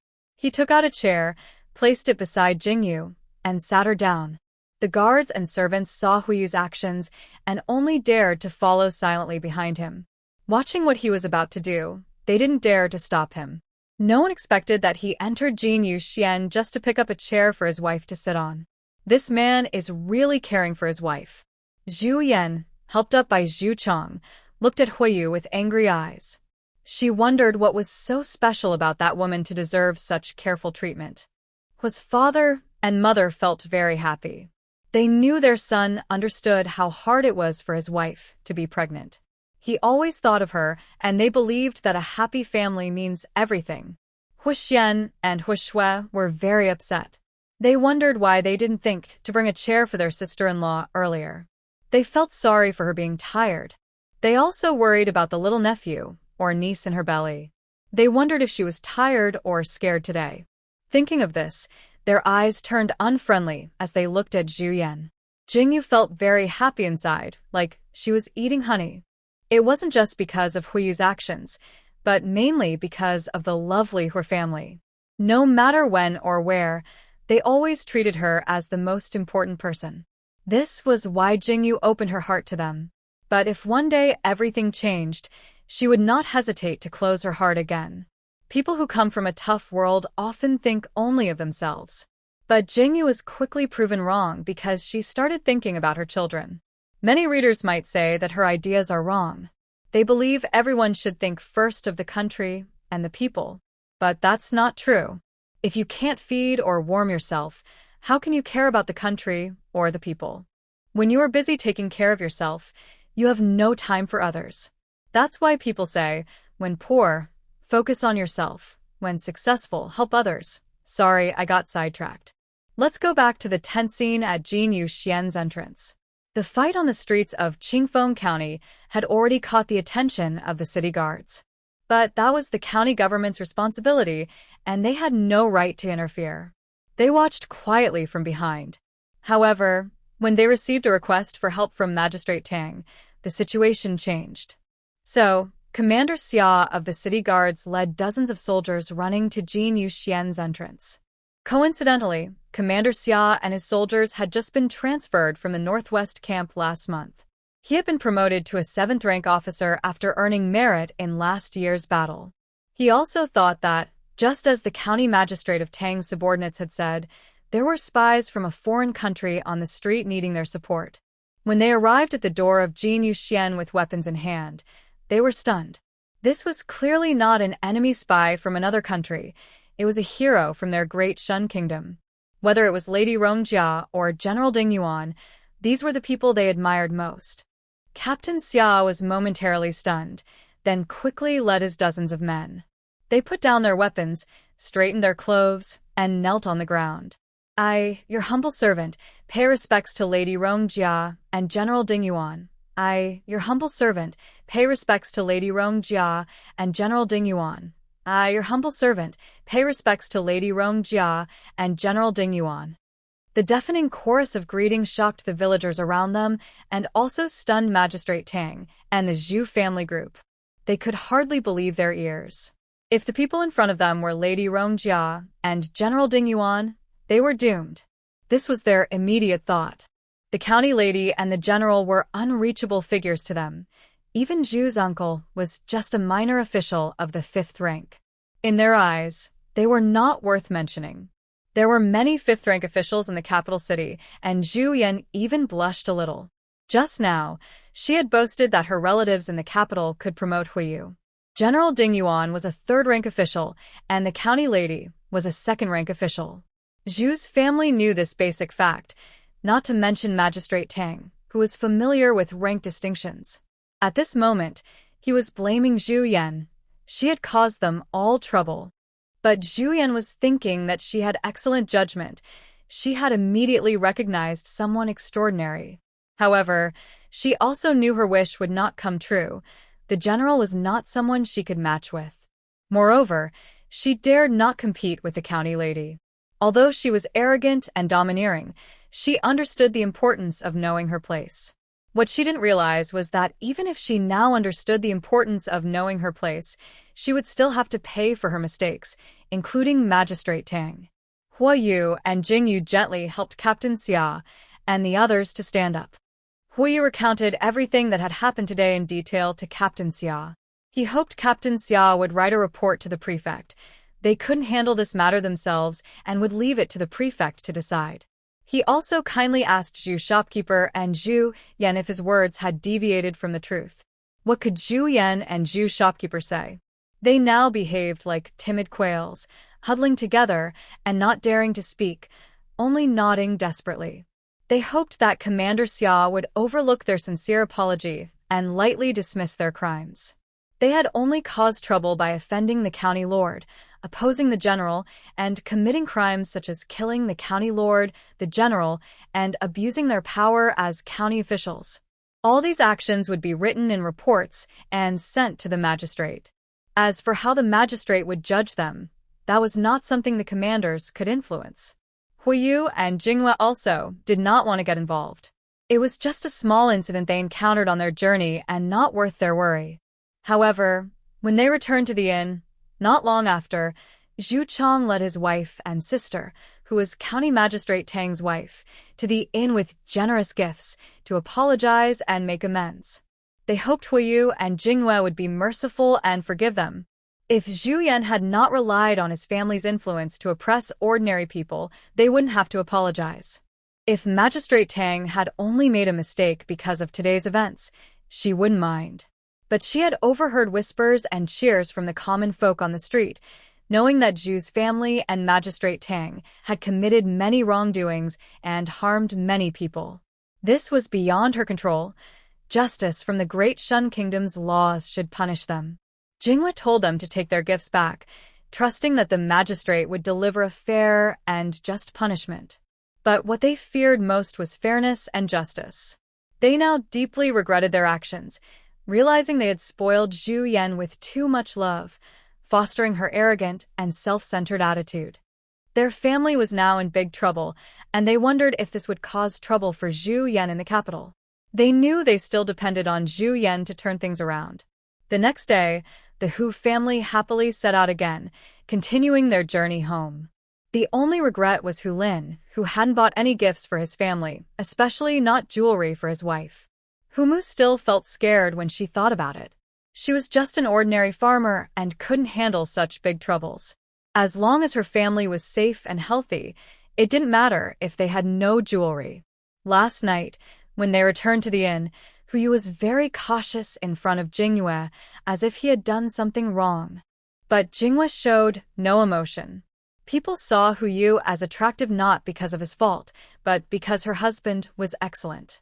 Jinghua, though a mischievous girl, was reasonable and fair. I would never blame others for their mistakes, especially not those who are so kind to her, like everyone in the Hur family. Huiyu saw that Jingyu was not angry, and he wasn't sure if he felt happy or disappointed. His heart was full of mixed feelings, but he believed that persistence would pay off. He believed that one day, Jingyu would be moved by his true feelings and return his love. He looked forward to that day, and was now just trying to be even better to her. Huiyu happily took care of Jingyu, serving her with joy. The Hur family didn't think his actions were wrong. Instead, they felt he could do even more. Jingyu was very grateful to have such a wonderful family. She also felt that the relationships between mother-in-law and daughter-in-law, or sister-in-law, that she had read about in books or seen on TV, seemed very different from her current experience. Unknowingly, they had been traveling for over a month. If they followed the normal schedule, they should have already returned to the ancestral home of the Hur family, but their sightseeing had delayed their trip. The baby in Jingyu's belly was already 8 months old, but she still moved very easily, without the usual clumsiness expected of pregnant women. Hu's mother was very worried. She was concerned about Jingyu and wanted them to walk faster, so they could reach the ancestral home and settle down before Jingyu's delivery. Jingyu told her it was okay to take their time and return slowly. It wouldn't cause any problems. Mainly, except for old Master Hua, the other 5 family members hadn't been out much. She saw this as a good chance for them to enjoy the scenery of Dashun country. Their journey along the way was not like the hurried march when Hua Xian protected the military wives last time. Last time, whether going or returning, everything was rushed. It was his first time traveling, filled with homesickness and nervousness. This trip was completely different. Jingyu was not joking. She had special abilities, and she knew exactly how her baby was doing. Especially since her baby loved lively environments. Whenever she was in a good mood, the baby would be lively inside her. Her family was used to her being the head of the household, and the Hua family listened to her in everything. When they heard she wanted to take her time traveling and sightseeing, they didn't say anything else. One day, they reached the foot of Funyo Mountain, a place with no nearby villages or shops. Both sides were far from the town, so they found a flat, open area at the mountain's base to set up camp. They built a fire, cooked food, and washed vegetables, not allowing Jingyu to help at all. Jingyu felt curious and wanted to go up the mountain to see if there were any wild animals or edible plants. Hui took the lead and stayed close to her. Since the Hur family members at the foot of the mountain were skilled, they wouldn't run into any trouble. The two of them held hands and slowly walked into the forest. Mainly, Hui wanted to hold Jingyu's hand. He said it was because she was heavy and worried the rough mountain path might cause her to trip or fall. No matter what, holding his wife's hand made him very happy. It was almost evening now. The sunset's glow shone through the gaps in the trees, casting flickering shadows on the ground. Luckily, it was summer, so it stayed light for longer, and the forest was still fairly bright. Along the way, Hui caught 2 wild chickens. His inner strength was strong now. He used small stones to hit the chickens' wings so they couldn't fly away, then caught them alive.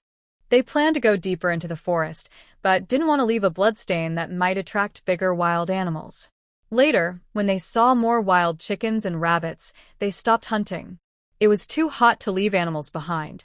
Even though Jingyu was pregnant, she was just as quick as Huiyu. He initially wanted to walk slowly, but when Jingyu moved ahead and pulled him along, he had no choice but to keep up. After walking for about half an hour, they reached the middle of Funyo Mountain.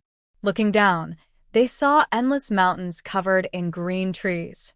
There were many small animals along the way, but Jingyu and Huiyu didn't want to hunt. Jingyu just wanted to pick some wild vegetables and mushrooms.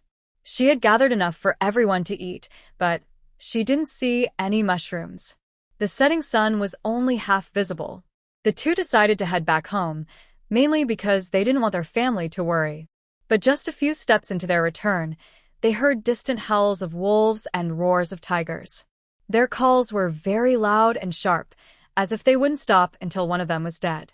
Hui prepared to walk quickly back with Jingyu, but she stopped him. She wanted to see the scene of the wolf and tiger fight. This was just her excuse. Actually, she wanted to take a chance.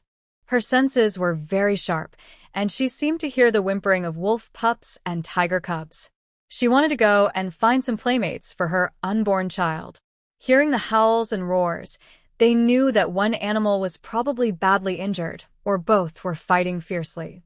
Jingyu decided to be kind for the first time, and wanted to save the cubs. Huiyu trusted Jingyu completely.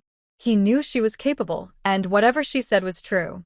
The two of them followed the sound of howling wolves and roaring tigers, but as they walked, the sounds grew fainter. When Jingyu and Huiyu arrived at the scene of the incident, They saw a dead tiger and 2 wolves on the ground. They hadn't yet stopped breathing, and their bellies still rose and fell. However, they were already covered in wounds of various sizes, and blood was still oozing from them. Behind each of them, there was a tiger cub and a wolf pup. The tiger and wolves lying on the ground saw someone approaching. They desperately tried to open their half-closed eyes, wanting to get up and protect their young, but they were too weak. They could only emit weak, mournful sounds. These cries lacked their usual strength and did not scare others. Despite their injuries, they still struggled fiercely. Jingyu used to be cold-hearted, but now, after becoming pregnant, she showed maternal kindness. She stepped in front of the tiger and wolf pups. "Don't worry, go ahead. I will take good care of your babies. When they grow up, they can stay with me or return to the forest. It's up to them." The tiger and wolves seemed to understand Jingyu's words. They no longer had the strength to stay conscious and closed their eyes forever. Only the 2 innocent pups still clung to their mother. They even pulled at her belly, suckling eagerly. Jingyu didn't want to disturb this tender moment. This was the last time they would drink their mother's milk. Until they had full, round bellies and used their paws to groom their fur, Jingyu bent down and carefully picked each of them up. The 2 pups suddenly left their mother's side, looked up alertly at Jingyu, and with their round, adorable eyes, stared fiercely at her, making soft, whining sounds. Wild animals are wild animals. Even though they are still so young, their natural instincts are already evident. Jingyu wouldn't let their small temper tantrums make her release them. Not to mention, Jingyu specializes in dealing with all kinds of disobedience. Even if she left them here, they would soon become prey for other wild animals. As an expectant mother, Jingyu couldn't accept that. "Hubby, what should we do with the tiger and wolf bodies?" Hui looked at the 2 pups in Jingyu's arms and then at the 3 large carcasses on the ground, feeling a bit troubled. If it were before, Jingyu would not only adopt and tame the 2 pups but also take the tiger and wolf carcasses to sell, increasing their income. Now she touched her belly, knowing she would soon become a mother. She understood that these creatures also fought hard for their young and died defending them, which made her feel softer and less harsh. "Just bury them," Jingyu said lightly. This was the part that gave Huiyu a headache. They had no tools here, and burying the 3 huge bodies was not easy. They would need to dig a big hole, which couldn't be done quickly by hand or with a tree branch. As the sky darkened, they knew they had to hurry back down the mountain. Seeing Huyu's difficulty, Jingyu turned away and reached out her hand. A military shovel appeared in her hand, and she calmly handed it to Huiyu. Huyu's eyes widened suddenly. He knew his wife had secrets, but he didn't expect her to reveal them right in front of him. What did this mean? Could she be opening up to him? He didn't want to know her secrets. Secrets should stay hidden. He took the shovel and started digging without questions, pretending not to notice. Jingyu raised an eyebrow. This man was quite obedient. Aside from her initial shock, he showed no greed or curiosity. She stopped paying attention to him and focused on playing with the 2 little cubs in her arms. Using the modern military shovel, digging was easy, like cutting through vegetables. With Huiyu's strength helping, they quickly dug a large hole. Huiyu placed the bodies of the tiger and 2 wolves into the pit. When alive, they fought fiercely.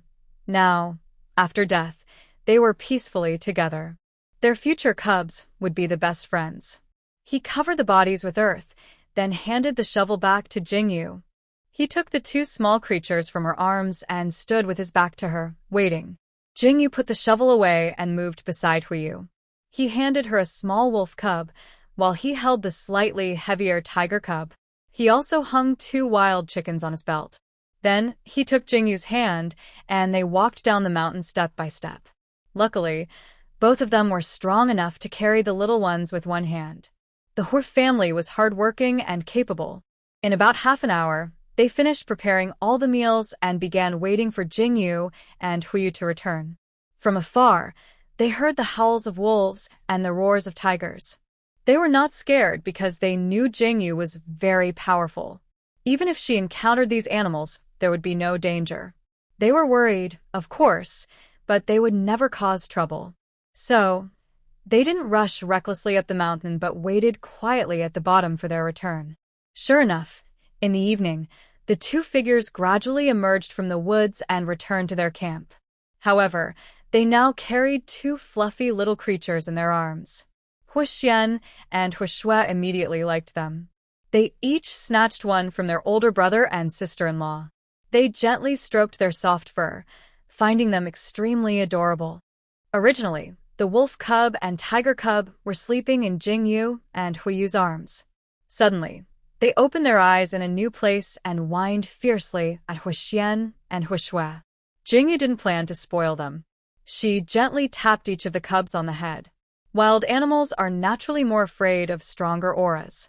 After the head taps, the two little cubs, feeling wronged, buried their heads and stopped acting stubborn. Seeing their human-like behavior, Huxian and Huishue found it very rare and delightful. Big sister-in-law, I will help feed these two wolf and tiger cubs in the future, Huishue said happily. Because of her big sister-in-law, she was no longer afraid of the wolf and tiger. Big sister-in-law, I can take these wolf and tiger cubs out to play, Huxian also said confidently. Just imagining them running around with a wolf and a tiger when they grow up made him feel very cool. Yeah, tomorrow on the carriage, I will sew a small outfit for each of them. I think they will look even cuter in clothes, Hu's mother said, already thinking about what kind of fabric to use. It seems these two cubs are still very small, not yet ready to eat meat. What should we feed them? Old Master Hu wondered. He thought raising them was fine, but he didn't know what to feed them. No, I will make some millet porridge for them later, adding a little sugar for them to eat, Hu's father decided. When babies are young, they can drink millet porridge, so these cubs can too. It's worth mentioning that all the men in the Hu family can cook. However, none of their dishes are as good as those made by Hu's mother and Huishue, so most of the cooking falls on the mother and daughter. Jingyu noticed that when she brought back the wolf and tiger cubs, no one in the Hu family objected. They said it was because they were wild animals and might become fierce when they grow up. This was because the Hu family had great confidence in her.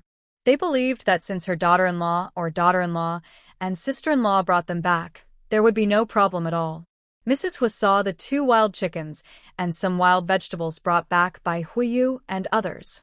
She quickly asked Mr. Hu to clean the chickens thoroughly. She then prepared a pot of soup and set it aside. She washed the vegetables carefully and made a simple cold dish with them. They delayed their meal while waiting for the chicken soup. Jingyu took out a small jar of wine from the carriage and handed it to Old Master Hu. Old Master Hu saw the dishes prepared tonight and the small wine. He swallowed hard. Over the years, the Hu family had lived a simple life. Whenever he drank wine, he only took a small sip to enjoy himself. Now life was better. His granddaughter-in-law brought out some wine every day for him. Life was becoming more enjoyable. He wanted to live longer and experience more good days. But he felt sad for his gentle, beautiful, and kind wife. She married him and didn't have many good days before she was exiled and died in the northwest.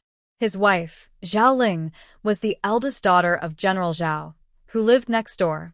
She was skilled in music, chess, calligraphy, and painting. After they married, they had a happy time together. Their first son's birth made them even happier. Sadly, not long after, she was exiled. Since then, she and her family had lived through hard times. In the northwest garrison, they had a second son, Huolin. Later, with the death of their eldest son and the hardships of hunger and cold, this woman, who had grown up wealthy and pampered, lost her will to live. He always felt guilty toward his wife. If he hadn't married her, she would have enjoyed wealth and honor in the capital. She was the beloved daughter of her family, pampered by her brothers who loved her dearly. It is said that when they were exiled from the capital, her brothers tried to sneak out to bring her some supplies but were caught by General Zhao and locked in the ancestral hall. At that time, the new emperor was furious. Who dared to break the law? Although General Zhao was heartbroken, he had family and clan members to consider and couldn't risk harming the entire family. Now, with his granddaughter-in-law, life had become better. He wanted to enjoy the life he and his wife never had. When they meet again in the afterlife, He hopes to talk with his wife about how the family has changed. He wants her to know that her grandson and granddaughter-in-law have transformed the family's fortunes. Old Master Hu drank and thought, gradually drinking a bit too much. His expression became hazy. He seemed to see his wife from when she was a young girl. He seemed to see his wife wearing a pink dress running to the training ground, bringing him and his brothers snacks and tea. Oh, grandfather drank a bit too much tonight. I'll help him into the carriage, said Huixian quickly as he saw Old Master Hu stand up unsteadily. They had 3 carriages. When staying outdoors, Old Master Hu would ride in one, Hu's mother and Hu Shui in another, and Jingyu in the third. 2 men would stay outside to guard the carriages at night. When Hu's father and Huixian took turns guarding, Hui would go back to sleep with Jingyu. When either Hu's father or Huixian rested, they would sleep with Old Master Hu. After Old Master Hu went to rest, no one else wanted to sleep. Tonight there were 2 playful little cubs, and they stayed close to everyone. The little wolf cub kept sniffing with its small nose until it reached Jingyu. Seeing Jingyu sitting still, it kept pawing at her legs to climb up. Jingyu reached out and picked it up, holding it in her arms. It closed its eyes, seeming to feel safe only when near her. Maybe it sensed a strong aura from Jingyu, just like its parents. The little tiger cub looked like a lazy cat. Hu Shui loved it so much she couldn't put it down, even holding it while eating. The cub seemed to enjoy Hu Shui's embrace very much. While they ate, Jingyu took 2 small bowls and poured half a bowl of pure milk into each for the cubs from her space. This milk was probably from the small farm, used to entertain guests. Big sister-in-law, can I sleep with this little tiger tonight? Hu Shui loved the fluffy creature so much she couldn't get enough. Shui, you and Mom are sleeping in the carriage, which might be crowded. I'm worried you'll accidentally hurt the little tiger. Why don't I take care of it and give it back to you in the morning? Jingyu planned to put the tiger and wolf cubs into her space tonight. She was worried they might get crushed or wake up in the middle of the night and disturb everyone. All right then. Hu Shui thought about the carriage and her sleeping position, then decisively handed the little tiger to Jingyu. She then pulled her mother back into the carriage. Huiyu saw the 2 little ones in Jingyu's arms, his expression darkening slightly. He reached out and took one cub, then took Jingyu's hand to lead her away. Tonight, he would stay on night duty, so he sent his wife back to the carriage to settle down. He settled his wife and the 2 little ones inside the carriage. Then he got out to bring his wife a cup of warm water, which she must drink every night before bed. She said it helped her feel better when she had a fever. When he returned to the carriage, he didn't see the 2 little children. His wife was now very open with him, and honestly, he felt quite happy about it. She didn't treat him like a stranger, and maybe someday they would truly open up to each other. He started to look forward to it, and the smile on his face couldn't be hidden. The night outside was quiet. They parked the carriage in the middle of the open area. 3 campfires were lit around it. The men on watch leaned against the carriage wall, watching everything around them. They had a safe and peaceful night. In the morning, the forest was filled with chirping birds. Mother Hua and Hu Shui had already gotten out of the carriage, quietly preparing breakfast for everyone. The men on watch went back inside the carriage to rest a bit. Jingyu opened her eyes and saw Huiyu sleeping beside her, with one arm loosely around her. This man looked very handsome even while sleeping, long eyelashes, a straight nose.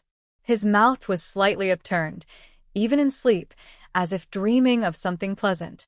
Maybe because he hadn't slept all night, a dark stubble had grown around his chin.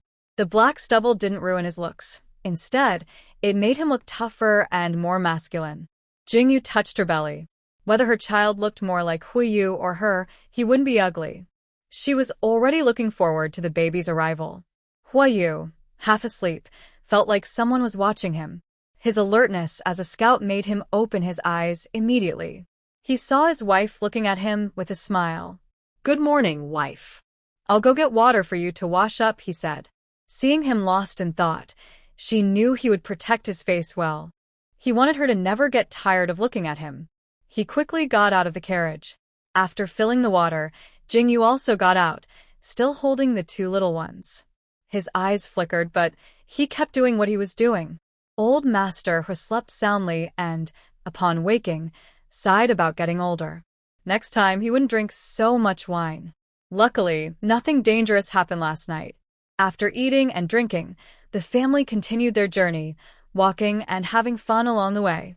Finally, after half a month, they reached their destination, Huizhou Cici Nan. As soon as they entered Cici Nan, the Hor family members liked this place. The area is surrounded by streams, and on both sides of the road are large forests of maple and poplar trees. The straight trees have dark green branches, and hanging among them are bunches of bright green seeds. The seeds sway in the wind, dancing like green ribbons. White-walled, blue-tiled Huizhou-style buildings with horsehead walls are hidden in the shade of the trees.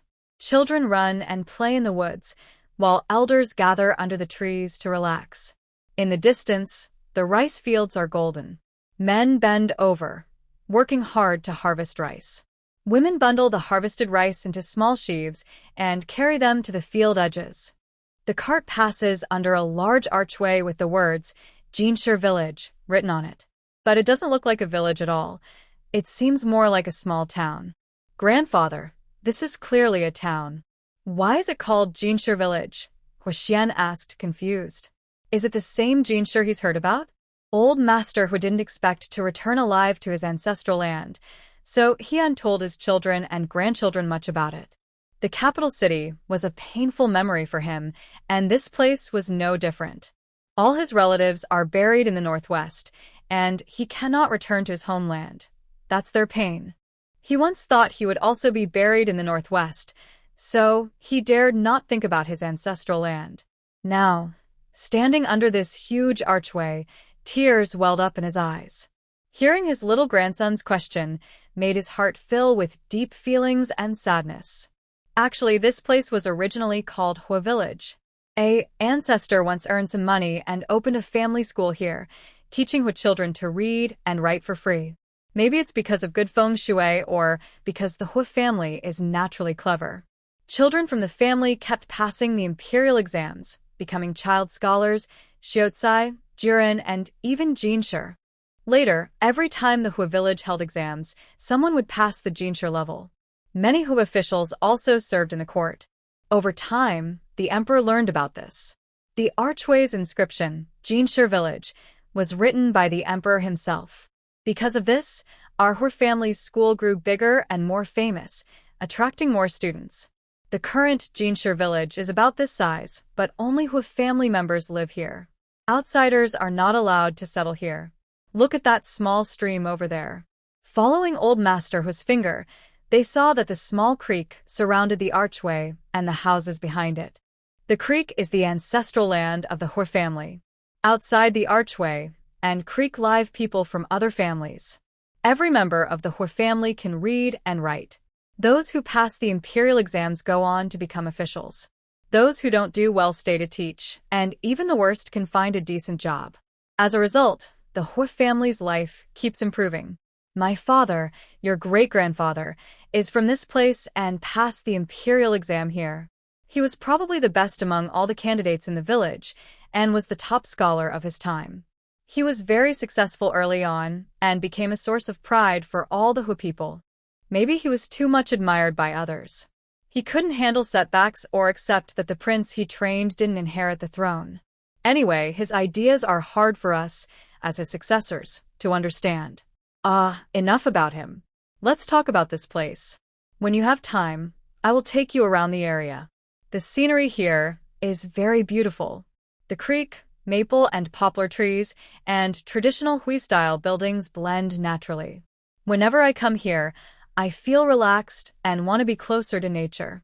When I was young, every year during ancestor worship, my 5 brothers and I would rush to come here. At the center of the village is a large pond, and each house has a small water channel in front. The water flows all year round, clear and fresh. Our family owns 50 acres of rice fields outside the village, and there is a large courtyard in the village. The ancestors didn't take these away but left them for the family to keep, though they couldn't support us back then. I'm very tired today. Let's go home first to rest. After we relax, I will take you on a slow tour. Back at the Hua ancestral land, old master, who was full of joy. Talking about the imperial exam village and their ancestral land, he spoke endlessly. Jingyue and the others listened without feeling bored. Instead, they found the place full of legendary stories. The air here is very fresh. Every breath makes them feel happier. Jingyue eagerly inhaled the air, loving this place very much. Young man, where does the current head of the Hor family live? Old Master Hua asked a middle-aged man in a long gown nearby. He knew where his family lived but didn't have the key. The key was always kept by the family head. It's been 40 years and he doesn't know who the current head is or where they live.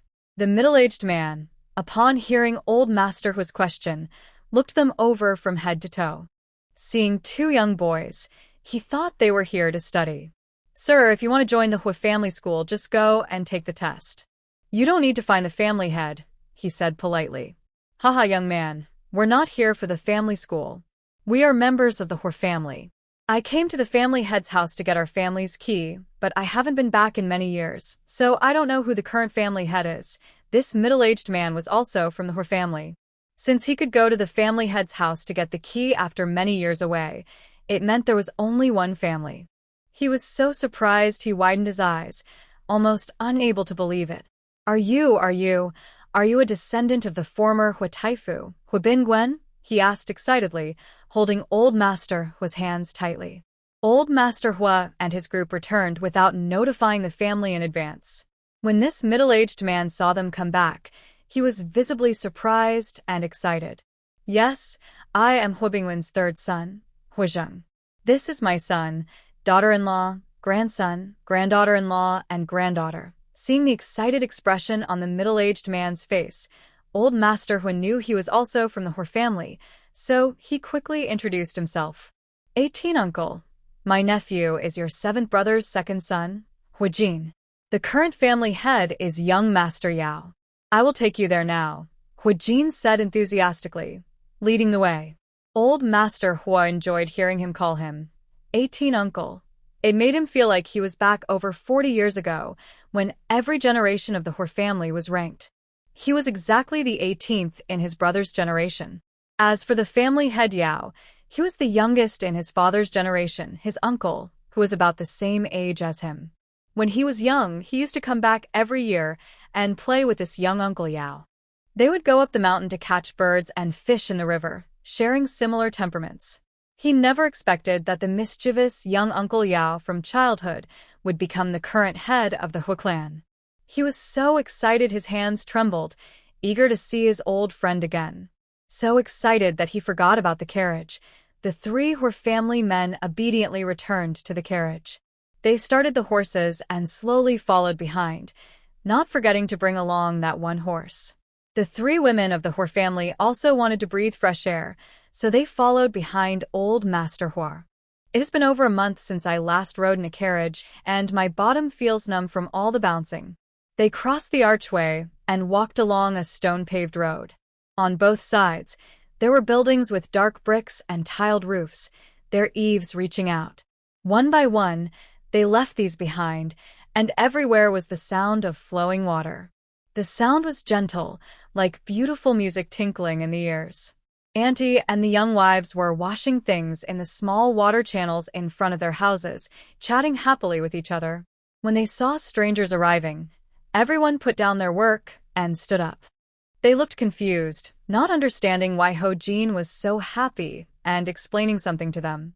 Young man, who are these guests you're leading? Where are you going? An elderly woman in her 50s smiled warmly as she looked at the young people. She thought they looked very handsome. Sheng auntie, this is Uncle 18, his son, daughter-in-law, grandson, grandson-in-law, and granddaughter. I am taking them to find Grandpa Yao to get their family's key, Ho Jin answered clearly. Oh, Uncle 18. Welcome home, welcome home. The elderly woman quickly wiped her hands on her clothes and stepped forward to hold Ho's mother's hand. Dear niece-in-law, you've suffered so much over the years. Because we didn't have news from the Northwest, your family's rank wasn't clear. I don't even know where you should be ranked. It's good that you're back. It's really good. Tomorrow, Uncle Yao will help us sort out the family ranks again, she said eagerly, her eyes showing real concern. When he turned his gaze to Jingyu, he quickly let go of Ho's mother's hand and went to Jingyu, holding her hand. Oh, dear granddaughter-in-law, you're pregnant and traveling so far. That's so hard on you. Come inside my house and sit. Have some water. Uncle 18, Sheng Auntie is the wife of Uncle 30, Ho Sheng. Seeing the puzzled looks from Ho's family, she quickly explained. Mentioning Uncle 30's name might not be familiar, but saying the rank made it clear. In just a short time, many women gathered around, chattering and introducing themselves. Most of them were wives of Ho's father's brothers. Nini, hurry up. Go to your clan leader's house and tell them that Uncle 18 has returned, and bring back the key to Uncle 18's house. Let your mother take her sisters-in-law to clean Uncle 18's house. This Aunt Sheng from the Hur family called out to her granddaughter inside her house. She also held on to Jingyu and Hu's mother, not letting them leave, and tried to pull them into the house. There was also a young wife who held on to Huishui. The other women chattered and urged them to sit inside and rest their legs. It was clear they thought they had returned to the ancestral home of the Hur family, not a place of danger. Unable to refuse their kindness, the Hur family members had to stop and follow them into Aunt Sheng's house. They passed through the main gate into the courtyard. The courtyard was an open space with rooms around it, arranged in a traditional courtyard style.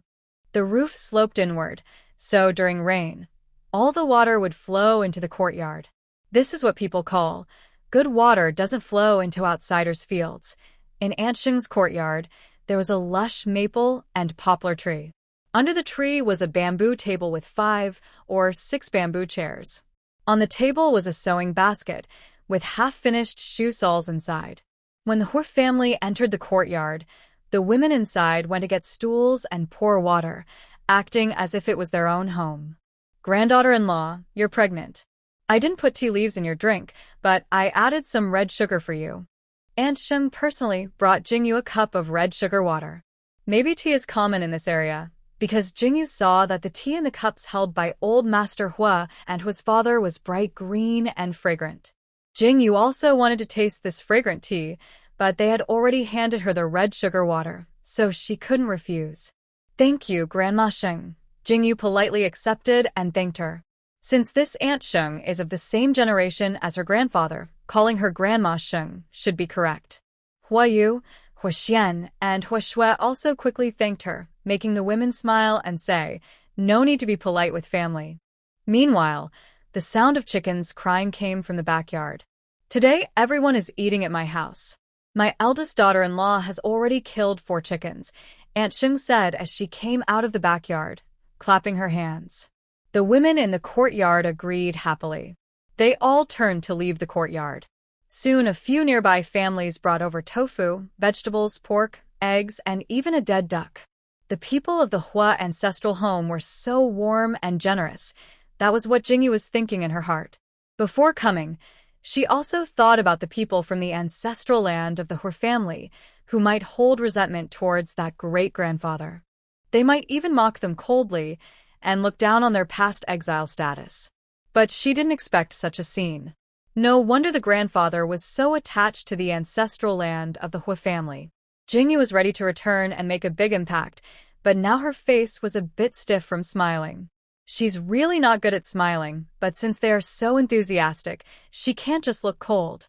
Huiyu noticed her discomfort, but couldn't do much. He gently pinched her palm to comfort her. Huiyu himself was a little overwhelmed by the warmth. Only old Master Hua, Hua's father, and Hua's mother had tears in their eyes. Old Master Hua never expected that after such a big change, they would return to the ancestral land and be so warmly welcomed. Hua's father and mother had never experienced such warmth before. It felt like they found family and truly returned to their loved ones. Little 18, little 18, little 18. Before the person arrived, his voice was already heard. An older man's voice, eager and getting closer. The one calling old Master Hua little 18 was probably the head of the Hua clan. Hearing these calls, tears finally streamed down old Master Hua's face. He quickly stood up and ran outside the courtyard to greet his childhood friend, the youngest uncle he played with since he was young. Old Master Hua, who had trained in martial arts since childhood, was healthy and ran with some lightness. Soon, the two elderly men, both over 70, met. They hugged tightly, tears streaming down their faces. The head of the Hua clan, crying, kept patting old Master Hua's back. "It's good to be back, it's good to be back. This will always be your home." Hua's father, mother, and the younger generation, including Hua Yu and Hua Xian, followed old Master Hua outside. Watching this touching scene, they all felt their noses sour. Thinking this was someone else's home, they quickly wiped their tears. They released each other's hands, but their grip was tight, and neither wanted to let go. A young lady, led by Aunt Sheng, and the young wives also came outside. Seeing this touching scene, they silently wiped their tears too. The Hua family from the ancestral land has never forgotten the branch of Hua Taifu Hua Bin Guen. Although I have complicated feelings about Grand Tutor He, the other members of the He family are all good. Every year, when I return from the capital, I get along well with them and never look down on them. Even the old lady and her daughters-in-law, when they come back here, can chat easily with the village women and even support the He family school with their dowries. After the He family faced trouble, no one blamed them.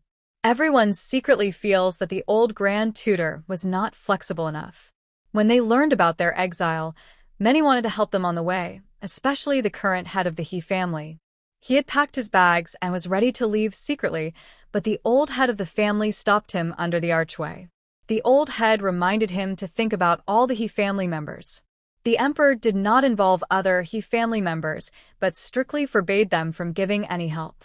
The He family has hundreds of members, old and young, who can only keep their worries in their hearts. They hope to leave the military household soon, which has been over 40 years. Since becoming the head of the family, the current head of the He family has understood the helplessness of the old head. He also realized how important his responsibilities are considering the whole family. "Little 18, quickly introduce your children to me," said the He family head, wiping away his tears. "Since they are back, it means their hardships are over." Yes, uncle, this is my second son, He Lin, and his wife, Jiang Xian. This is my eldest grandson, He Yu, and his wife, Jingyu.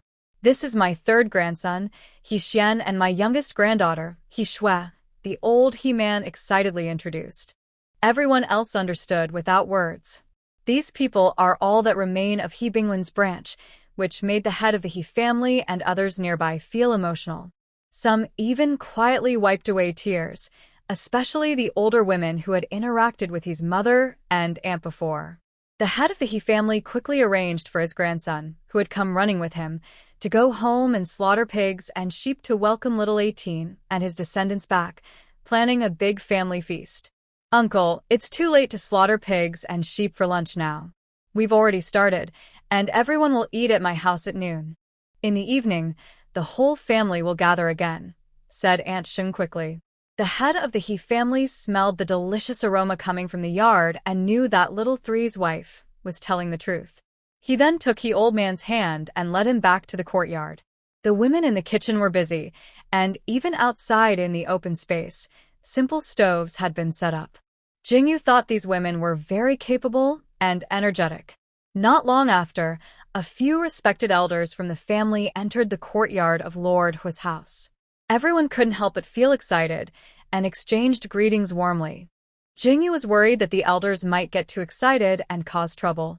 During their conversation with old Lord Hua, they learned about the recent family news. His eldest grandson, Hua Yu, was now a third-rank general, and his eldest granddaughter-in-law, Jingyu, was a second-rank noble lady. Everyone felt happy for old Lord Hua, believing he was finally out of hardship and that everything would go smoothly in the future.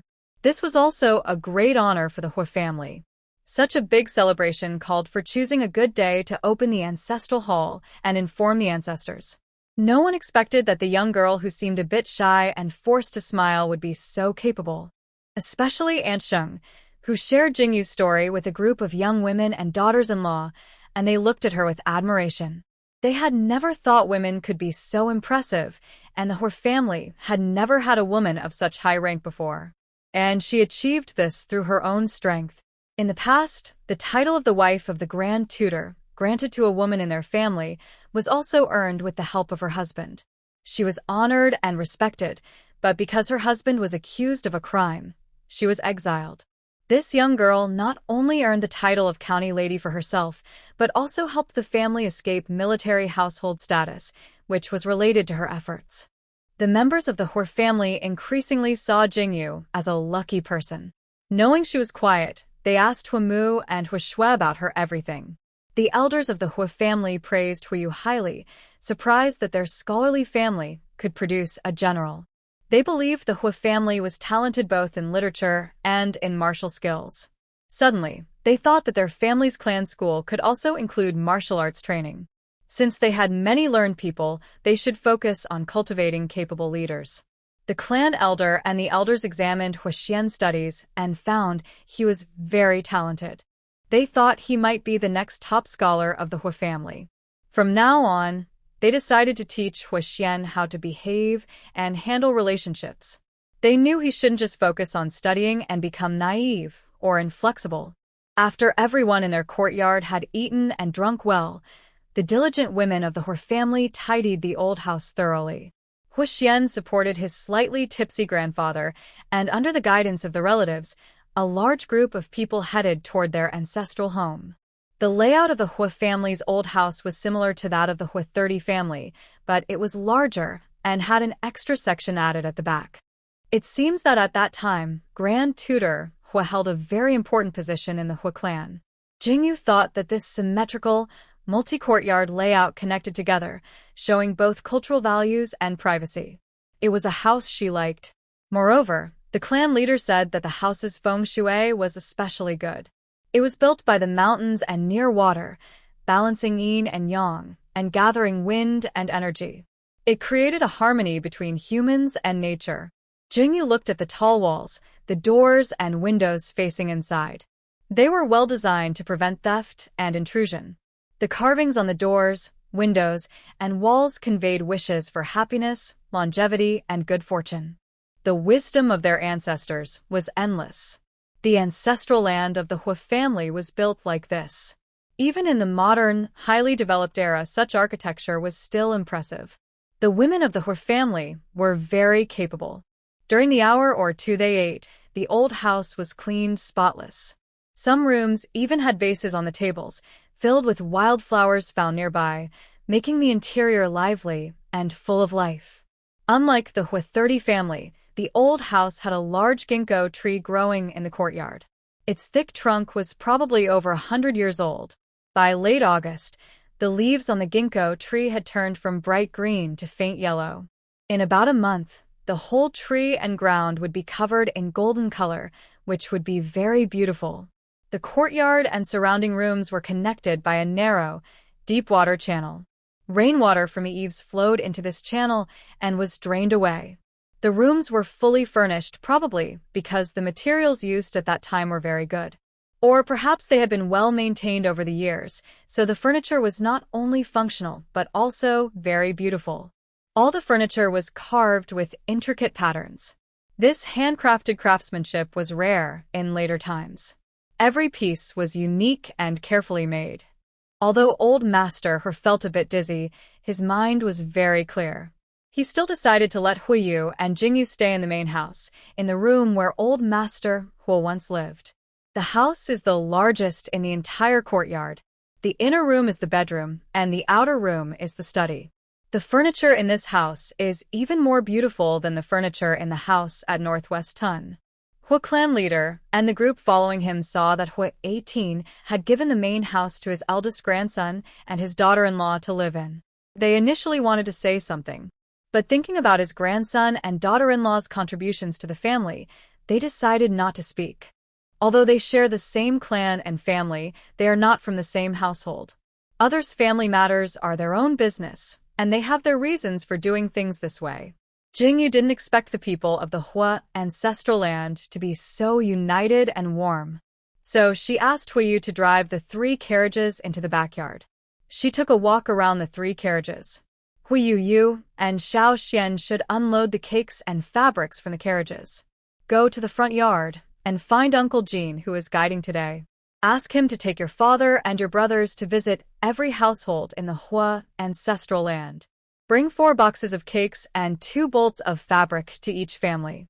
Many families have sent food for lunch. In the evening, there will be a feast in front of the ancestral hall, and each household will bring various delicious foods. We need to show our kindness. Giving and receiving helps us get along better. Oh, and you should ask your grandfather in the front yard if he wants to go with you. Jingyu was in Shuiyang County at that time, buying some cakes herself. Later, she also bought several pastry shops from the Zhao family, and their warehouses were full. Jingyu's storage kept the food fresh, so she wasn't worried about it going bad. Now, these cakes with beautiful packaging are perfect for giving as gifts. The fabrics were also brought from Zhao's fabric shop as a gesture of kindness. She didn't know exactly how many households there were in the Hua ancestral land. Back in their room, she placed some items on the ground. If the carriages didn't have enough, her brothers could go back and get more from their room. They must not leave anyone out, one household after another. The brothers looked at the items in the 3 carriages, feeling speechless. Their wife, the eldest sister-in-law, trusted them so much, but they still pretended not to know anything. Their carriages were big and could carry a lot. All these were local specialties they bought along the way. Yes, that's it. If asked, they would answer the same. Hua's mother and Hua Snow didn't have time to help them now. Hua's mother was surrounded by her sisters-in-law and younger sisters, discussing the elders, her husband, and children at home. Hua Snow was surrounded by a group of young girls her age. She told stories about the scenery of the Northwest and their daily life, and everyone listened with great interest.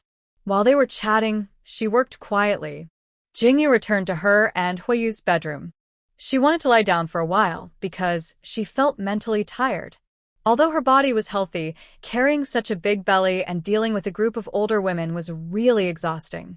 The main thing was that she wasn't good at socializing, so she thought she should learn a bit in the future.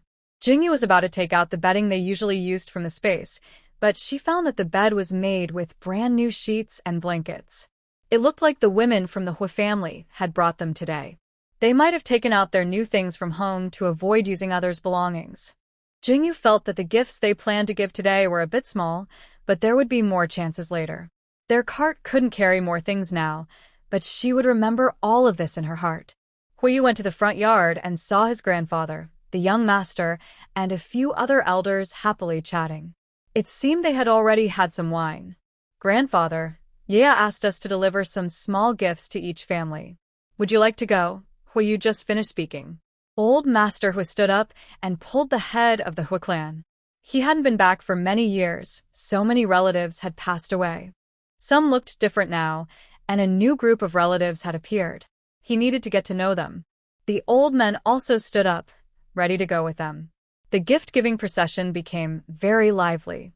They visited each household warmly, introducing everyone in the family. Huiyu originally wanted to drive a cart to carry the gifts, but everyone helped carry some. Men, women, old and young, all followed in a long line. They weren't empty-handed, so there was no need to drive the cart. More backup helpers kept bringing them things.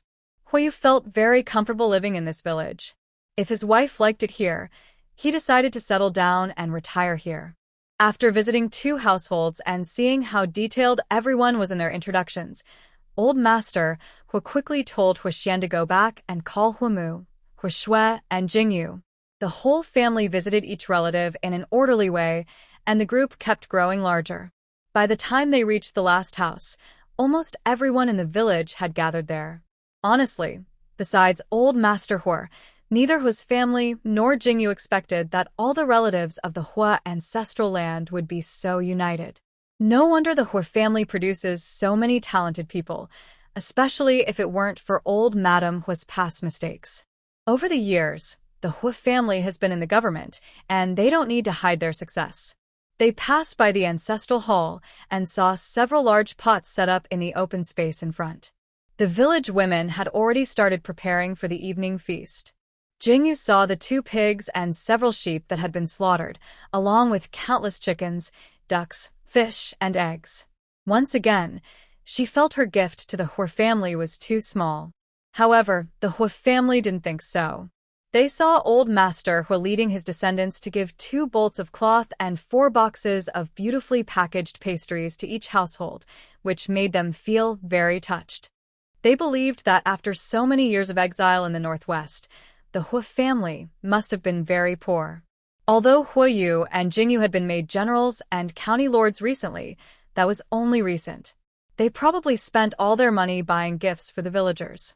Everyone was still thinking about how to help their family live better. Little 18, do you know what your plans are for the future? Old clan leader who wanted to know what Hua Zheng was thinking so they could arrange things for the family. Why not become a teacher at our Hua family school? A teacher of literature or martial arts, either is fine.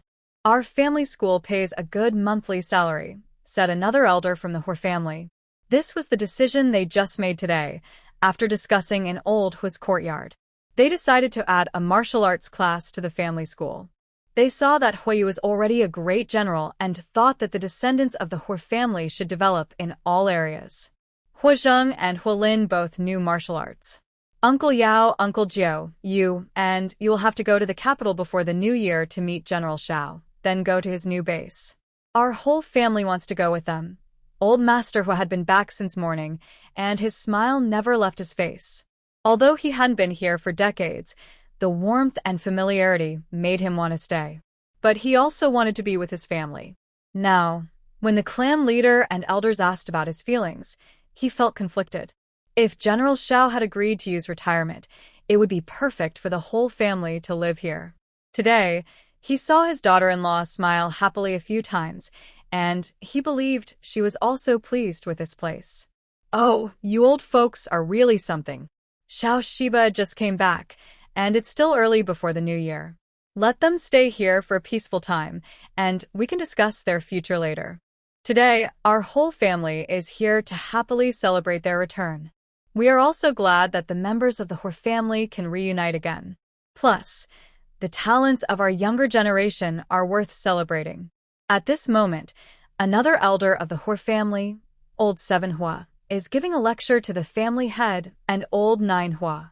These 3 are the only remaining male ancestors of the Hua family's ancestral land.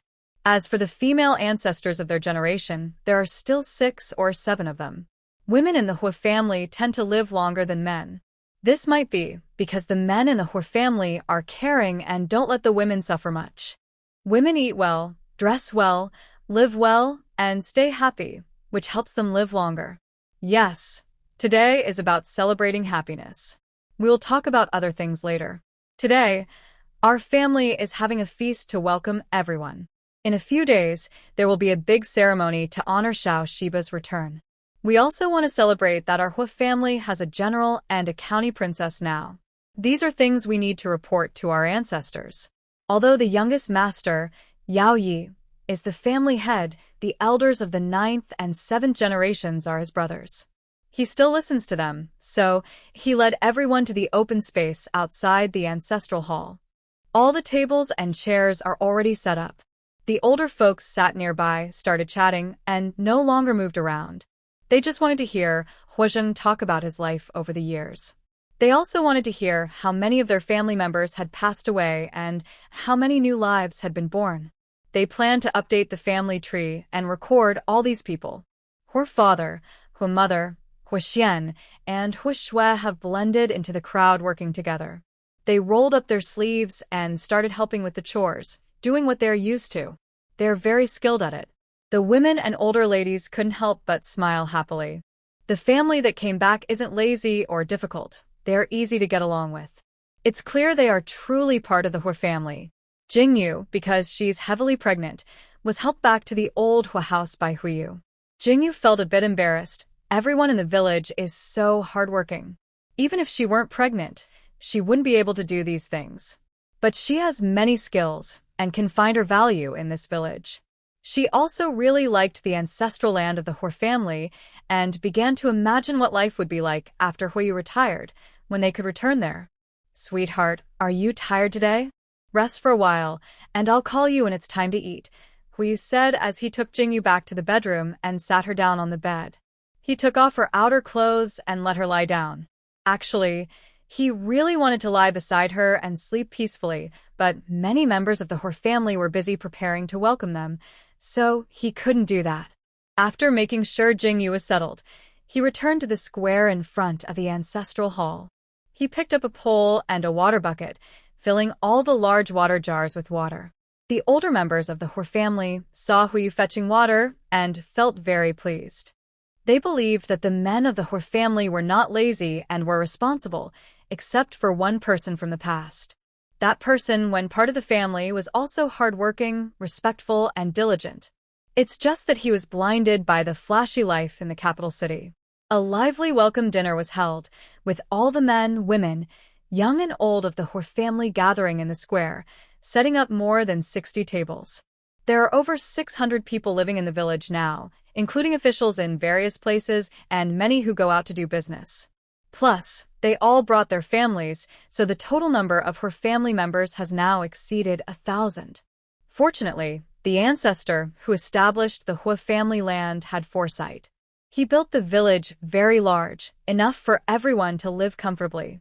Each household's yard was also very spacious, enough for their direct descendants to live in. It just shows that the wisdom of the ancestors was endless, considering everything carefully and planning ahead. A few days after the lively welcome dinner, the Hua family's old house had not been lit for days. They were busy every day, rushing from house to house. Today, the 7th uncle's family invited everyone to eat. Tomorrow, the 9th uncle's family would host a meal, and the day after tomorrow, the youngest uncle's family would do the same. Every household was inviting them over. Before finishing these invitations, the biggest event of the Hor family, the ancestral worship, was about to begin. This ceremony was mainly for Old Master Hua to report to the ancestors. They had returned, and his descendants had become successful. Jingyu gave Huyu several hundred taels of silver, and he and Huaxian went to the nearby county town to buy a large amount of food. They also bought many incense, candles, and paper money for the sacrifices. During those days, all they saw were carts loaded with supplies heading into the village. Huyu bought all the items needed for this year's ancestor worship, meaning their family covered the entire cost. Originally, the Hua clan members were worried about their family's financial situation and didn't agree, but in the end, they saw the goods being brought back in carts, all purchased with good intentions. They also realized that their family might not really lack money, so they let it go. As Old Master Hua said, their family hadn't performed ancestor worship for decades. This time, they planned to make up for the ancestors' offerings, including money, incense, clothes, and other items. Although no one from their family returned, each year, the current clan leaders still offered incense and burned money in their name. Because their family's land, which spans dozens of acres, generated income that was kept in the clan. Every year during ancestor worship, some money was used to buy incense, candles, and paper money to honor the ancestors. Clan leader who kept detailed records of their family's income and expenses over the decades. The day after their return, he brought the account books and remaining silver to the old Hor family residence. Jingyu was the kind of person who believed in mutual respect. If the clan tried to take some of her family's silver, she would not hesitate to get it back. However, the clan had sent back all the harvest from their family's land over the years without missing a single coin. Jingyu felt a bit embarrassed to accept it and instead donated all that money to the Hua clan school. In fact, not only the land harvest money, but since the Hua family's clan school also accepted students from outside, each household received a certain amount of silver every year. The money allocated to their family was also carefully recorded. This time, the clan leaders brought a large sum of money, accumulated over decades, no small amount. Jingyu refused to accept any of it and donated all of it to the clan school. However, this money was only to be used for the education of Hua family members. Although the Hua family was not short of money, they could buy better pens, ink, paper, and inkstones for their studies. At that time, clan leader Hua was a bit confused by the Hua family's situation. When he handed over the money to Old Master Hua unexpectedly called Jingyu over. Clan leader Hua was surprised and asked Old Master Hua, "Little 18, I gave you this money. Why did you call Little Yu's wife? Just take it directly." Old Master Hua replied, "Yao Shu, our family is run by my eldest grandson's wife. So if you're giving money, it should go to my eldest grandson's wife." Clan leader Hua was somewhat disappointed, but understood that it was a family matter. He didn't fully understand why, but he respected it. Because their Hua family is a large clan, the head of the family is always the oldest male. However, in this case, the youngest son, Xiao Shiba, is not in charge. Instead, his son and daughter-in-law are not leading. It is the new daughter-in-law who has taken charge. Soon he understood why the daughter-in-law was in control. When he handed her some money, Yuer, the daughter-in-law, heard where the money came from and immediately donated it to the clan school. This was a significant amount of money. This boldness was impressive. Not only Xiao Shiba, but also his son and daughter-in-law, and even the clan leader himself, lacked such courage. He quickly changed his opinion of Yuer. In the past few days, under Yuer's arrangements, Xiao Shiba's descendants brought many offerings and food supplies to the ancestral hall. This showed how much they trusted and supported Yuer as the leader. A capable and generous woman like her should be the first choice for the clan matriarch. He already planned who to pass the clan leadership to in the coming years. On the day of the sacrifice, early in the morning, the clan leader and elders opened the gates of the ancestral hall. All the clan members dressed in their best, clean clothes, waiting outside.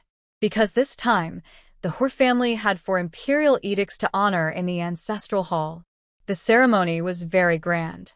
Her family members working in other places, and those nearby who could return, all came back.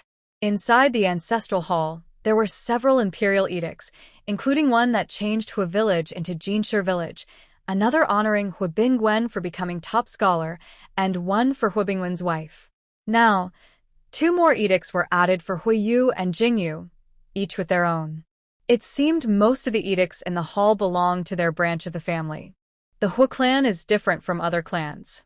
Usually, women are not allowed in ancestral halls, but the Hua family has allowed women to enter for a long time.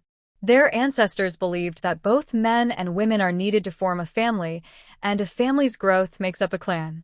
Women are half of the clan, so they are allowed into the hall. This morning, the women of the Hua family who prepared the offerings woke early, cooked the food for the ancestors, then washed up and joined the rest of the family to enter the hall, kneeling and burning incense. Entering the hall to kneel is done in groups. The first group is the clan leader, the oldest generation, the great-grandfathers. Their generation is the highest in the Hua clan. Then came Old Master Hua, the senior generation, kneeling in respect. Next were Hua Lin and his generation, followed by Hua Yu's generation, and so on, each generation in order. Today, the members of the Hua family each did their part. Those who had finished kneeling quickly returned to their positions. Jingyu also found something to do. She sat on a small stool and folded pieces of paper into shapes of gold ingots. After noon, these were to be taken to the ancestral grave of the Hua family and burned for the ancestors. Jingyu had never folded these before. The young wives who called themselves her sisters-in-law showed her step by step. She noticed that most women folding the ingots were pregnant. It seemed that folding the ingots was the easiest task, so the Hua family assigned it to them. Today, the entire ancestral hall and the square in front of it were filled with the smell of incense and delicious food. The Hua family members inside the hall and outside were busy working in an orderly way. Leaders like Patriarch Hua and Old Master Hua stayed inside the hall, performing various rituals.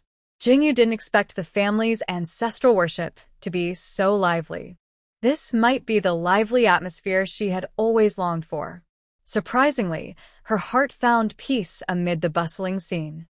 After lunch, all the Hua family members carried incense, gold ingots, and fresh food for the ancestors. They headed together to the family's ancestral grave. The Hua ancestral grave was built on a mountain a few miles outside Jinshi village. The hillside was covered with many graves, each with a stone monument in front. The stone monuments recorded the lives of the ancestors and their descendants. Old Master Hui saw so many graves and felt very sad because he hadn't brought back the coffins of his deceased parents, siblings, and children. He only brought their memorial tablets, which are now kept in the ancestral hall. He thought to himself that someday he should bring back their coffins so they could rest in their homeland. Before returning, Old Master Hui was anxious. He had thought about the deceased, but he didn't know how the Hui clan felt about them. Whether they allowed the ancestors to be buried back at the family grave was only clear after he returned home. When he arrived, he realized he had overthought it. The Hui clan hadn't changed. They were still the same as before. That's when he decided he should bring the deceased back to the ancestral grave for proper burial. But he still needed to discuss these plans with his family first. She went back to discuss with the clan leader and others. She was sincere and respectful, burning paper money for the ancestors of the Hui family. She hoped they would bless her daughter-in-law with a safe delivery. A few days later, in the morning, Jingyu opened her eyes and felt a dull pain in her belly. There was also a strong feeling of heaviness and sinking. Recently, she had heard from her aunts and sisters-in-law about the signs before childbirth. When she woke up, Huiyu was no longer beside her, so she thought of returning to her space. In her space, she washed her hair and took a bath. She changed into clean clothes and took a special medicine that helped with quick delivery and pain relief, an advanced technology from the future. After taking the medicine, she went outside and saw her family sitting in the courtyard, chatting. When Huiyu saw her come out, he hurried over to support her. "Huiyu, I think I might be about to give birth. Help me to the delivery room," Jingyu said, feeling the intense heaviness in her belly. Because the medicine had pain relief effects, she didn't feel much pain. "Mother, go call Grandma Xing quickly. My wife is about to give birth," Huiyu said as he gently carried Jingyu and ran toward the prepared delivery room. Usually, women in rural families give birth in their own bedrooms, but Jingyu was worried about the lingering blood smell after birth. Since their house had many rooms, they arranged a special delivery room. The weather in early September was still warm. The delivery bed was only covered with a mat. Jingyu had deliberately brought a blanket from her space, along with towels and a waterproof sheet on the mat. On the bed was a soft new cotton quilt. On the bedside table, there was a large stack of sterilized tissues. No one knew what they were for, but no one asked. Jingyu had prepared everything in advance. She told them that the tissues were for wiping blood. The baby's swaddling cloths were neatly placed on a nearby cabinet. Huiyu laid Jingyu on the bed and pulled back the thin blanket to cover her. Huishue brought a big bowl of chicken noodle soup, which was their breakfast for Jingyu. The chicken soup was boiling in a pot. When Huishue saw Jingyu come out of the room, she ran into the kitchen to put the freshly made hand-pulled noodles into the soup.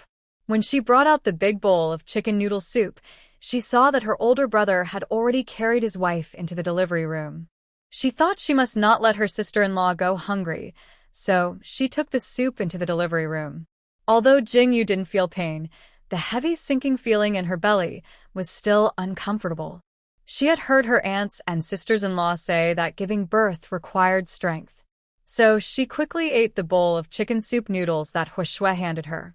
It seemed her body was gaining more strength. "Xiao Shui, thank you. Go to the kitchen and boil some large pots of hot water. We'll need it later." She also heard that childbirth can be scary, so she gently sent Huishue away. She couldn't let a young girl see this scene. At the door, she met Grandma Xing, her mother, and a few other aunts who had already rushed into the kitchen. "Xiao Yu, you go outside first. I will check on your wife," Grandma Xing said as she approached the delivery bed. But Huiyu stood there, motionless. He still held Jingyu's hand tightly, staring at her without blinking. When he saw her slightly furrow her brow, he felt a deep pain. His wife was so strong, yet she was frowning. She must be feeling very uncomfortable. He wished he could take all her pain onto himself. Grandma Xing told Huiyu to go out, not because she thought the delivery room was dirty or that men shouldn't be there. It was because many men feel disturbed seeing women give birth, which could affect their future life together. "Huiyu, go outside.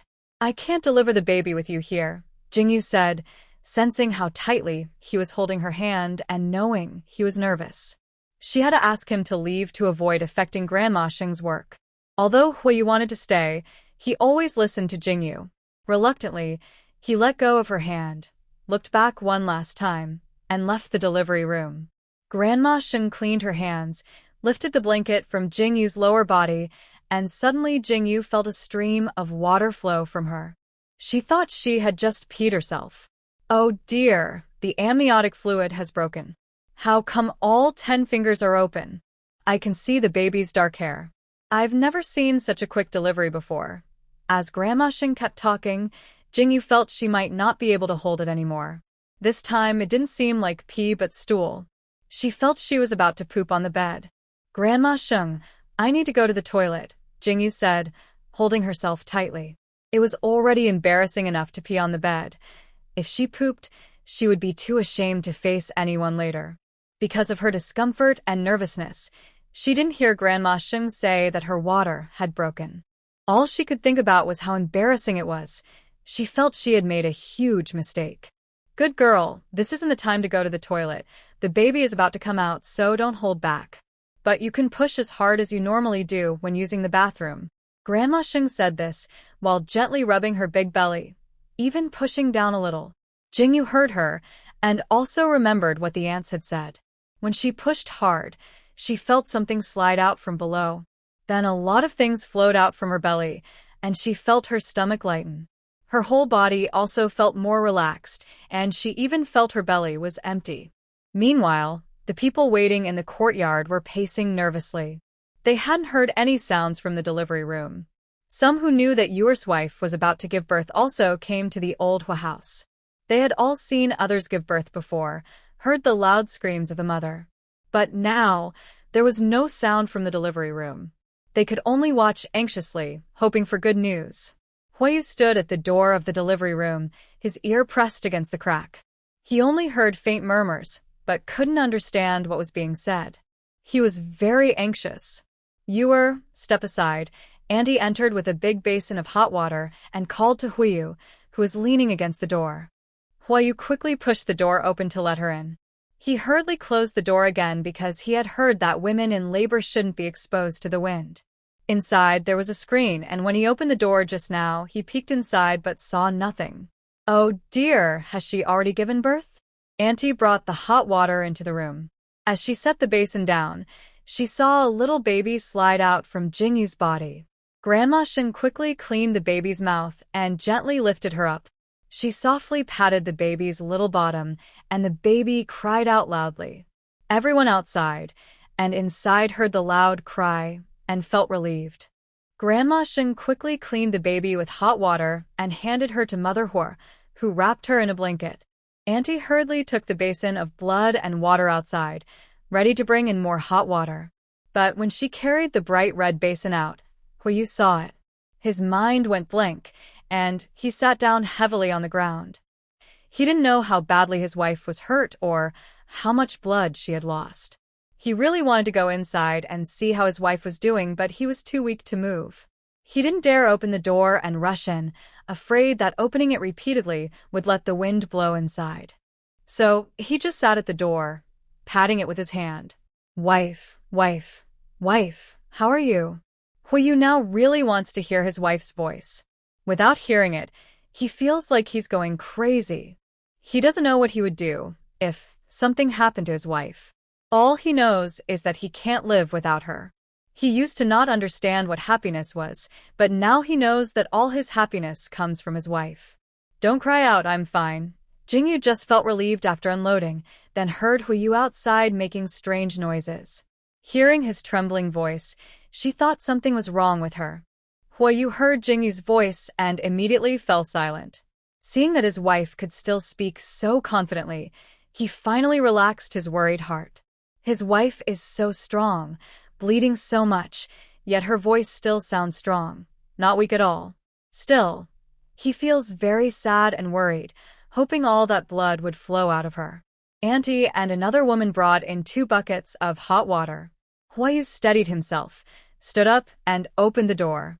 After they went in, he quickly closed the door again. The women hurriedly helped clean Jingyu and change her clothes before opening the door again. Hua's mother carefully held the tiny baby from the delivery room. "Mother, can I go in and see ya?" Huyu only glanced at the baby in his mother's arms, then hurriedly asked if he could see his wife. "Yes, you can. Wrap her up tightly and bring her back to the room." Huyu heard his mother and quickly rushed inside. He took a few steps to Jingyu's bed. The strong smell of blood made him frown. He didn't know how much pain his wife had endured. She was so strong, not making a sound even now. Grandma Sheng and the other two women also cleaned the room and left quickly. They wanted to go see the little baby. Other people's babies are usually wrinkled and red, like little monkeys. But Jingyu's baby was fair and beautiful, very adorable. "Wife, are you feeling uncomfortable anywhere?" Jingyu felt okay. She didn't think she was in pain. She felt like she could get up and kill a cow right now. "I'm not uncomfortable, just feeling empty in my stomach, maybe a little hungry." Huyu heard she was hungry and quickly ran a few steps to the door. "Xiao Shui, make some food for your sister-in-law. Bring it to her room later. She says she's a bit hungry." After saying that, he ran to Jingyu's side, took the thin quilt, and wrapped her up tightly. Actually, Jingyu also prepared an extra thin blanket, placed on the nearby cabinet. The blanket she used didn't get dirty at all, so she decided to use this one. Huayu carefully held Jingyu in his arms, afraid of hurting her. Steadily, he carried Jingyu back to their room and laid her on their bed. In the courtyard, everyone was playing with the newborn baby. They all found it amazing, as they had never seen a baby so beautiful right after birth. After a while, an old man timidly asked, "Is it a boy or a girl?" His question paused everyone, making them momentarily stunned. Everyone was still admiring the baby and hadn't yet asked about its gender. When they heard the old man's question, they all looked toward the women coming out of the delivery rooms. "Hee, it's a girl, a lovely granddaughter from Grandma's side," Hua's mother said, gently touching the baby's cheek with her face. Then she seemed to notice the baby frowning slightly, but it soon relaxed. "A girl is good, a girl is good. First bloom, then bear fruit. Oh, our family has gained another beautiful little daughter. Yes, her parents are so good-looking. She must be even more beautiful than them." At this moment, the baby seemed to hear their words and slightly smiled. "Oh, look, she seems to have heard us, and is happily smiling because of the praise," Grandma Sheng said quickly when she saw the baby's expression. "Come on, let me hold her for a while. I haven't seen such a beautiful little baby before." Hua's mother reluctantly handed her granddaughter to someone nearby. Finally, the beautiful baby was passed around among everyone. Hua's mother then took her back to the room and placed her beside Jingyu. Jingyu had never seen a baby like this, especially one born from her own belly. Just one glance filled her with joy. This was the feeling of blood ties. Huyu, who had only caught a quick look at the door earlier, hadn't seen clearly what the baby looked like. Now, seeing the child beside his wife, he looked carefully at her face. "Wife, she seems to look a bit like me and also a little like you," Jingyu said, but she wasn't sure because the baby was too small. It was really hard to tell who she resembled, especially with her eyes still closed. Anyway, no matter who she looked like, this child wouldn't be ugly. Even if she was Jingyu's child, and she wouldn't dislike her. "Mother, is this child a boy or a girl?" Huyu remembered that he still didn't know whether his wife had given birth to a son or a daughter. Deep inside, he hoped it was a girl. "This is your eldest daughter. Your daughter looks much prettier now than when you were born." Humu truly thought so. When Huyu was born, he was small and thin like a little kitten. Back then, food was scarce, and clothes were not warm enough. Humu was still working in the fields while pregnant. Conditions were not as good as now. "This child is lucky to be born at a good time." "That's wonderful, wife. Thank you. Thank you for giving me a little daughter." Huyu was so happy that he kissed Jingyu on the face, forgetting about his mother still inside the house. Seeing Huamu and Huyu so happy from the heart, Jingyu couldn't help but smile. After knowing them for a long time, she understood that the Hu family did not favor boys over girls. Seeing this moment with her own eyes, she felt it was true. Maybe she was lucky, and the Hu family was lucky too. Their perfect match brought happiness to their family. Soon, Hu Shui brought a bowl of red sugar water with eggs. After eating, Jingyu felt a bit tired, so she relaxed and fell asleep. Meanwhile, the newly appointed father was busy learning how to hold the daughter properly. He didn't care if he woke her up, he held her tightly in his arms. He carefully walked around the room, finally feeling confident that his holding method was correct and that the baby was comfortable. Only then did he gently place her back beside her mother. He sat on the edge of the bed, staring at these two important women in his life with affection. From then on, he carried a new sense of concern in his heart. Especially the next day, when the little girl opened her eyes, he felt his heart soften completely. How could she have such adorable, bright little eyes? The baby opened her big, dark, grape-like eyes, full of life. It seemed she could see everything outside. Her long eyelashes looked like tiny brushes. Her small, red lips moved unconsciously, as if savoring the sweetness of milk, occasionally smacking her lips. It made people think the food she ate was very tasty and delicious. When the baby was awake, Huiyu would hold her in the courtyard, showing her to his grandfather and great-grandfather. When third uncle Hu Xian wanted to hold her, Huiyu refused firmly. "No, you are too clumsy and might hurt her. If you want to hold her, find a wife to have children with." Hu Xian was very angry at his older brother's words. He only cared about Huiyu holding the child. No one else could take her away. She was his precious daughter, and he felt complete with her. Hua Shui couldn't help but complain to her sister-in-law. Seeing the family fight over who should hold her little girl made her feel happy because it showed everyone loved and cared for her. Old Master Hu valued his great-granddaughter very much. He spent his days discussing her name with the head of the Hu family and the elders of the 7 and 9 clans. They argued but couldn't agree. Jingyu was too lazy to think hard about a big name for the child. She looked at her fair, pink, and soft skin like a glutinous rice ball, so she gave her a nickname, Nuonuo. Everyone agreed that Nuonuo was perfect for this little baby. They believed the name was made just for her. Since they had all experienced life's hardships, the two characters Nuonuo include rice, symbolizing food. Maybe Jingyu's body had special powers, or perhaps she had taken health-boosting pills. Little Nuonuo was as healthy as her mother. She was often carried into the courtyard by her father, but it didn't affect her. She still ate well, slept peacefully, and sometimes even smiled sweetly in her sleep. If the Hu family saw her smile, they would gather around her. Everyone's heart would melt from her adorable smile. They thought that when she grew up, no matter what mistake she made, a sweet smile at the Hu family would probably forgive everything. No one could resist her charming smile. Huiyu believed he couldn't resist her, so he decided to be a kind father. He thought the child should be raised by others, as he wouldn't discipline her himself, and others wouldn't do it in front of him. Of course, while loving his daughter, Huiyu also cared for his wife. Jingyu didn't want others to feed her child, so she didn't need a nursemaid. In Jinsha village, most children were fed by their mothers. Only in rare cases where the mother had no milk would they hire a nursemaid. On the first day after giving birth, Jingyu didn't produce milk. She took out formula and bottles from her space and taught Huiyu how to prepare the milk for the baby. After learning, Huiyu had been feeding little Nuonuo himself during the day for the past few days. At night, Huiyu didn't let Jingyu get up. Instead, he prepared milk for Nuonuo himself. He didn't want his wife to work so hard. Their daughter was a shared responsibility between him and his wife. Of course, they should share the duties, including feeding the baby. He didn't have breast milk, but he had formula. In recent days, every household in Jinsha village had women visit Jingyu and the baby. They also brought many clothes for the child. Perhaps they had discussed among themselves, because Jingyu found that Nuonuo now had about 10 sets of clothes. As the months went by, the clothes kept getting bigger. She received over 100 sets of clothes, enough for Nuonuo to wear until she was 2 years old. The women in the village were still making more, knowing that Jingyu wasn't good at sewing.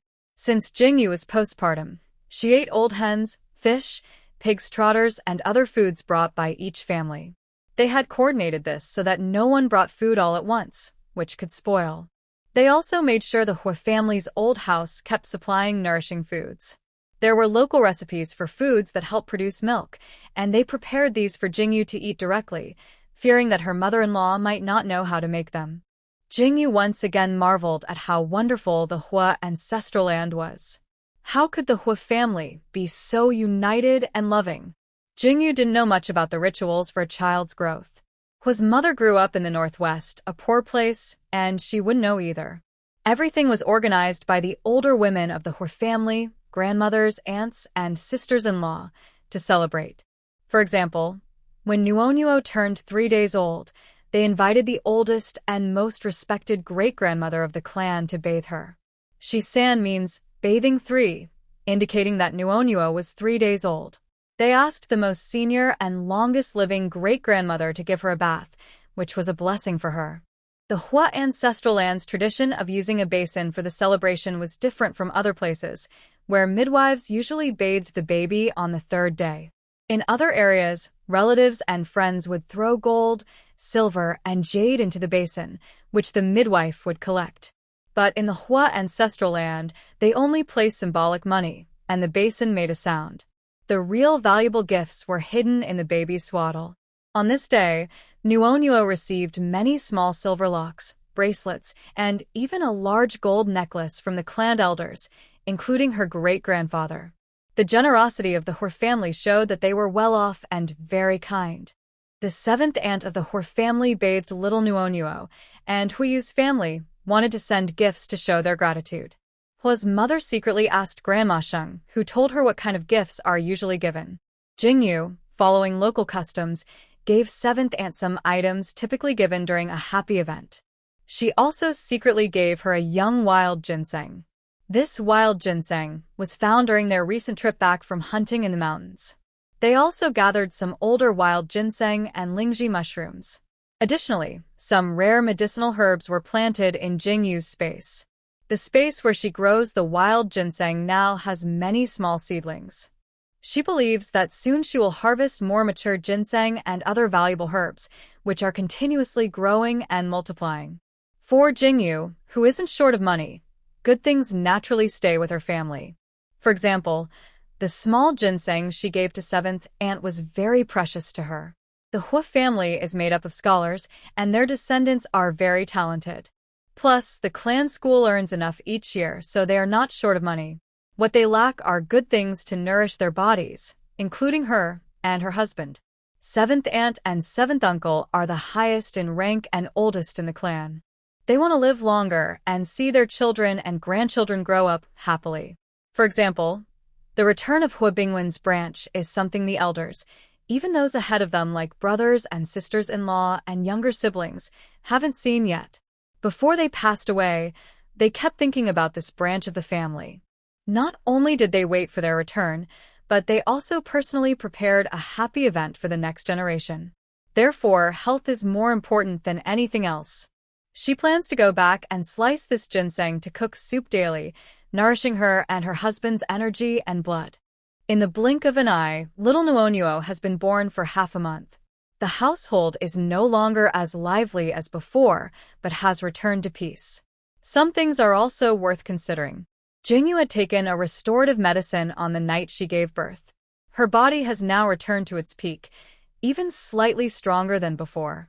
Recently, she has been eating dinner with her family every night. Watching them happily tease little Nuonuo, she feels very pleased. Grandfather, it has been over a month since we returned to the ancestral land of the Hua family. I have a general understanding of the people and events here. I think this place is a rare and wonderful place for retirement.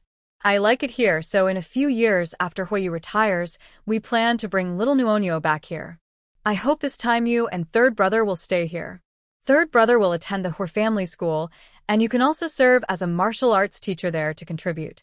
If not for our parents insisting on staying with us, I believe you all should stay here, while Huiyu and I take little Nuonuo to the military base. After they finished dinner that day, Jingyu shared her opinion. Big sister-in-law, don't leave me behind. Wherever you go, I will go too. Without little Nuonuo, I wouldn't feel happy or eat well. Jingyu was about to say more to encourage everyone to stay, but before she finished, Hua Shui interrupted her. She also tightly held little Nuonuo in her arms, as if someone might take her away. Little Nuonuo nodded happily, seeming to agree with her aunt. Yeah, I want to go with you too. Wherever you go, I will follow. Grandmother can't be without our little Nuonuo. Nuonuo is everything to her. Grandmother Hua, who was sitting next to Huishue, reached out and held little Nuonuo's tiny hand. Looking at her delicate, boneless hand, her heart softened completely. Cough, cough, I will also go with you. Yor has joined the army, so our family needs a man to protect you. Although he felt a bit unsure about protecting them, he was determined to do so. He also couldn't be separated from his little granddaughter. Seeing her smile made him want to eat 2 more bowls of rice. If she smiled at him, he would be so happy he'd want to share the joy with many others. Old Master He already knew that his son, daughter-in-law, and granddaughter would definitely follow the eldest grandson and his wife. Before returning home, he was also determined to face everything together with them. But after returning to their ancestral land and reuniting with Uncle Yao, Uncle Chi, Uncle Jiu, and other elders and brothers of the same generation, he realized how precious these family bonds are. He was getting old and didn't know when he might fall. He didn't want to end up like his father and brothers, wandering far from home. He wanted to return to his homeland in spirit. Huishien also wanted to stay with his parents, older brother, and sister-in-law, but he knew his grandfather needed family around him. So he kept his eyes fixed on his grandfather, eager to see what decision he would make. I will listen to my daughter-in-law. Actually, after returning and gathering with those familiar uncles and brothers, I feel very fulfilled and happy. The Hui Family School offers martial arts classes, but lacks a martial arts master. I will teach the students at the family school for a few years, and once you all return, you can take over. Then I will go to register at the family school tomorrow. Hearing my grandfather's words, I finally felt relieved. I know I must stay. Good. I will also go to register at the family school tomorrow and help start the martial arts classes quickly. When my grandfather decided to teach there, he felt full of energy. All right, that's settled. We can stay here for 2 more months. You should get used to it. If you can, stay. If not, you can leave with us later. After finishing this topic, we remembered how the elders tested Xiao Xian's studies last time. We saw that he has a solid knowledge base but lacks exam experience and skills. Sister-in-law, I want to spend these months at the Hui Family School, mainly learning exam tips and techniques. Next year, I plan to take the imperial exam and keep moving upward. If I pass and become a scholar, I will request to be assigned to the area where you are. I want to be a county magistrate. When that happens, I will bring grandfather along, and our family can reunite quickly. Yes, keep working hard. We'll be waiting for you there. That's all I can say to encourage him. I believe Huishien can do it. Early the next morning, Grandfather Hua and Huishien headed to the family school. He registered Huishien and sent him into the academy, then arranged the martial arts classes. Unexpectedly, even at his age, he can still contribute to the family school. He is now full of energy and enthusiasm. He has already planned what to teach first and what later. Life gradually settled into a routine. Grandfather Hua and Huishien went to the family school every day. Meanwhile, Huiyu, besides helping with chores, stayed close to Jingyu and her daughter. Hua's mother and Huishue recently met many women from the clan. Every day, they not only socialize but also take care of the children and plan the family's 3 daily meals. They are the busiest at home. In the past, Huishue had no friends her age in the Northwest, but now there are many girls her age in the clan. They also share common interests and spend every day doing embroidery together. Sometimes they go to nearby mountains to pick wild vegetables, having a lot of fun. Of course, all this happens when her adorable little niece is asleep. Her favorite thing is to stay with her niece, but she is often pushed aside by her older brother. Jingyu has not experienced the itchy scalp or body that her sisters-in-law talk about every day, nor does she feel the need to take baths or wash her hair frequently. Her family cares about her and the child's health, so they don't allow her to do such things. Every time everyone is away, she secretly sneaks into her space to wash her hair and bathe, always feeling fresh and clean. She takes care of her own matters and knows her body well. Why ask others? Her body has fully recovered, and she doesn't need to be cautious about anything. She just isn't good at socializing, so she stays at home. The Hua family has been low-key for decades because of their old master. No one holds grudges against them. She wants to do something for her clan and also hopes to earn some money. On the day her little niece turned 1 month old, everyone in the clan came to celebrate. The clan leader and a few elders were there, so Jingyu took the opportunity to invite them aside and discuss important matters. Great-Uncle Chi, Great-Uncle Jiu, Great-Uncle Yao, Great-Uncle San, and Great-Uncle Wu, I have 2 businesses that make money and are related to reading and writing. I want to cooperate with the clan. Jingyu is straightforward and direct. She doesn't beat around the bush, so she didn't joke with the elders, but went straight to the point. This made the elders see her as someone capable of big things. Yuer, tell us what you think, said clan leader Hua, looking at Jingyu. The other elders also smiled and nodded, signaling her to continue. First, I want to talk about paper making. I have a recipe for making paper. My method is cheap, and the quality of the paper is better than what's available on the market. Our Hua clan school is well known across the country and keeps growing. We buy paper from outside, but after making our own, we can sell it ourselves and also sell to others. Next, I want to talk about movable type printing. Most of our books are handwritten now. My method of printing with movable type can speed up production and reduce costs. Our Hua clan school can open a bookstore to sell books wholesale. We produce our own paper and print our own books, which makes the costs very low and the market demand quite high. Additionally, we can share good books from the Hua family's collection, even rare printed editions. This is both a way to attract attention and to promote communication. After speaking, Jingyu saw that the clan leader and elders looked both happy and conflicted. She didn't bother them and let them think carefully. For many years, the Hua family's school has been open to outsiders. Isn't their goal to spread knowledge? Only through exchange can there be progress. Learning should not be closed off. The wisdom left by ancestors also needs to be shared. If it's kept only in private collections, isn't that against the original purpose of writing books? Yuer, my daughter-in-law, papermaking is controlled by some powerful families and their products are expensive. That's why not everyone can afford books or education. I believe you can make good, affordable paper. This would help many students, especially those who are poor. But can we protect this? Whether it's making paper or printing books, the Hua clan leader is very interested. Some members of the Hua family also run bookstores and study halls outside. And those who come from their family school are good at selling. The real problem is the powerful families controlling paper production and the clan leader's own family. The people above are not a problem. I can bring them into the business. For example, we can give the emperor 10% and General Shao 10%. The rest goes to our family. The clan leader and elders know that the person above favors General Shao. It's a well-known secret in the court. If we can handle these 2 people, there's nothing to fear. The powerful families are no match for the emperor's authority. Yuer, if you can make this happen, we will give you 20% of the profits. The emperor and General Shao each get 10%, and our family gets 60%. When profits are shared each year, your family's share and your personal share are separate. Does that sound good? The clan leader said this a bit shyly. He should have given Yuer a larger share, but with many family members, he has to consider everyone. Yuer, just bring us the plans and help secure the deals with the emperor and General Shao. We will handle all the other complicated matters. The 7th elder also quickly agreed. He could see that this was the way to go. The eldest granddaughter-in-law of the Shao family will lead the Hua family to new heights. Yuer, I thank you on behalf of all our clan members.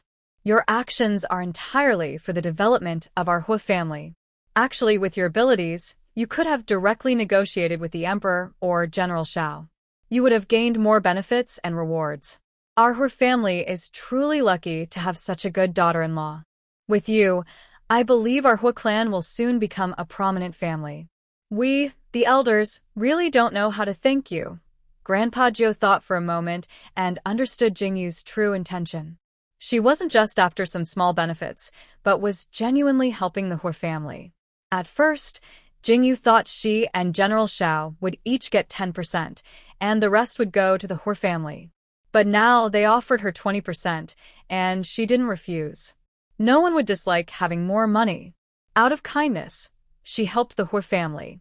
They knew to be grateful and promised to give her even more in return. All right, I will give you the plan now. You can start choosing a location. Build the workshop as large as possible. I believe our business will do well. With the Emperor and General Shao involved, it's almost impossible to fail. Jingyu believed that once they made the products, there was no need to find customers. Others would come to ask for cooperation. Yuer, the plan doesn't need to be given to us right now. Let me draft a contract when I return. Once both sides sign the agreement, you can then share the plan with me, said the clan leader with a smile. The other elders also smiled happily, as if they already saw a bright future for the Hui family. The two elders who hadn't spoken were secretly envious of Shao 18. They wondered how he was so lucky to marry such a good daughter-in-law. But then they thought, she was their granddaughter-in-law, a blessing for the Hui family. The elders hurriedly finished the small celebration for the baby's first month. They didn't have time to drink more because they were thinking about important matters. The clan leader and elders quickly left, which puzzled old Master Hua. He hadn't even had a chance to share a drink with them or tell them how adorable his little granddaughter was. After he finished toasting with his son and grandsons at other tables, the clan leader and elders had already put down their bowls and left. Their smiles were so bright, as if something good was happening in the family. Just after everyone finished eating, a few elders approached with big smiles. This really confused old Master Hua. The elders walked straight toward Jingyu. Old Master Hua seemed to understand something, so he put down his work and moved closer to the elders and Jingyu. The elders were very thoughtful. Knowing that the Hui family had ink, paper, and brushes, they still brought inkstones and brushes. Jingyu carefully read the contract they had written from start to finish. It was exactly what they had just discussed. She picked up a brush, dipped it in ink, and signed her name. Old Master Hua also looked at the contract carefully, and he became more and more surprised. Their family not only married a lucky star but also a wealth god. If the deal on the contract really goes through, it will be good news not just for the entire Dashun country, but also for poor students. In a bigger sense, it could even help develop Dashun. They already knew that Jingyu, this granddaughter-in-law, couldn't be just a simple girl from a small village in a remote area. No matter how lucky she was still part of the Hui family. She is everyone's lucky star, not just for the Hui family. Young Master Yao, here you go. Jingyu took out 2 sheets from her sleeve, which were actually from her space. She had already copied the paper formulas and movable type printing plans, and handed them to the clan leader, Hua. The clan leader and elders quickly took the plans and hurried back to arrange the details. Jingyu also gathered her family and told everyone about her cooperation with the family. The Hui family looked at her with admiration and shock. Now, they were sure that Jingyu was sent by heaven to save their family. Otherwise, how could she be so amazing, knowing everything? And there were secrets that were no longer secrets to them. Jingyu quickly asked Huiyu to help her write a letter to General Shao. She explained that the Hui family's papermaking and movable type printing business would share 10% of the profits with the Emperor and Shao. She also made it clear that the Hui family would sell paper and books at low prices across the country, so all students could afford paper and books. By this time, General Shao should have already returned to the capital. They are less than 10 days away from the capital. They can send special letters through the relay stations directly to General Shao. A special letter means paying a high price to have the relay station staff send it quickly by horse to the destination. After sending this letter, Huiyu believes they will receive a reply soon. Indeed, paying more makes a difference. The letter Huiyu sent was delivered to General Shao on the 6th day at noon. General Shao was still suspicious. Why would General Ding Yuan and Lady Romjia send him letters at this time? Could they be determined to retire? He is a person who loves and values talented people, and he was a bit reluctant to see them go. But if they had made up their minds, he couldn't force them to stay. He could only accept it with a heavy heart. When he opened the letter and saw that it was completely different from what he expected, he was both surprised and happy. He knew that Lady Romjia was not an ordinary person and would bring him unexpected benefits. Although he and the Emperor only shared 10% of the profits, The potential of these two businesses was limitless, and their importance was great. Even if they didn't give him any benefits, he was happy to be their protector. Immediately, General Xiao went to the palace to see the emperor. He reported everything about the letter and Lady Rongjia's intentions in detail. The emperor was very pleased after hearing this. He didn't expect Lady Rongjia to bring such surprises. The emperor and General Xiao shared the same idea. He would gain both fame and profit. Such good news was always welcome. He would be Lady Rongjia's biggest supporter. He even wanted General Xiao to tell Lady Rongjia that more good things like this could come in the future. He also became more curious about this extraordinary woman. He knew that by the end of the year, General Ding Yuan and Lady Rongjia would come to the capital to meet with General Xiao. He looked forward to the New Year's feast, hoping they would attend. He wanted to meet this legendary couple. General Xiao had also told him about Huiyu's desire to retire. The emperor liked people like that, capable but without greed. Jingrui, you said Lady Rongjia led the soldiers from the northwest to grow sweet potatoes with such high yields per acre. When this becomes widespread, it could solve many people's food problems. How should I reward her? The emperor would never forget the scene of the Grand Minister crying as he reported to him. Making the common people well-fed was not only the Grand Minister's obsession, but also his wish. Father, there might be even more to this. Before Rongjia County's main official left the northwest, he had the soldiers in Shibei plant soybeans to enrich the land, and he also left winter wheat seeds for everyone. Our fields in the northwest usually only grow some radishes and cabbages in winter. This year, we will plant winter wheat everywhere. If the planting succeeds, it means we can harvest 2 crops of grain each year. What does this show? That even on our poor land in the northwest, we can grow 2 crops. What about other parts of our Dashuan kingdom? It shows that we no longer lack food, and we even have enough to sell to other countries. Father Emperor, such achievements are unprecedented in our Dashuan kingdom. I believe she can create even more miracles. General Xiao spoke about Jingyu, even showing admiration. Yes, such great achievements deserve a good reward. I need to carefully consider how to honor her. You should quickly write a letter to tell them our decision and reassure them. After leaving the palace, General Xiao returned to the royal residence and went straight to his study. He carefully wrote down his thoughts and the emperor's wishes in a clear letter. Let Jingyu lead the Hor family members to work boldly and confidently, with everything backed by him and the emperor. Also, remind them not to forget to arrive in the capital before the new year. When Huiyu and Jingyu received General Zhao's letter, the Hor family had already bought large pieces of land. The workshops had also started construction, with 2 workshops operating at the same time. Money can make miracles, and because they paid high wages, many workers came. In just a few days, the workshops were taking shape. While buying land and building workshops here, the preparations for ceramic movable type printing molds and the raw materials for making paper had already begun. Jingyu had to admire the efficiency of the Hua clan elders and leaders. They were excellent. If she had to handle these trivial matters herself, she would find it overwhelming just thinking about it. She preferred to delegate and then sit back counting her money. The clan had active men, women, elders, and young people, plus construction workers hired at high prices from outside. They worked tirelessly day and night. In just 10 days, a large courtyard with about 10 acres of land was enclosed by high walls. On both sides of the courtyard, 2 large factory buildings, each about 2 acres, had been completed. Inside these buildings, many rooms had been divided. It seems that the printing books and paper-making processes are separated into different areas. There are designated zones to help workers do their specific jobs more easily. After all these areas were built, a large warehouse was also constructed at the front of the yard.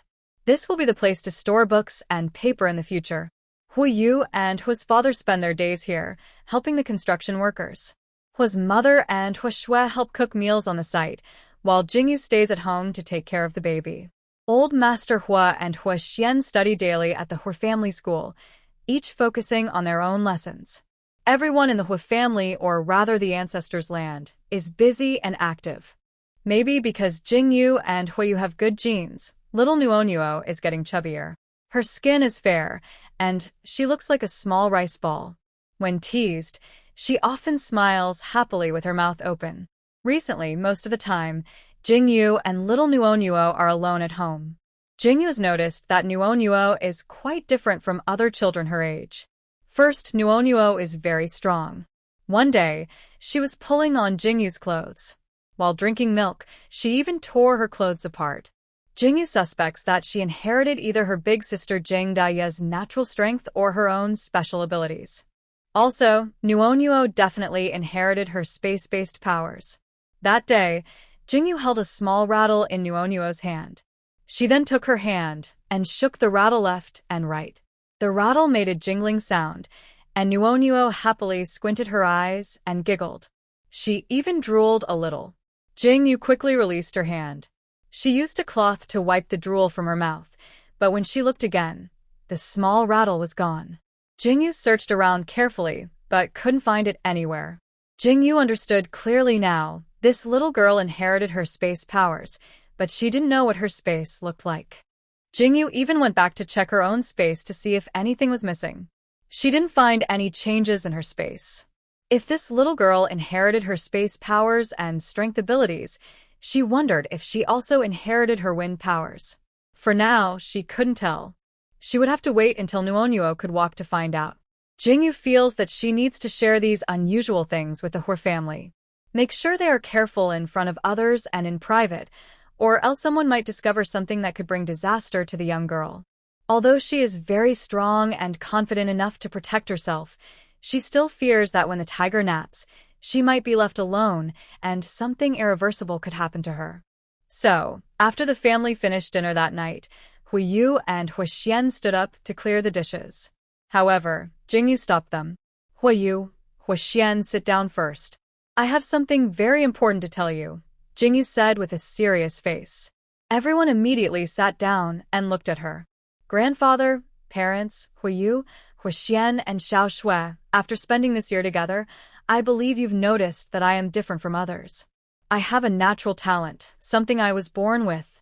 My brain can store everything, and I have special strength. I also have speed like the wind. These are my unique abilities. Jingyu paused to see how the Hua family reacted. Everyone in the Hua family was shocked, their mouths wide open. They knew Jingyu was unusual, but they didn't expect her to be so extraordinary, beyond normal human thinking. In their view, such abilities are impossible for humans. They wondered secretly about Jingyu's true identity. Big sister-in-law, I knew I was right. You are a fairy. I've always known your true identity, Hua Shui said confidently, proud of her cleverness. Big sister-in-law, are you really a fairy? Big brother is so lucky to marry a fairy. That's also our family's good fortune, Huixian said with admiration, his eyes shining with wonder. Wife, I don't care if you are a fairy or not. Since you are my wife and the mother of my children, we will stay together forever. Wherever you go, take me with you, Hui said a little sadly, knowing he couldn't force her to stay but hoping she'd bring him along. And me. Big sister-in-law, wherever you go, take me too, Huixian and Hua Shui said eagerly, afraid of being left behind. Being able to live with such a fairy is a great blessing for them. Old Master Hua, Father Hua, and Mother Hua all looked intently at Jingyu, as if saying they wanted to be included too. Jingyu couldn't help but shake her head at this family. I'm not a fairy, just someone with special abilities beyond normal. Today, I want to tell you that Nuo might have inherited these special traits from me. What? Nuo also has this ability? That's wonderful. Hua Shui was the first to jump up. She also wanted this ability, but she knew she couldn't have it. Still, she was genuinely happy for her niece. Xiao Shui, sit down and stop interrupting.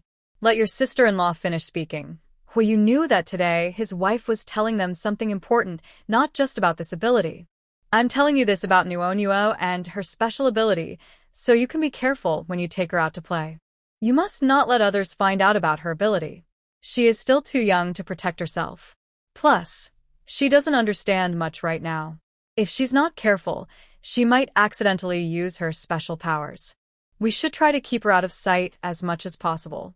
Or, when she's in front of others, don't let her hold anything. The other two abilities aren't as big a concern, but the ability to create things out of thin air is very powerful and could attract attention. Okay, yeah, don't worry. We'll remember what you said.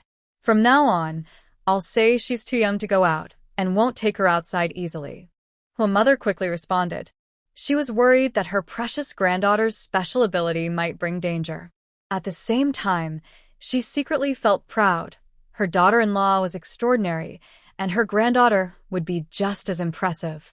Grandmother-in-law, since you're going to the base this time, Xiao Xian, and I will go with you.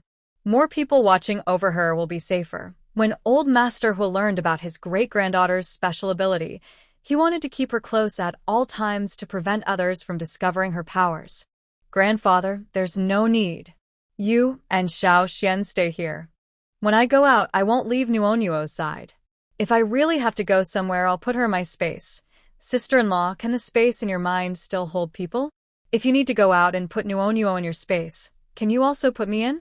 I want to watch over Nuonuo. After Huishue finished speaking, her mother nodded repeatedly, indicating she could also go in and watch her granddaughter. Their family now prioritized Jingyu first and Nuonuo second. Old Master Hua, Father Hua, and Huxian felt a bit embarrassed to say they wanted to go see Nuonuo. They didn't want to go to Jingyu's secret place either, and also hoped Jingyu wouldn't share all her secrets in the future. Huiyu held little Nuonuo in his arms. Nuonuo blinked her big, watery eyes as she looked at this person and then at that one, seeming to understand what they were talking about. Every now and then, she babbled a few sounds, as if agreeing with the adults. This melted Huiyu's heart, and he couldn't help but kiss her cheeks a few times. His actions made Huishue very angry. She took little Nuonuo from her older brother's arms and gently wiped the spot where he had just kissed her. Big brother, our little Nuonuo is a girl. You're not allowed to kiss her in the future, Huishue said angrily to her brother. When she turned her face toward Nuonuo again, her expression was full of smiles. Little Nuonuo, from now on, only your mother, grandmother, and aunt can kiss you. No one else, she added, giving Nuonuo a gentle kiss on the cheek. Old Master Hua, Father Hua, Huiyu, and Huixian all looked displeased. Such a cute and lovely little girl, they had all secretly kissed her cheeks and hair earlier. Jingyu didn't mind this at all. When she was young, she was very jealous of girls who were held in their father's arms, especially when her father kept poking her with his stubble. That little girl kept struggling and giggling nonstop. In the end, she was so happy when her father gave her a sweet kiss that she hugged his head tightly, feeling envious. Nuonuo was so young, and her family was so close to her. It was understandable. The Hua family was sensible and knew right from wrong. She believed that as Nuonuo grew older, they wouldn't do such things again. Jingyu thought that after sharing this with everyone, they accepted it well. They showed genuine concern and care, without curiosity or envy. This made Jingyu feel more at home and willing to share joys and sorrows with them. She wouldn't let this family suffer anymore. After finishing her story, Huiyu and Huixian put down their bowls and went to the kitchen to wash up. They felt sorry for Hua mother and Huishue, who had been cooking for everyone at the construction site every day during this time. There were many workers and many people cooking. Mother Hua and Huishue work happily every day. They get along well with everyone, as if they've known each other for many years. General Zhao's handwritten letter was personally delivered by his guards on fast horses. With this reassurance, the Hua clan leaders and elders felt more confident about developing their clan business. A month later, the printing and paper factories had already started operating. From choosing the site to building the factories, they are now beginning production. The clan leaders and elders asked Huiyu to accompany them throughout all discussions about clan affairs. It seems they want to train Huiyu to become the next clan leader. They also know that Huiyu still plans to follow General Xiao back to the base. But now, they are teaching Huiyu how to handle clan matters. When Huiyu turns 30 and retires from military service, they plan to pass the leadership to him. Clan leader Hui said he wants to live hard and long until he can hand over the position to Huiyu. The new printing and paper factories need many workers. All the unemployed people in the clan, including some older women, have been recruited. Because of this, fewer people visit the old Hua family house recently. Now, only some elderly and children who can't do heavy work remain. Hua's father, mother, and Hua Shui are also working in the factories, doing small chores. They can't be assigned permanent jobs because they will leave the ancestral land soon. When no outsiders visit, Jingyu often takes Xiao Nua Nua into her space. Xiao Nua Nua dances and plays inside, eager to pounce on the animal she sees. Luckily, Jingyu holds her. Others might not have enough strength to stop her. Jingyu doesn't know where the little girl gets so much strength and energy at just over 2 months old. It's mid-November now, and Jingyu and the others can stay at the Hua ancestral land for about 20 more days. Everyone is cherishing their time together.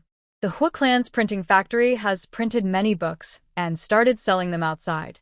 These affordable, high-quality books are very popular once they hit the market. Orders are pouring in like snowflakes. Many merchants bring their own books to the factory to have them printed. The factory is busy, with people working overtime at night. Meanwhile, the paper factory is busy, but hasn't produced finished products yet. Because the process of making paper is very complicated and requires time to settle. Regardless of whether it is a printing factory or a paper-making factory, the prospects are very bright. Especially since they have strong backing from General Xiao and the Emperor, the rise of the Hua family is only a matter of time. The Hua family's business is now developing rapidly. This lays a solid foundation for their future to become a prominent noble family. Life is passing quietly and busily, and before long, it is early December. It is time for Hui Yu and his family to set out for the capital. Although the journey from the ancestral home of the Hua family to the city is less than 10 days, they are traveling with children. They plan to enjoy sightseeing along the way, so the trip will likely take longer than expected. When they arrive in the city, they also need to clean the house and prepare for the spring festival. A letter from General Xiao told them that after arriving in the city, the emperor will give Jingyu another reward. They also need to go to the palace to thank the emperor, and all these things must be completed before the new year. So, they are now preparing to leave the ancestral home of the Hua family and set out for the city. Their departure is hard for everyone. Old Master Hua and Hua Xian are reluctant to leave. After 2 or 3 months of living together, the people at the ancestral home are also very reluctant to see them go. Every household is busy sending them gifts, just like when they first returned. There is food, drink, clothes, and accessories, everything they might need, as if to prevent them from feeling wronged in the city. Jingyu's space has everything she needs. Now that the Hua family knows she has a space, she prefers to travel light and not carry too many things. She writes notes for each gift from every household, planning to send them back after they leave. Old Master Hua and Hua Xian will deliver the gifts, even though the Hua family's ancestors don't lack these things. But repeatedly receiving gifts from them makes the Hua family feel a bit embarrassed. Jingyu hopes that the printing and papermaking factories can bring great benefits to the people of the ancestral home. This is also her way of showing kindness in return. At the same time, Jingyu deeply understands the cohesion of a clan. Although she is fearless, the Hua family needs their kin. Her descendants also need such kin. After all, humans are social animals. This is why she didn't go alone to border regions or marry into other places when she first arrived in Dashun Kingdom. Old Master Hua and Old Madam Hua are packing some simple belongings into the cart, while little Nua Nua is being tugged and carried back and forth by Old Master Hua and Hua Xian. Especially Old Master Hua, who looks at little Nua Nua with tears in his eyes. He now couldn't bear to part with his adorable little great-granddaughter.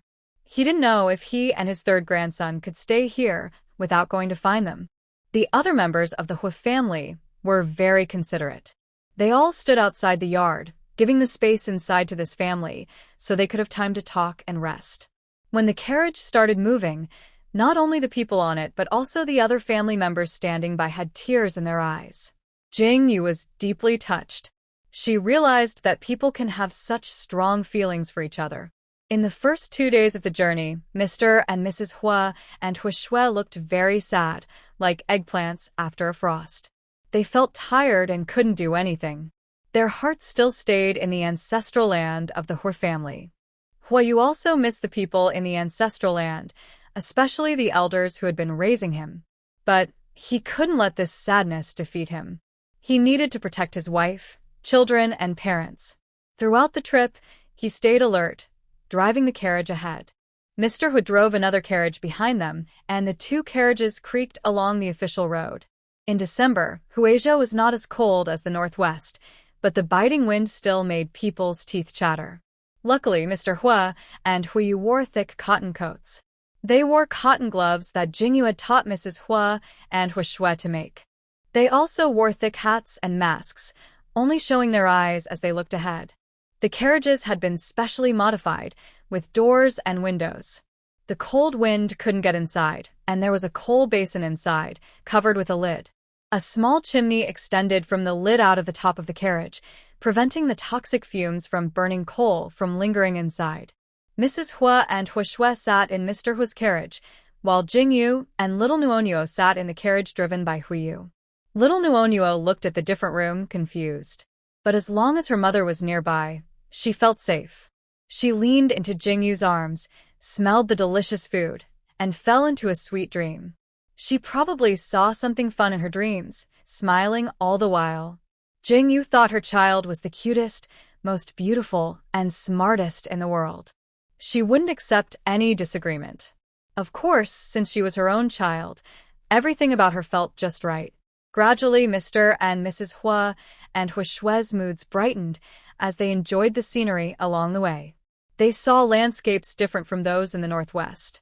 The rows of maple trees looked like the brightest flames, with tall ginkgo trees swaying in the wind. The trees and the ground were covered in golden yellow leaves, which fell gently with the breeze. The carriage headed north, and the weather grew colder. However, there was no snow here, only dry, cold air. The people inside the carriage were fine, but the two drivers were feeling the chill. Fortunately, they were sitting with their loved ones, so no matter how cold it was, they felt warm and happy. Jingyu also learned more about the kind nature of the Hua family. To keep them warm, they gave each person a set of modern, high-tech thermal underwear and a pair of tall, fluffy lamb's wool boots. Now, even outside, they didn't feel cold. Their bodies and hearts were warm. Finally, on December 22nd, they arrived in the capital city. Standing beneath the tall city walls, they felt small and humble. As they queued to enter the city, the guards recognized their IDs and travel passes. Respectfully, the guards allowed them to pass, and one soldier rode a horse into the city to report. General Xiao had sent them the address and keys to their new home, which the messenger had brought along. They just needed to follow the address to find the house. Jingyu and Hui didn't expect that the house General Xiao gave them was located on the busiest street in the city. The street was busy and connected in all directions, and they could see the grand palace buildings from afar. The palace was on higher ground, perhaps symbolizing the power of the emperor. Just moments ago, they had passed through a marketplace, making shopping and visiting the palace very convenient. Hui took out a large bunch of keys and opened the big gate of the courtyard. The first thing they saw was a decorative wall with carved clouds on it. This wall probably served to block bad luck, attract wealth, and keep prying eyes away, protecting their privacy. Sadly, the big gate couldn't fit a carriage. Jingyu held little Nuonuo in her arms, while Hua's mother and Huishui had already jumped down from the carriage. They admired the beautiful, grand courtyard and walked inside together. Huiyu had to find the second door with the keys, and after opening it, he and Hua's father drove the two carriages inside. After closing both gates, they kept outsiders from seeing in. People on the street saw what was happening and looked surprised. They didn't know who these people were who had just entered. This house is known to many people who want it but cannot get it. In the crowded city of Beijing, especially close to the imperial city and on a busy street. Rumor has it that Crown Prince Xiao Jingyang once petitioned the emperor to give this house to his wife Jia Yuming's family, the Minister of Revenue Jia Daren's family, but the emperor refused. The courtyard has been empty for a long time. Recently, I saw officials from the Imperial Household Department coming and going to repair it. Today, it finally welcomed its new owners. The interesting thing is that the people in this group look unfamiliar. No one in Beijing has seen them before. It's unclear why they are allowed to take over this house. It's also unknown who they are and whether they can handle the anger of the crown prince and his wife. Although the crown prince is not the emperor's legitimate son, he is still the emperor's first son. The crown prince's father controls the royal treasury, so the crown prince and his wife are very well cared for and even have their wishes granted. However, when the crown prince's wife was trying to get this house from her family, the crown prince asked the emperor for it, but the emperor rejected him harshly. Within a few months, this family moved in. It became clear they might be the target of the crown prince and his wife's frustration. Hopefully, they have a strong backing. Jingyu and the others don't know about the gossip outside. They are very grateful to General Xiao. He is very thoughtful, even having people clean the house thoroughly. It seems someone maintains it every day. All the furniture in each room is complete, and some beautiful decorations are placed inside. The bedding in the bedroom is brand new, and the floors are warm, indicating someone comes daily to keep the fire going. It's truly move-in ready. They probably know their family doesn't want outsiders, so no servants are arranged. This also saves the Hua family a lot of worry. The kitchen is stocked with chicken, duck, fish, and grains. Mother Hua and Hua Shui quickly went to the kitchen. They cooked a big pot of eggs and noodles. After eating, everyone felt warmer. After eating, the family didn't feel tired and started to carefully explore the courtyard. They don't know who used to live here, but the place is very elegant. Although it's called a three-courtyard house, each section is very large, about the size of a typical five-section courtyard. Each section has different scenery. The artificial rocks, small bridges with flowing water, rare flowers, pavilions, and towers are all so delicate and perfectly arranged. This large 3-in-1 courtyard has no outsiders. Jingyu quickly released the little wolf and little tiger from the space. Although the space is good, she still wants to let them out to get familiar with the people of the Hua family and deepen their bond. When they were at the ancestral land of the Hua family, people from various households came to visit every day. Jingyu was worried that the wolf and tiger might scare them, so she kept them inside the space. Now she can let them out and let them run around happily. After more than 3 months of growth, the little tiger and little wolf are almost grown up, probably around 5 or 6 months old. At the ancestral land of the Hua family, when no one was visiting at night, Jingyu also let them out to be with the Hua family members. So, the wolf and tiger cubs are not unfamiliar with the Hua family and are very friendly with them. Xiao Nuonuo loves the wolf and tiger cubs the most. Every time she sees them come out, her eyes shine brightly. She smiles foolishly at them, her hands constantly reaching out to play. After touring the 3-in-1 courtyard, they plan to all stay in one courtyard.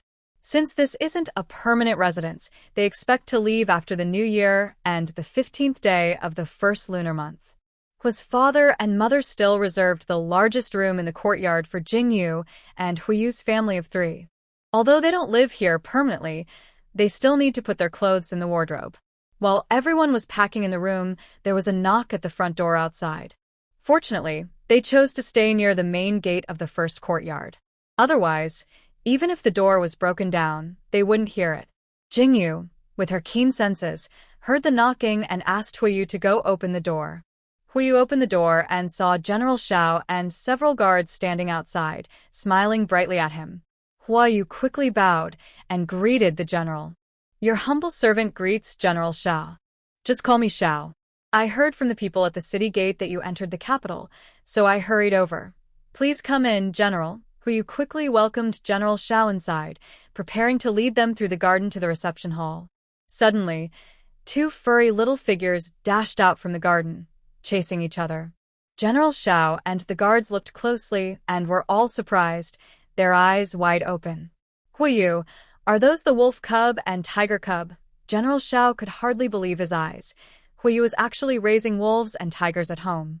"Yes, General, this is my wife's doing."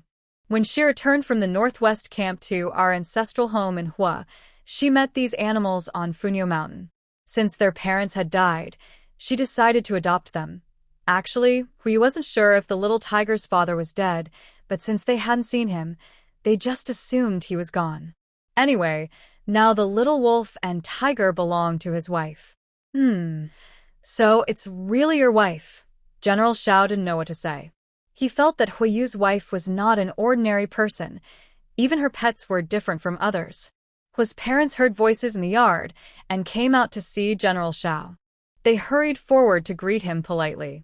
Then they quickly went to the kitchen to brew tea for him. Luckily, they had boiled water earlier while cooking noodles. Sitting in the hall, General Xiao looked around and was very pleased with the environment. Although he had obtained this house from the emperor and had it renovated and cleaned by the Imperial Household Department, he had never been here himself. Huiyu, where is Lady Rongjia? I am here today to deliver an imperial decree to her, said General Xiao as he picked up his tea and took a sip, still not seeing Jingyu. He couldn't help but ask, General, please wait a moment. I'll go call her, Hui's mother said when she heard that General Xiao was looking for Jingyu. She hurried to call her. No matter how many times she had seen the general, she still felt nervous and didn't know what to say. Just as she reached the door, she saw Jingyu walking into the hall holding a small girl named Nuo. When General Xiao saw Jingyu holding a child, he suddenly stood up from his seat. He had known during his time at the Northwest camp that Jingyu was pregnant, but as a man and an outsider, he hadn't paid much attention to when she would give birth. He never expected the child to be so big now. His personal guard had gone to the ancestral home of the Hui family to deliver a message, but hadn't seen the child. Even the letter was handed to Jingyu through Huiyu, so he didn't know much about her situation. Today, General Xiao was here to deliver an imperial decree and hadn't brought any gifts for the child. But since Jingyu and Huiyu were both important to him, he decided to give a gift. He decisively took off the dragon-patterned jade pendant hanging from his waist and handed it to Huiyu, instructing him to give it to the child. Although his dragon-patterned jade pendant is not a symbol of royal status for everyone, the carved dragon design shows it is not an ordinary item. General, such a valuable item, I cannot accept it. On behalf of my young daughter, I thank you for your kindness. Huiyu quickly tried to return the jade pendant to General Xiao. It's nothing special. This jade is just a decoration and doesn't mean much. It's a gift for my child's first meeting. You shouldn't refuse, General Xiao said as he handed the jade directly to Jingyu. Thank you, General. On behalf of my little girl Nuo, I appreciate your kindness. Jingyu naturally took the dragon-patterned jade and casually tucked it into Nuo's swaddle. In her mind, social class was not a big concern. When she spoke to General Xiao, she used you and I, and she wasn't used to other forms of address. Actually, General Xiao preferred Jingyu's carefree personality. He disliked the pretentious women in the capital and their flattering smiles. He was not comfortable with such behavior. But as a member of the royal family, he naturally moved within that circle. When he finally found a pure and honest person, he would not suppress her. Instead, he admired and was willing to support her. Is this child called Nuo? May I hold her? Although General Xiao had several children, he had rarely held them himself. Seeing Nuo's big, bright eyes, her soft, white skin like a rice ball, and her sweet smile that curved her lips, all touched General Xiao deeply. He couldn't remember his own children when they were very young. No one had ever been this adorable and beautiful, making him feel happy at first sight. Nuo, over 3 months old, was not soft like tofu. She could move her neck freely and reach out with her small hand for things that interested her. General Xiao had spent many years in the Northwest camp, always carrying a fierce aura. When he returned to the palace, his children were often timid and afraid to approach him. He was also excited and spoke impulsively, saying he wanted to hold little Nuo. He didn't know if Jingyu would let him hold her or if the child would cry out of fear when she saw him. Seeing the genuine love in General Xiao's eyes for the child, Jingyu gently placed Nuo in his arms. To her surprise, Nuo not only wasn't afraid but also gave him a sweet, toothless smile. This smile suddenly touched General Xiao's cold and hard heart. It softened his heart completely, making him wish he could give her all the good things. But as a man, he didn't usually like to wear jewelry, so he decided to secretly prepare some gifts for her when he returned. He chose a few suitable items for a baby girl and asked his guards to deliver them. This brave little girl would surely grow up to be as outstanding as her mother and father. Little Nuonuo saw that she was in someone else's arms, and it was a stranger. After showing him a sweet smile, she babbled and talked to him. General Xiao looked surprised, but he couldn't understand what Nuonuo was saying. He could only look to Jingyu and Huiyu for help, but they also said they didn't know. Seeing that she had been talking to this person for a while, and he didn't reply, just looked at her blankly, Nuonuo felt sad and upset, but didn't say anything. She thought, why doesn't anyone understand me? Even just talking to me would be nice. Since he just looked at her without speaking, she decided, oh well, I'll just go to sleep. Then, little Nuonuo quickly fell asleep in General Zhao's arms. She felt that this embrace was wide and warm, even comfortable enough to start snoring softly. General Xiao found it quite new. Are all children like this? One moment they smile brightly at you, and the next they close their eyes and fall asleep. Then, like a little kitten, she snored softly. Her little mouth moved constantly, as if she was eating the tastiest food in the world. Hui saw that Nuonuo was asleep and knew that General Xiao had come to deliver an imperial decree. He quickly took her into his arms and handed her to Huimu to carry her back to her room. Congratulations, Lady Rongjia. From today, you are the Lady of Rongjia County. You have the right not to kneel when meeting anyone, so I won't read the imperial decree aloud. The main point is that you will lead the people of the Northwest Camp to plant sweet potatoes, soybeans, and winter wheat. This will benefit the common people across the country, and even have a deep impact on the Great Shun Kingdom. The Emperor has specially promoted you to the rank of First-Class Lady of Rongjia. Most ladies are ranked First Class, but your rank is the same as a princess, even higher than some princesses, with additional titles. Not only did General Xiao explain the content of the imperial decree to them, but he also clarified the comparison of Jingyu's rank. In fact, Jingyu didn't care much about her own rank. Anyone who wrongs her, regardless of their rank, should be dealt with accordingly. Her status makes it natural for her to take action against certain people. General, has the Emperor told me when I enter the palace to thank him? I don't know much about palace etiquette, so I hope the Emperor won't blame me, Jingyu said, trying to prepare herself in advance. She doesn't want to cause trouble with the royal family unless necessary. Although she can use her wind powers to move unseen and even harm silently, she prefers to avoid conflict unless it's unavoidable. Even without using her weapons from her space, she is not afraid of any country's army. She doesn't want to get involved in large-scale battles with soldiers. No matter how many soldiers come, as long as she defeats their leader, the rest will fall apart. People in high positions are more afraid of death and won't easily provoke her. Now she has a home and children, and she wants a peaceful life. She no longer wants to experience the hardships of her past life, where she had no fixed home and struggled to find enough food. After tomorrow's court, I will come to pick you up to thank the Emperor. You don't need to kneel to anyone. The complicated rules in the palace don't apply to you, just be yourself. Actually, the purpose of bringing you into the palace isn't just to thank the Emperor. It's also to let the Emperor, myself, and the royal family thank you on behalf of millions of common people. Additionally, the Emperor is curious. He wants to meet you too. He already knows your deeds, and just wants to see what such legendary people look like. General Xiao believed he and Jingyu and Huiyu were on the same side, so he revealed some of the Emperor's secrets. This shows that the Emperor is a wise ruler who doesn't sweat small details. General, have you been told where the Emperor wants you to go after the New Year? And when do we start our journey? Huiyu asked, wanting to know the specific location and times so he could prepare supplies in the capital. Regarding our destination after the New Year, the Emperor gave me two options. One is Lingnan, a region with high mountains, dense forests, many poisonous insects, and miasma. The local people there are trying to break free from our control and want to become an independent country. They are skilled in poisons and curses, making it difficult for the station troops. The other option is the southeastern coastal area, where bandits are rampant.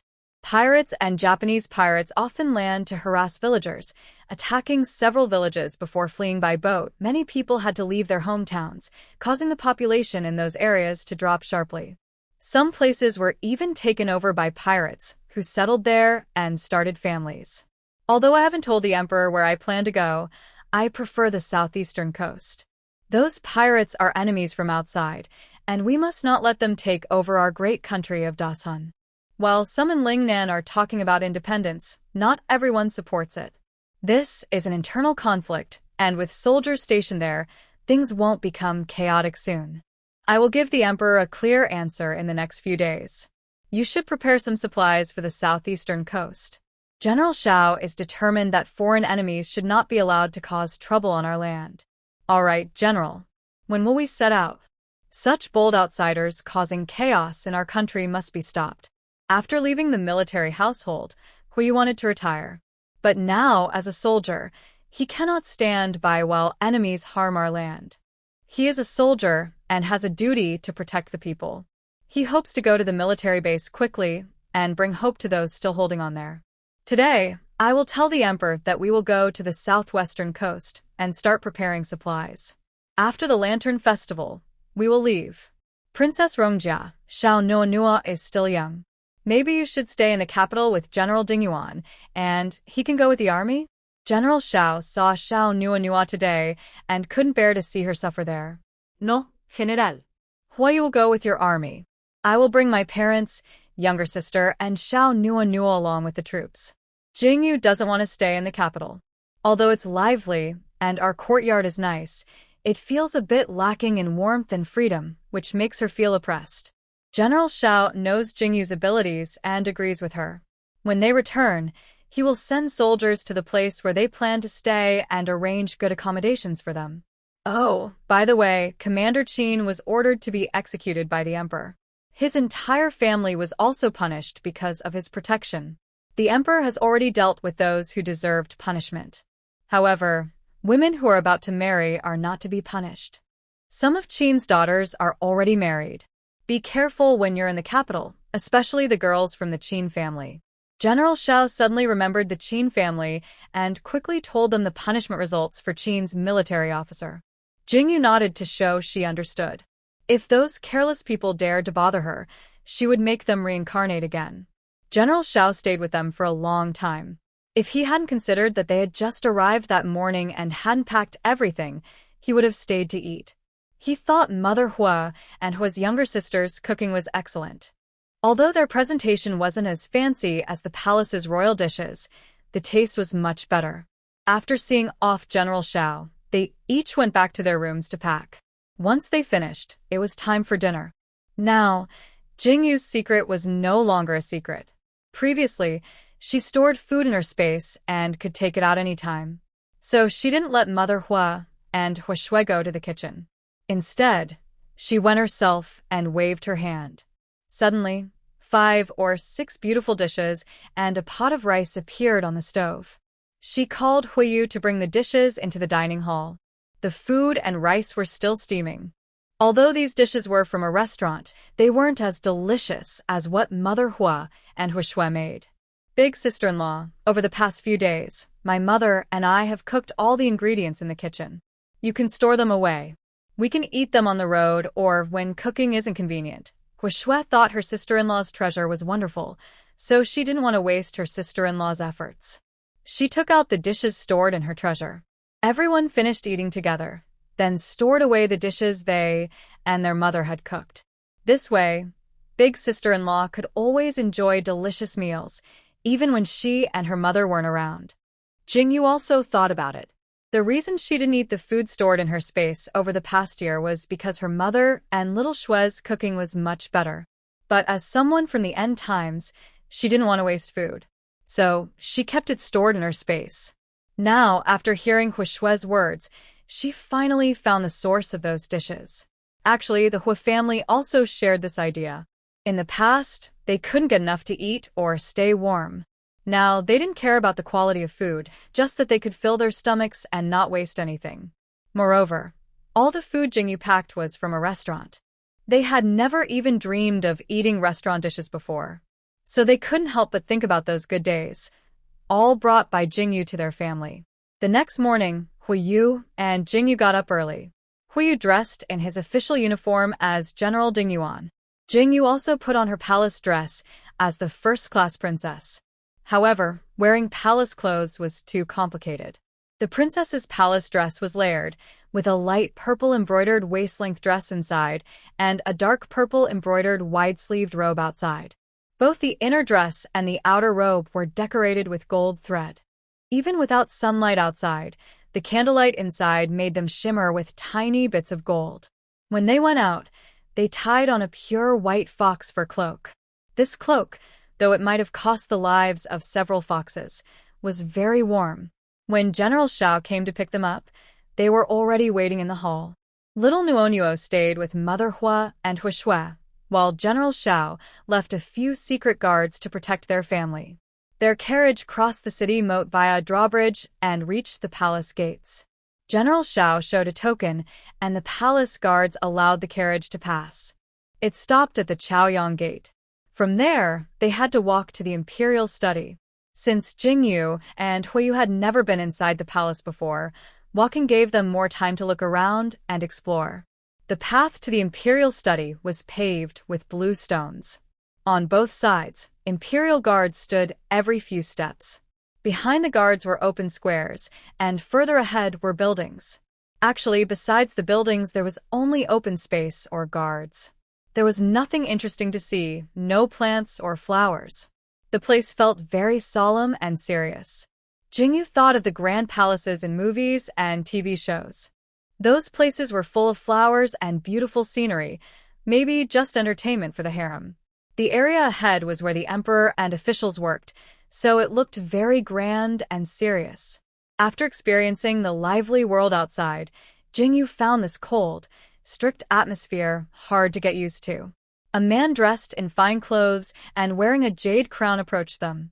His gaze was curious, inspecting them, and there was a faint hint of hostility. Jingyu felt like she had just arrived in the capital and hadn't seen anyone before. It was her first time in the palace and meeting this man. Why would he be hostile? Hostility isn't a problem as long as it's kept inside. Jingyu could stay peaceful with him, hoping his hostility stayed in his mind and didn't turn into action. Big Brother Emperor, Third Brother Emperor. The man and General Xiao exchanged greetings. Hearing their titles, Jingyu realized this person was the Crown Prince. He and Huiyu both bowed to the newcomer. Greetings, Crown Prince. Greetings, Crown Prince. The Crown Prince frowned as he looked at Jingyu's awkward bow. He was about to speak and scold them, but General Xiao grabbed his arm. Big Brother Crown Prince, this is Princess Rongjia, whom Father personally appointed, and General Ding Yuan. Father is waiting to see them, so there's no need to stay here longer. We can talk more another day. He released the Crown Prince's arm and ignored him. Leading Huiyu and Jingyu, he headed toward the imperial study, leaving only a few shadows of the Crown Prince behind. The Crown Prince, Xiao Jingyang, watched their fading figures with mixed feelings. These were the trusted aides of Xiao Jingrui, and they had even moved into the courtyard he didn't request. Most importantly, they had caused Qin Jun, the soldier assigned to watch Xiao Jingrui, to be executed, like losing his own eyes. Furthermore, the magistrate of Qingfeng County, Tang Xian, was his man, and the Zhu family of Qingfeng County was his financial support. Yet both had fallen into the hands of these two people. Since they had come to the capital, it was time to settle some accounts. The Crown Prince quickly left the palace and summoned his advisors to the study to plan their next move. General Xiao, Huiyu, and Jingyu arrived at the door of the imperial study. After a report, they were invited inside. Jingyu bowed to the emperor, and Huiyu knelt flat in front of him. The emperor hurriedly stepped down from his seat to help Jingyu up, then bent to assist Huiyu. Even General Xiao was stunned by the emperor's actions. His father, who had always been proud and distant, was now showing such humility. It was clear how much he valued Jingyu and Huiyu, probably Huiyu even more so. Princess Rongjia, Lord Hua, I didn't expect you to be so brave and clever at such a young age. It is truly a blessing for our great Shun kingdom. Truly a blessing. Thank you, Your Majesty, for your praise. We only did our duty. I dare not accept such praise. Our ruler is wise. Long live the emperor. Long live forever. Huiyu knew Jingyu didn't like flattery, so he had to speak bravely himself. It was his first time meeting the emperor, so he wasn't sure if he was saying the right things. He just tried to speak positively. Haha, well said. Well done indeed. If every citizen of Great Shun country thought like this, I wouldn't worry about our country's prosperity and strength. Everyone loves to hear good words, even the emperor. Moreover, Huiyu's words are simple and honest. The emperor feels that these are sincere words from Huiyu's heart. Princess Rongjia, I thank you on behalf of millions of people in Great Shun country for all your efforts. Both I and the people will remember this forever.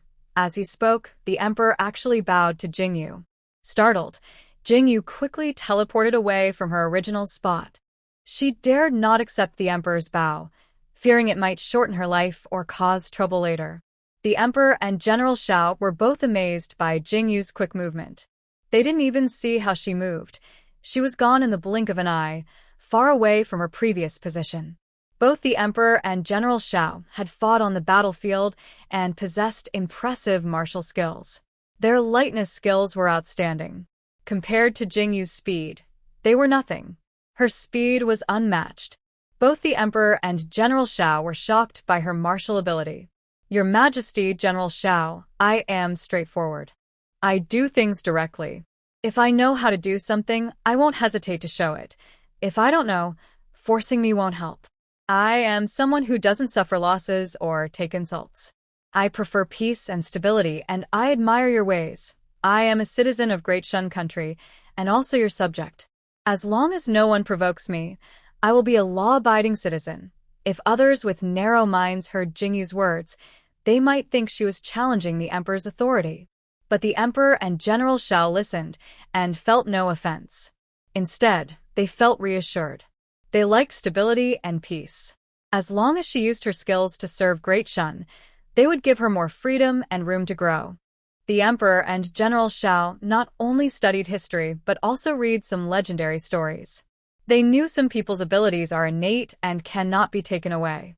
The woman before them might be one of those gifted individuals. Everything she had done so far was beneficial to the Shun dynasty. Moreover, she was not interested in fame or wealth and had no ambitions. This was what they preferred to see. At this moment, the emperor even considered adopting her as his adopted daughter. Even more impressively, her husband also knew about her abilities. Her husband's family also has no such ambitions and even wishes to retire and live a peaceful, carefree life. People like this are easy to work with and trustworthy. Of course, they will not be treated unfairly. They will receive proper honors and rewards. Haha, Princess Rongjia, don't worry. Just do what you think is right. The emperor and the third prince will be your strongest supporters. We are not curious or probing.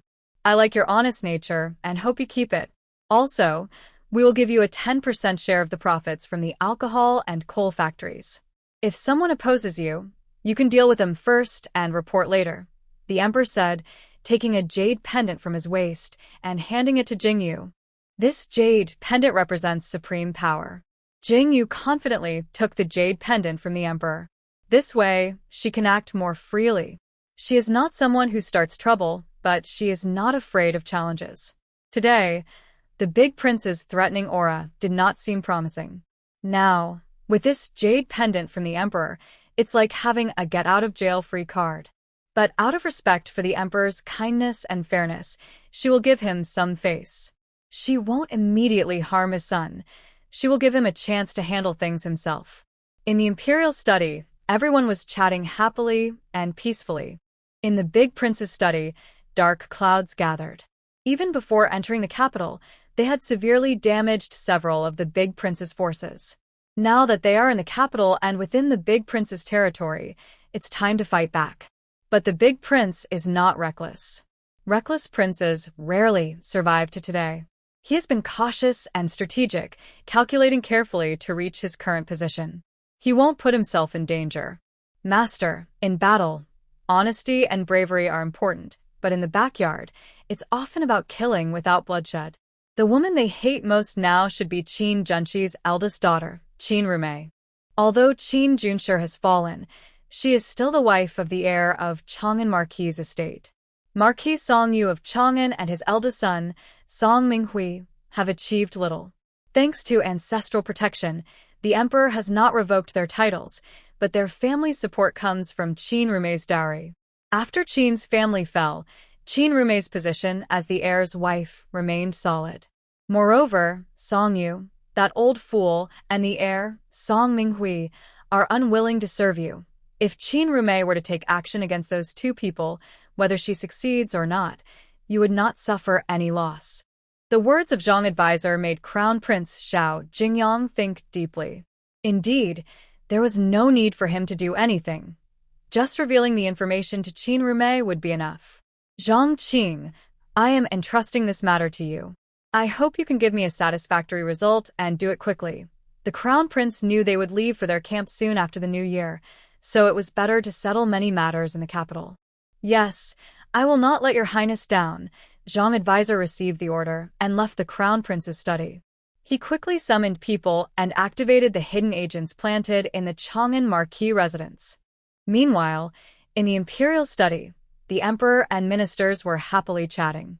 Behind them, Jingyu no longer spoke. It was Hou who was responding to the emperor and General Xiao.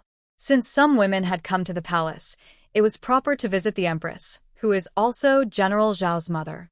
General Xiao gained the emperor's favor because he was the legitimate son of the inner palace. To show respect for Jingyu and Hou, the emperor and General Xiao accompanied them into the harem, as men are not allowed inside the harem. With the emperor and General Xiao present, Hou was also able to enter the harem with them. He relaxed, worried that Jingyu's actions might upset the empress. But he was overthinking. After returning to the palace, General Xiao carefully told his mother about Jingyu and Hou's contributions and personalities. The empress admired Jingyu very much. She also deeply appreciated Jingyu, saving her son from disgrace. This cleared a major obstacle on his future path, making it smoother. After bidding farewell to the empress, Hou and Jingyu carried a large carriage filled with gifts from the emperor and empress back to their residence. Most of these gifts were for Xiao Nuanua, especially after they heard that Xiao Nuanua was not shy or afraid of people, particularly not afraid of their son. This made the emperor and empress very curious about Xiao Nuanua. They wanted to meet this child, who was so loved even by their own son. They knew that their son was usually not close to his own children. Actually, this was not General Zhao's fault. He did not dislike his children because their mothers often used them as excuses to seek favor. This made General Xiao tired of the constant fuss, and over time, he lost the desire to be close to his children. The children also became afraid to see him. Since General Xiao has been away from the residence for many years and is completely unfamiliar with these children, it is even harder for them to become close. Therefore, the emperor and empress, who are close to the children, become more curious about him. Although the emperor and empress are curious about little Nuonuo, they did not allow the children to attend the palace banquet during the new year. Because the children are too young and the banquet is crowded and busy, it is safer to keep them at home. So, Jingyu and Hui returned home with a large amount of rewards. The secret agent from the Chang'an Marquis estate was also successfully activated. Qin Rumei had been feeling upset these past few months. She was treasured by her parents since childhood. She and her younger brother Qin Rufu are the main children of the Qin family. Because of this, the family resources have always favored them. She, wanting to be with Song Minghui, ignored the decline of the Chang'an Marquis estate and married into it without hesitation. She was favored at home, and her family not only did not oppose her marriage, but also gave her a large dowry. She used this dowry to establish herself firmly in the Marquis estate. The Chang'an Marquis estate was just an empty shell. Before she married in, everyone in the estate lived very simply. With her dowry, the estate regained its wealth and comfort. Although she is only the wife of the heir, the Marquis's wife has entrusted her with the management of the household. After all, the one who provides the money is the real boss, and everyone understands this. Even after the Qin family fell, the people in the Marquis' estate did not dare to mistreat her. She held all the dowry in her own hands. She is also good at scheming. Over the years, the estate used her dowry. Not only did her dowry not decrease, but the income from shops and farms made her even wealthier. After the Qin family's downfall, the people in the estate only dared to gossip behind her back. No one dared to cause trouble for her openly. But her parents and brother, who supported her, are no longer alive, leaving her to face the world alone. Although there are a few of her father's illegitimate daughters in the capital, she has never gotten along with them. Moreover, they have no confidence of their own and probably don't know how miserable life has become now. But these thoughts are not within her concerns. Right now, she hates the person who dragged their family into such a situation. She wishes she could devour him, bite him to death. But he is in the northwest camp, and she cannot reach him. The person responsible for harming our young lady's family has arrived in the capital. I heard she is staying in the same residence that the eldest prince's family wanted. If our young lady finds out about this, she will be very sad. Oh, our young lady is such a kind person. Why did she have to face such trouble? The maid who was speaking saw the hem of her skirt in the corner and smiled secretly, feeling she had succeeded. She believed her task was done. Given the young lady's personality, she wouldn't leave anything undone. Yes, I noticed our young lady has become thinner lately. Sigh, life is unpredictable. The Qin family, once so powerful, has collapsed completely. It's really sad. Be careful what you say. Don't let the young lady hear about this. She's already very upset. Several maids were chattering, but they didn't truly sympathize with the young lady. They just needed to serve her. They dared not speak ill of her, fearing she might have spies among them. When Qin Rume heard what these maids said, she felt both relieved and excited. She finally had a chance to take revenge. Those people dared to come to the capital and be so close to her. If she didn't avenge her father, mother, brother, and clan, she would feel guilty. If she didn't have her own skills, her good life would have been destroyed by those people. Quietly, she left the corner and returned to her room, summoning her close maid. She knew that money could do anything, so after marrying into the Chang'an Marquis family, she spent money to train her own people. After the Qin family fell, she realized how difficult it was to survive alone in the Marquis' estate. She was afraid of losing her dowry and even her life. Her mother had taught her from a young age how to deal with palace intrigues and schemes. Now, many of her servants were trained fighters she had raised herself. Of course, she wouldn't foolishly use her trained people to carry out assassinations. She called her maid to find someone to hire a killer organization to do the job. Among those she trained, some knew where the assassins were. One wanted money, the other wanted to kill. Soon their deal was made. Qin Rume also provided the killers with information. Both of these people were skilled fighters, just like the two legendary figures rumored to be in the capital. One is a general who defeated a Tatar commander, and the other is Rongjia Princess, who single-handedly defeated 2,000 Tatar soldiers during a surprise attack. The assassins realized that relying solely on strength might not always lead to victory. It's okay. The assassins are resourceful and can use other methods besides force. First, they knock the target unconscious, then apply some softening herbs, making even the strongest fighters vulnerable. Night quietly falls, and outside, only the howling of the north wind can be heard. Several figures silently land on the roof, on the artificial hill, and in the courtyard. As soon as their feet touch the ground, Jingyu opens her eyes. Hoyu also opens his eyes and glances at Jingyu. He reaches for his weapon by the bed and quietly gets up. With a single thought, Jingyu moves the small Nuonuo sleeping beside her into her space. Meanwhile, at the doors of Ho Father, Ho Mother, and Ho Snow, someone has already blown in a calming smoke. Jingyu feeds a pill to Hoyu, then instantly teleports into Ho Snow's room. She moves Ho Snow into her space, placing her beside little Nuonuo. She then teleports to Ho Father and Ho Mother's room. Jingyu squints slightly, looking at the bed, and sees they are tightly covered. With another thought, she sends them into her space, placing them in another room. Free of worries, Jingyu quickly appears behind the person blowing calming smoke. She reaches out and snaps his neck with a loud crack. There are still many black-clad people in the courtyard. If she wanted to keep them alive, she wouldn't bother with this one.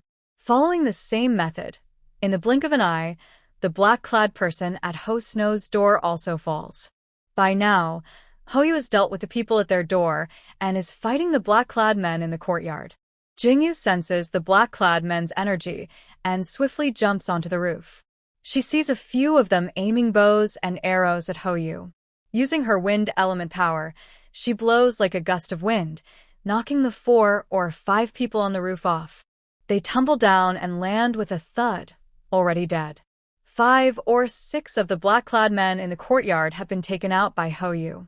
Jingyu instantly teleports to the artificial hill, where a man is making gestures she doesn't understand.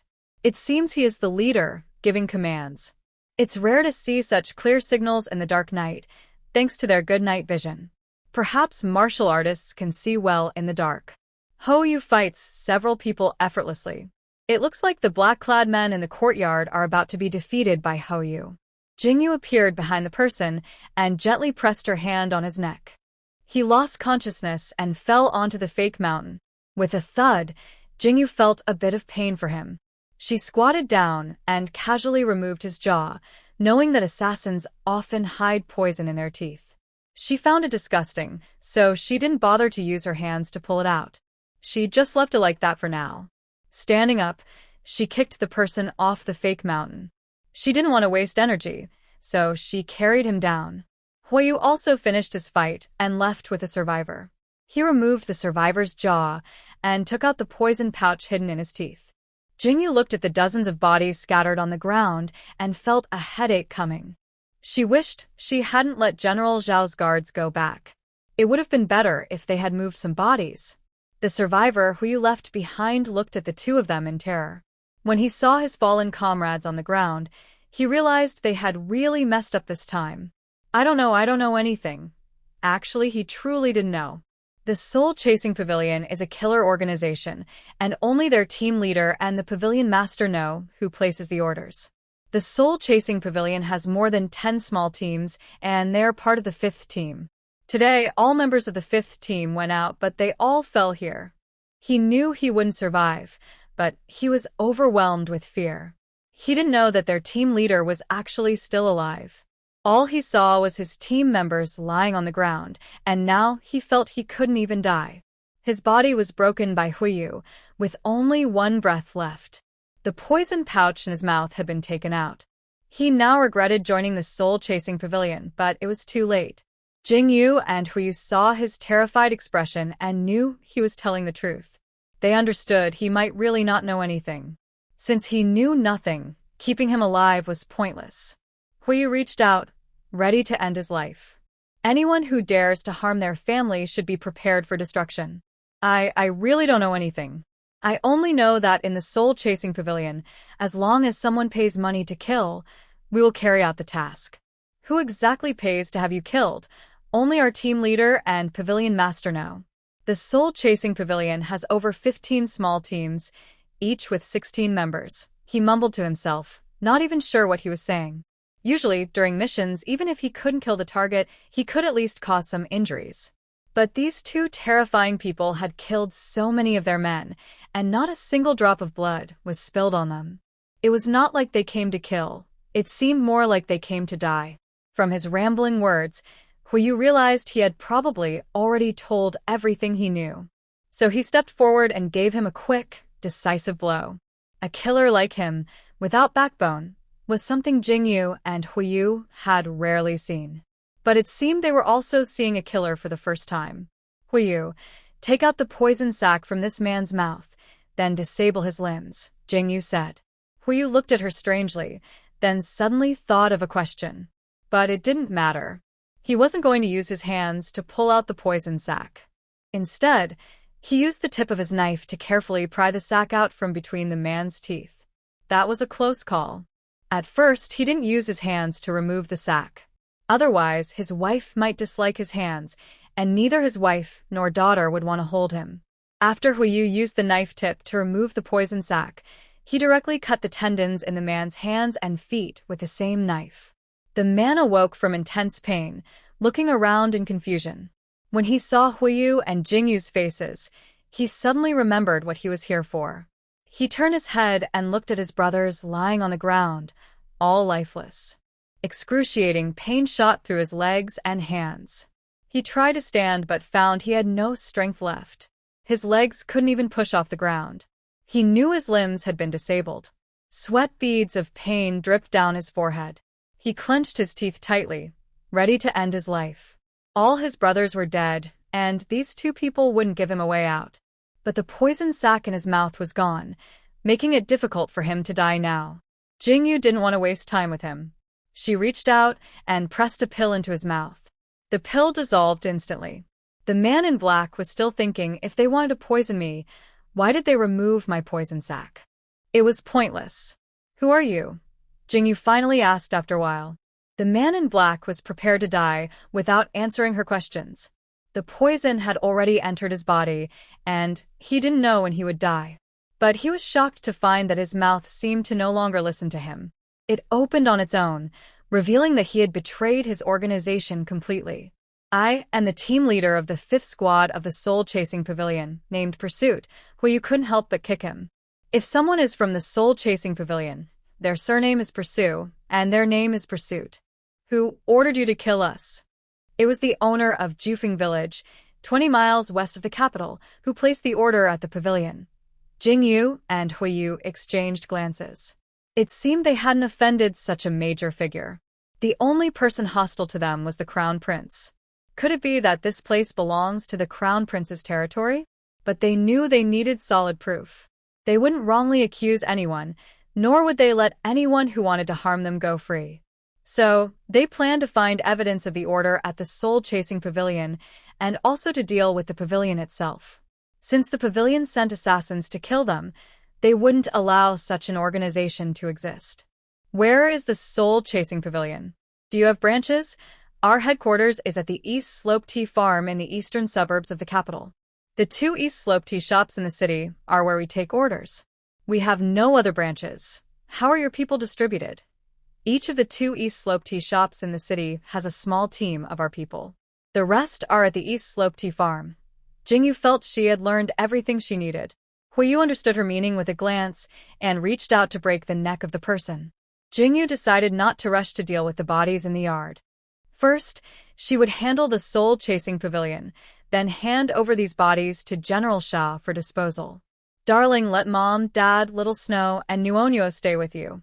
We'll first deal with the 2 East Slope Tea shops in the city, then go to the East Slope Tea Farm in the suburbs. Yes, after dealing with the 2 tea shops, we'll send the evidence to General Zhao's residence, then head to the tea farm. Jingyu thought that having Huiyu fly using lightness skill was too slow. She wasn't sure if her instant teleportation could carry others. Although she could put people into her space, her parents and Little Snow were unconscious, so she only brought them into her space. If she simply put Huiyu in while he was awake, she knew the Hur family wouldn't betray her. But she felt a little uneasy about it. Perhaps because she had been in the apocalypse for so long, her self-protection instinct was too strong. So, she went to Huiyu's side, wrapped her arm around his waist, and instantly teleported to a tea shop in the city. To her surprise, her teleportation really could carry people. Huiyu suddenly felt a blur in front of his eyes and a dizzy spell, causing him to fall to the ground. He saw that he was now in the courtyard of the Dongpa tea house. He knew there were skilled assassins inside, so he tried hard to hide his surprise and made no sound. His wife is truly very strong. Just because she has such skills, she is unbeatable in the world. Haha, it's really lucky for their family to follow her. It was late at night now, and the group of assassins in the tea house were already asleep. Jingyu signaled to Huiyu to stay put and not move. She used teleportation to check each room with a living person, setting up smoke bombs. She didn't want to waste energy or make noise that might attract attention from the neighbors. Using sleeping drugs saved her time and effort. She learned this from them, and it's a way to fight fire with fire. Soon, the sleeping assassins in the bed slept even more soundly. Jingyu came out of one room and signaled to Huiyu that he could start his action. She moved around the tea house, collecting all items into her space. It was like a swarm of locusts passing through, leaving nothing behind. 2 mice, which had been eating in the kitchen corner, saw their food suddenly disappear. They glared at Jingyu with anger and then ran away crying. They wanted to leave this place because it would starve the mice. And yes, this place was called a tea house, and it truly lived up to its name. There were large quantities of tea stored in the shop and warehouse. Some of the tea was very precious. Jingyu could smell the fragrant aroma even from outside the packaging. From now on, she wouldn't worry about running out of tea. She heard that General Shao also loved tea very much. When she went to see him later, she planned to give him a few boxes as a reward for helping her deal with the people. This place was really just their workstation with little cash on hand. Although there was some silver collected from various places in the counter, it was only a few thousand taels. But even a small amount is still money. Jingyu didn't mind and took it all. She also took the wooden root tables and stools used for tea tasting in the yard. Huiyu entered the rooms with people and unceremoniously cut their throats. To make it easier for his wife to collect these items, he threw them all into the open space in the yard. There are 18 people here. The extra ones might be a shopkeeper and a waiter.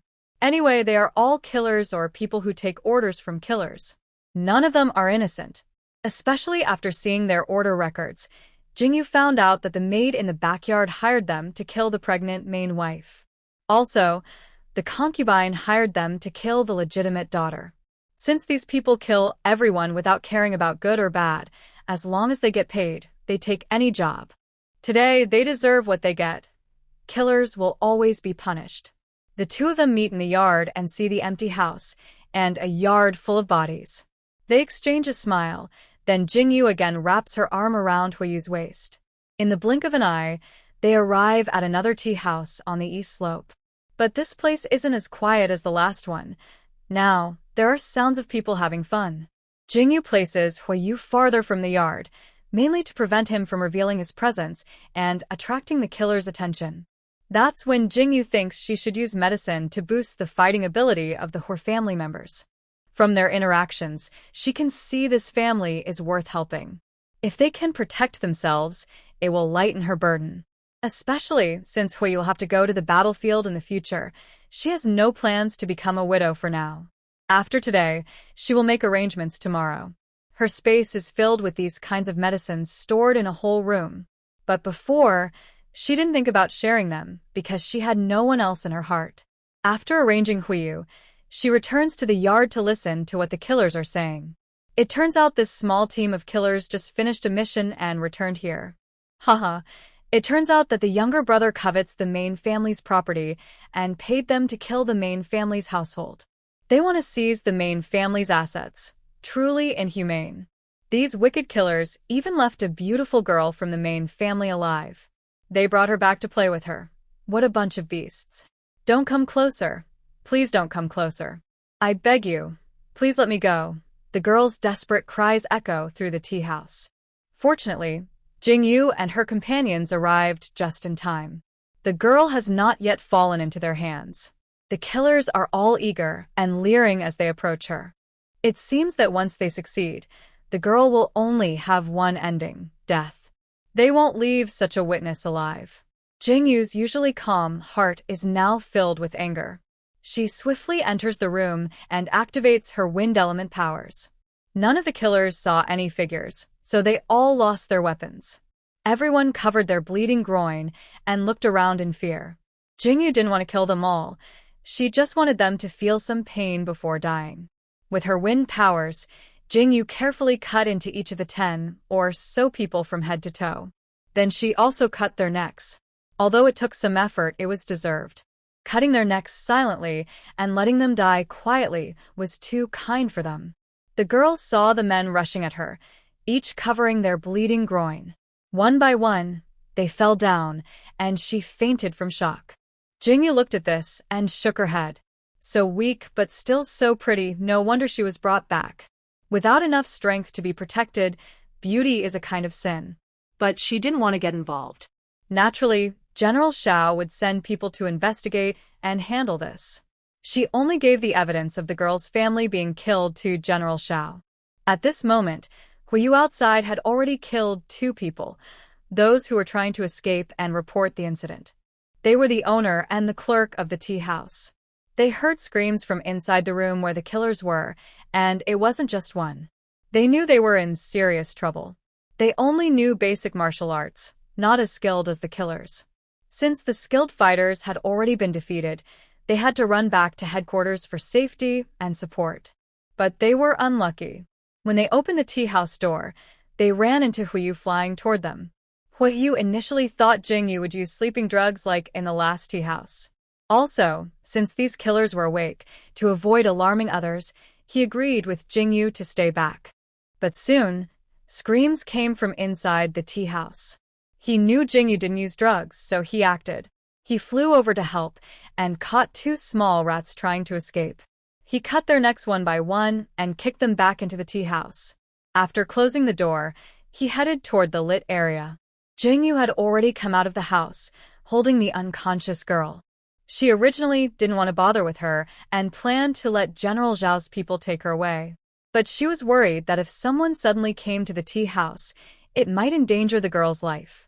Since she had already saved her, she decided to see it through to the end.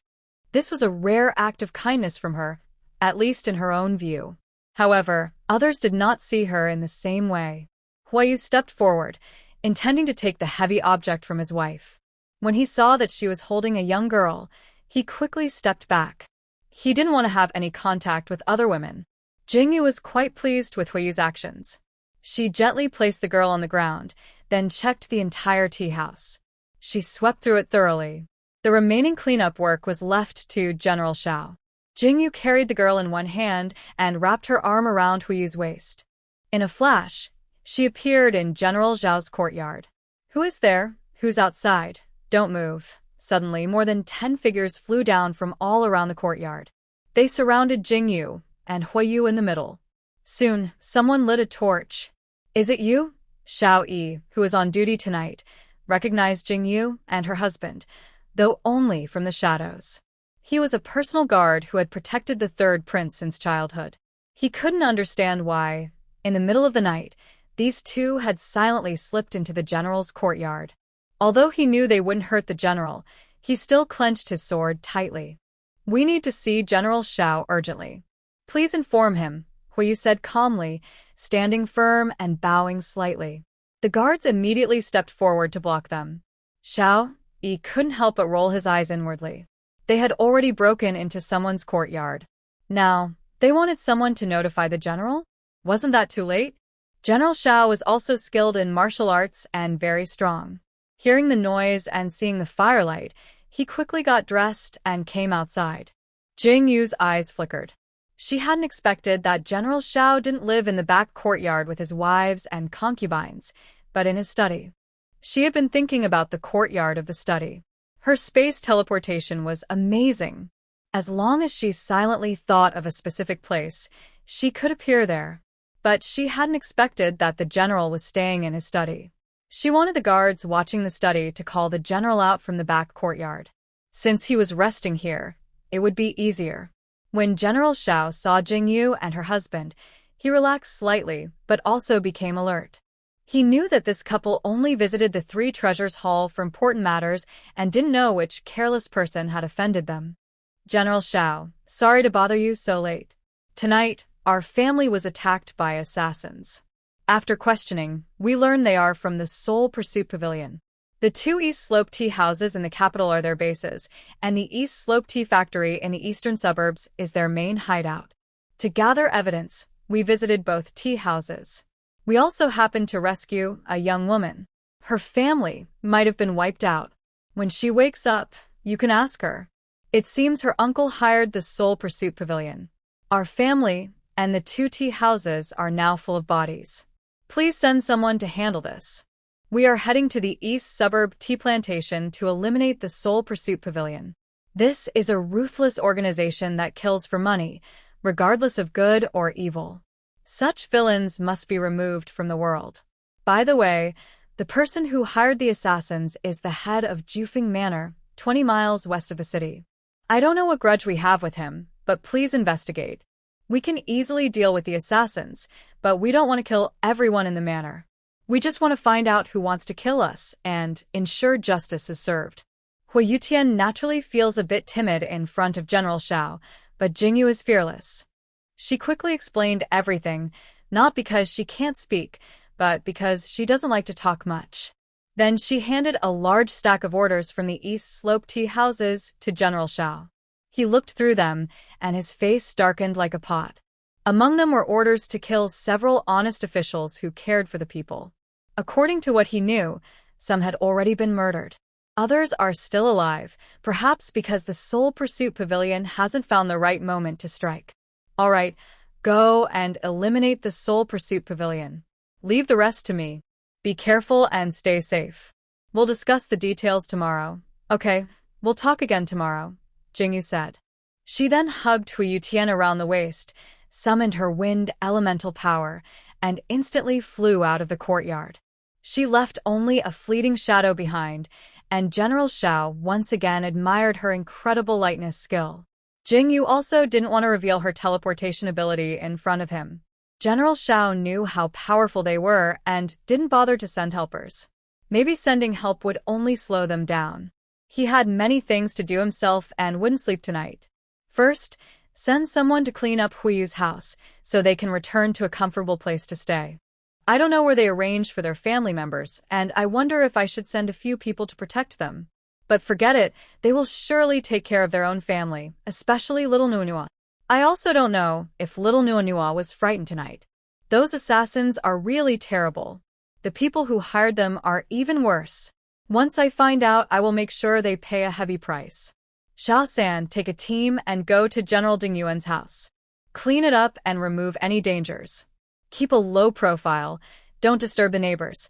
I'm mainly worried that the people around will gossip about how many people died in their family. Jingyu's personality definitely doesn't want to become the topic of others' conversations. Xiao Si, Xiao Wu, each of you take a team and go to the 2 East Slope tea houses in the capital. Make sure everything inside is handled properly. No one should escape. If Jingyu knew how General Xiao ordered, he would firmly tell him that there are no survivors, only bodies. Xiao Yi, hurry, and inform the royal guards to surround Jufeng Villa so not even a fly can get out. After saying this, General Xiao went inside to get his cloak, ready to personally go to Jufeng Villa. He wants to see for himself which reckless person dares to harm Jingyu's family. Jingyu and his family just arrived in the capital and have no enemies. This seems to be targeting him. After leaving the range visible to General Xiao and the others, Jingyu used a quick teleportation to bring Huiyu to the east suburbs Dongpa Tea Farm. The night was silent, the cold moon like water, and the tea farm was peaceful. Jingyu didn't move but used his wind ability to quickly scout the tea factory with Huiyu. After understanding the terrain and layout, he saw that the tea farm was very large. Endless rows of green tea trees, neatly trimmed. On the tea mountains, there were about a dozen houses. Each house was separated by some distance, and most of them housed about 10 people. Likely each house was a team of assassins. Near the main gate of the tea farm was a luxurious garden building. This might be the headquarters of the Soul Chasing Pavilion, where their leader probably lives. This place is also used for assigning tasks and entertaining important guests. Such a wicked place should not exist at all, as it pollutes the pure aroma of these teas. As usual, Jingyu used teleportation to make everyone in each house faint. Hoyu then collected their lives behind her. These evil killers are unworthy of being called humans. This soul-chasing pavilion might be a special organization for hunting people, so all the killers are men. Even in the main house, no women were seen. Jingyu searched through the so-called Pavilion Master's house and learned that the Pavilion Master was only responsible for assigning tasks within the soul-chasing pavilion, not their true master. Their real master is actually the current emperor's concubine, Zhang Yuro. Jingyu found this out from the letters exchanged between her and the Pavilion Master in a secret room. Perhaps they thought the Dongpa tea farm was very safe, so Jingyu found several secret rooms in the tea factory. These rooms were filled with gold, silver, treasures, food, and weapons. Could this prince be planning to rebel? No wonder he emitted killing intent toward her. His biggest rival is General Xiao, and she and Hoyu are considered allies of General Xiao. That explains why he sent people to assassinate her and Hoyu today. Although it makes sense, it doesn't mean she understands everything. If her strength isn't enough, she must find ways to improve it. Weakening her enemies is fine, but she must not weaken herself. She is not someone he can easily defeat. Once she has solid evidence, she won't just lose her life, but also cause him to suffer. The key is, this person doesn't look like a good person. Who would create such a killer organization if they were good? Since he's evil, she has the right to act on behalf of justice. Jingyu took a small amount of unmarked gold and silver into her space. She didn't touch the other treasures, food, or weapons, trusting that General Xiao would send people to take over everything. Her space has plenty of food, and the weapons are much more advanced than these. She also has a lot of gold and silver. Moving these is her reward for this trip. The emperor is a wise ruler, and General Xiao is a good man.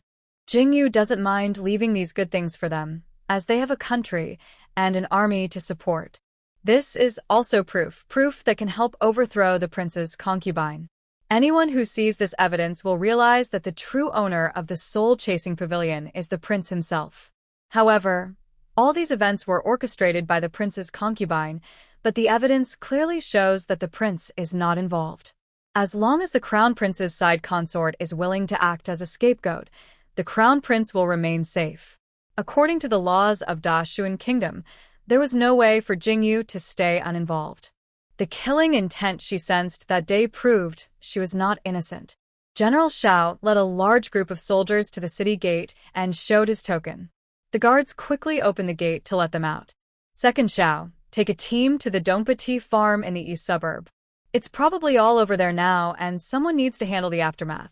Yes, sir. Second Xiao waved his hand, and a squad of soldiers rode out from the main force. They held the reins tightly, kicked their horses, and galloped away. To avoid disturbing the people, General Xiao chose to leave through the east city gate closest to his residence. So Second Xiao led his team, and they soon reached the Dongpa Tea farm. When they rushed into the tea farm, they saw Jingyu and Huiyu sitting on a bench, boredly looking at the sky, as if nothing had happened. Princess Rongjia, General Ding Yuan, are the killers caught? Where are they now? Second Xiao asked after bowing to Jingyu and Huiyu. There are about 10 houses on the mountain. Only 3 are empty, and the house we are in now. You can handle the bodies at these places. There are also several secret rooms. I marked the doors, which are already open. Inside, there's gold, silver, jewelry, food, and weapons. Make sure to count everything carefully and hand it over to General Xiao. We have nothing more to do here, so we're leaving now, Huiyu said. All right, thank you, Princess Rongjia and General Ding Yuan. I will take good care of everything here, Second Xiao replied. Then he saw Princess Rongjia hugging General Ding Yuan and flying away. He stared at their departure for a long time. He was very jealous of General Ding Yuan, who quickly rose in rank after marrying Princess Rongjia. It was all by chance he drew her name in the lottery. How come he never met such a good wife? He blamed himself. When General Xiao asked his men if they wanted to marry, they all refused. Now, they all regret missing out on such a wonderful woman. If Jingyu knew their thoughts, she would say that losing a horse might be a blessing in disguise. She originally aimed to leave a son for her father, and only the Hui family always indulged her. Hui was always close to her, gentle with her, and spoiled her. Because of this, she began to change. Jingyu and Hui didn't know that someone behind them was feeling regretful. When they arrived home, the yard had already been cleaned thoroughly. Before Xiao San brought people over, he thought the house would be a mess, so he brought many men to quickly restore the furniture inside and the layout of the yard. However, when they arrived, they saw no signs anyone had entered the house. The bodies were scattered in the yard, but not a single flower or plant was damaged. They simply dragged the bodies away, washed away the bloodstains in the yard, and left quickly. They wanted to burn the bodies outside the city, before anyone found out. General Xiao had ordered that the destruction of the Soul Pursuit Pavilion and the connection to Princess Rongjia and General Ding Yuan should be kept secret.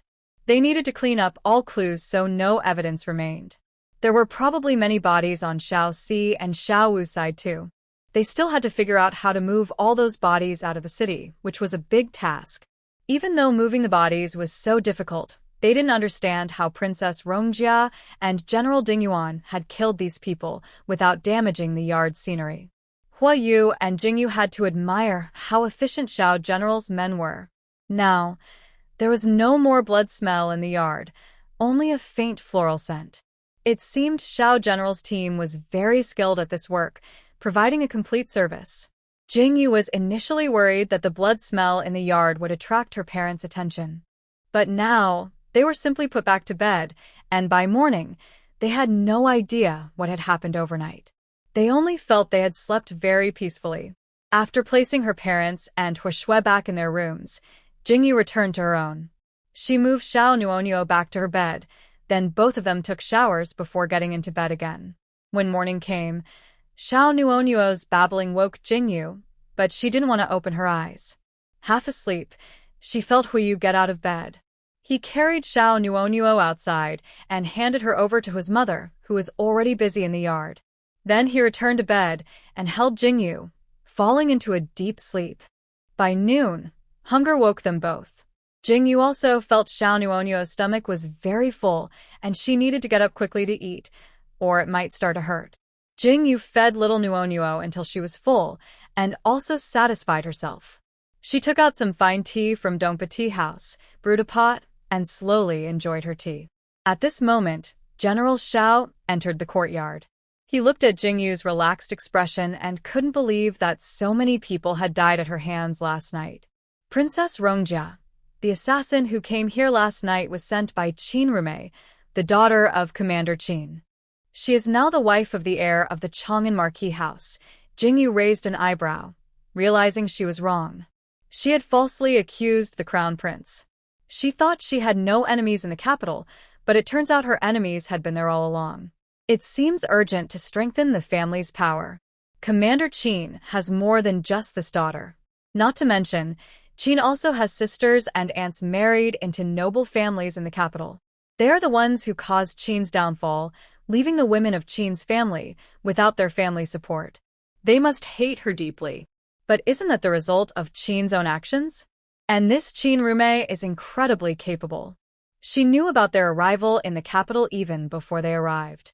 For some reason, Jingyu felt she wasn't wrong about the crown prince. She sensed that the crown prince was involved, but she didn't tell General Xiao, since they are brothers. Princess Rongjia, General Ding Yuan, the Soul Pursuit Pavilion is officially the property of the crown prince's consort. I suspect it's also connected to the crown prince. However, the Soul Pursuit Pavilion was gone overnight. I worry it might provoke the crown prince's revenge. So, in the next few days, you should be careful. Do you want me to assign some secret guards for you? General Xiao knew that no matter how many people came, they might not be able to harm Jingyu and Huiyu. But Hui's parents, Huishui, and little Nuonyo were not their match. General Xiao, we don't need secret guards. But can you find us a gatekeeper? If we stay inside the courtyard, and you come to knock, we won't hear it.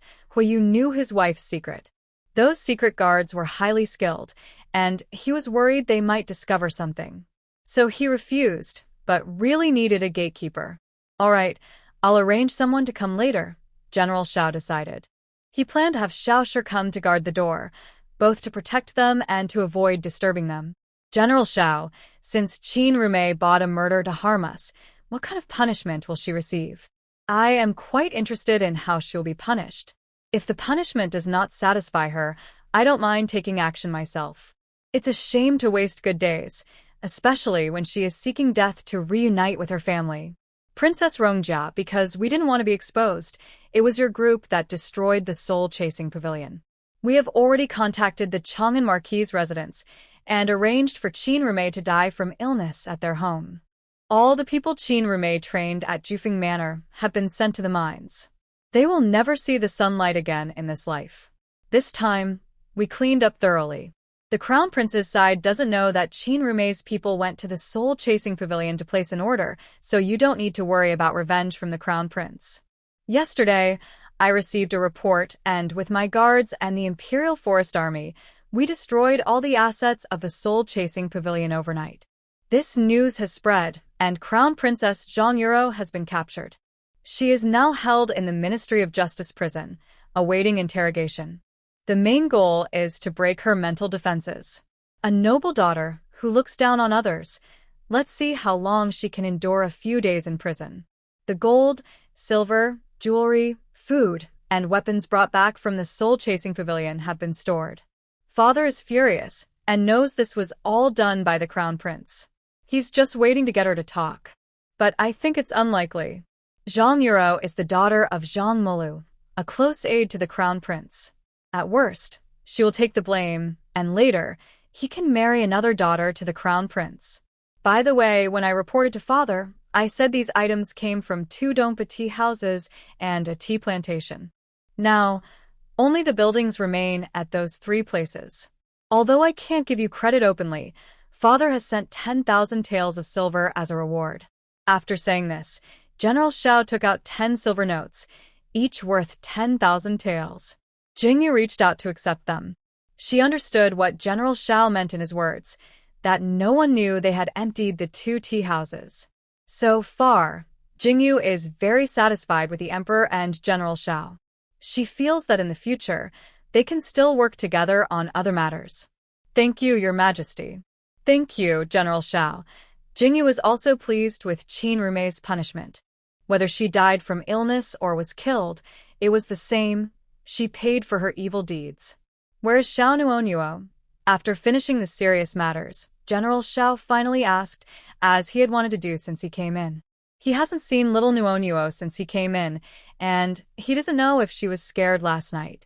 She was playing in the room with her grandmother and aunt. She slept the whole night and wasn't scared, Jingyu said, noticing General Zhao's worried expression. All right, I've been busy lately and might not have time to come over. If you need anything, you can come directly to my house or ask Xiao Shi, the gatekeeper, to find me. In a few days, there will be the New Year's Eve palace banquet. The streets will be lively. You can go out and have fun or buy some things. During the banquet, I will send a carriage to pick you up. Thank you, General Xiao. Xiao Shi quickly thanked him after he finished speaking. He and Jingyu saw General Xiao and his group out of the courtyard. Wife, I feel like last night's trouble wasn't just caused by that person named Qin Rumei. It seems like someone powerful might be involved. Otherwise, how would the women in the deep courtyard know we arrived? And they wouldn't know where we live. That powerful person has good information. Yes, I think that powerful person is the crown prince. When I saw him at the palace that day, I felt a strong killing intent coming from him. Is it him?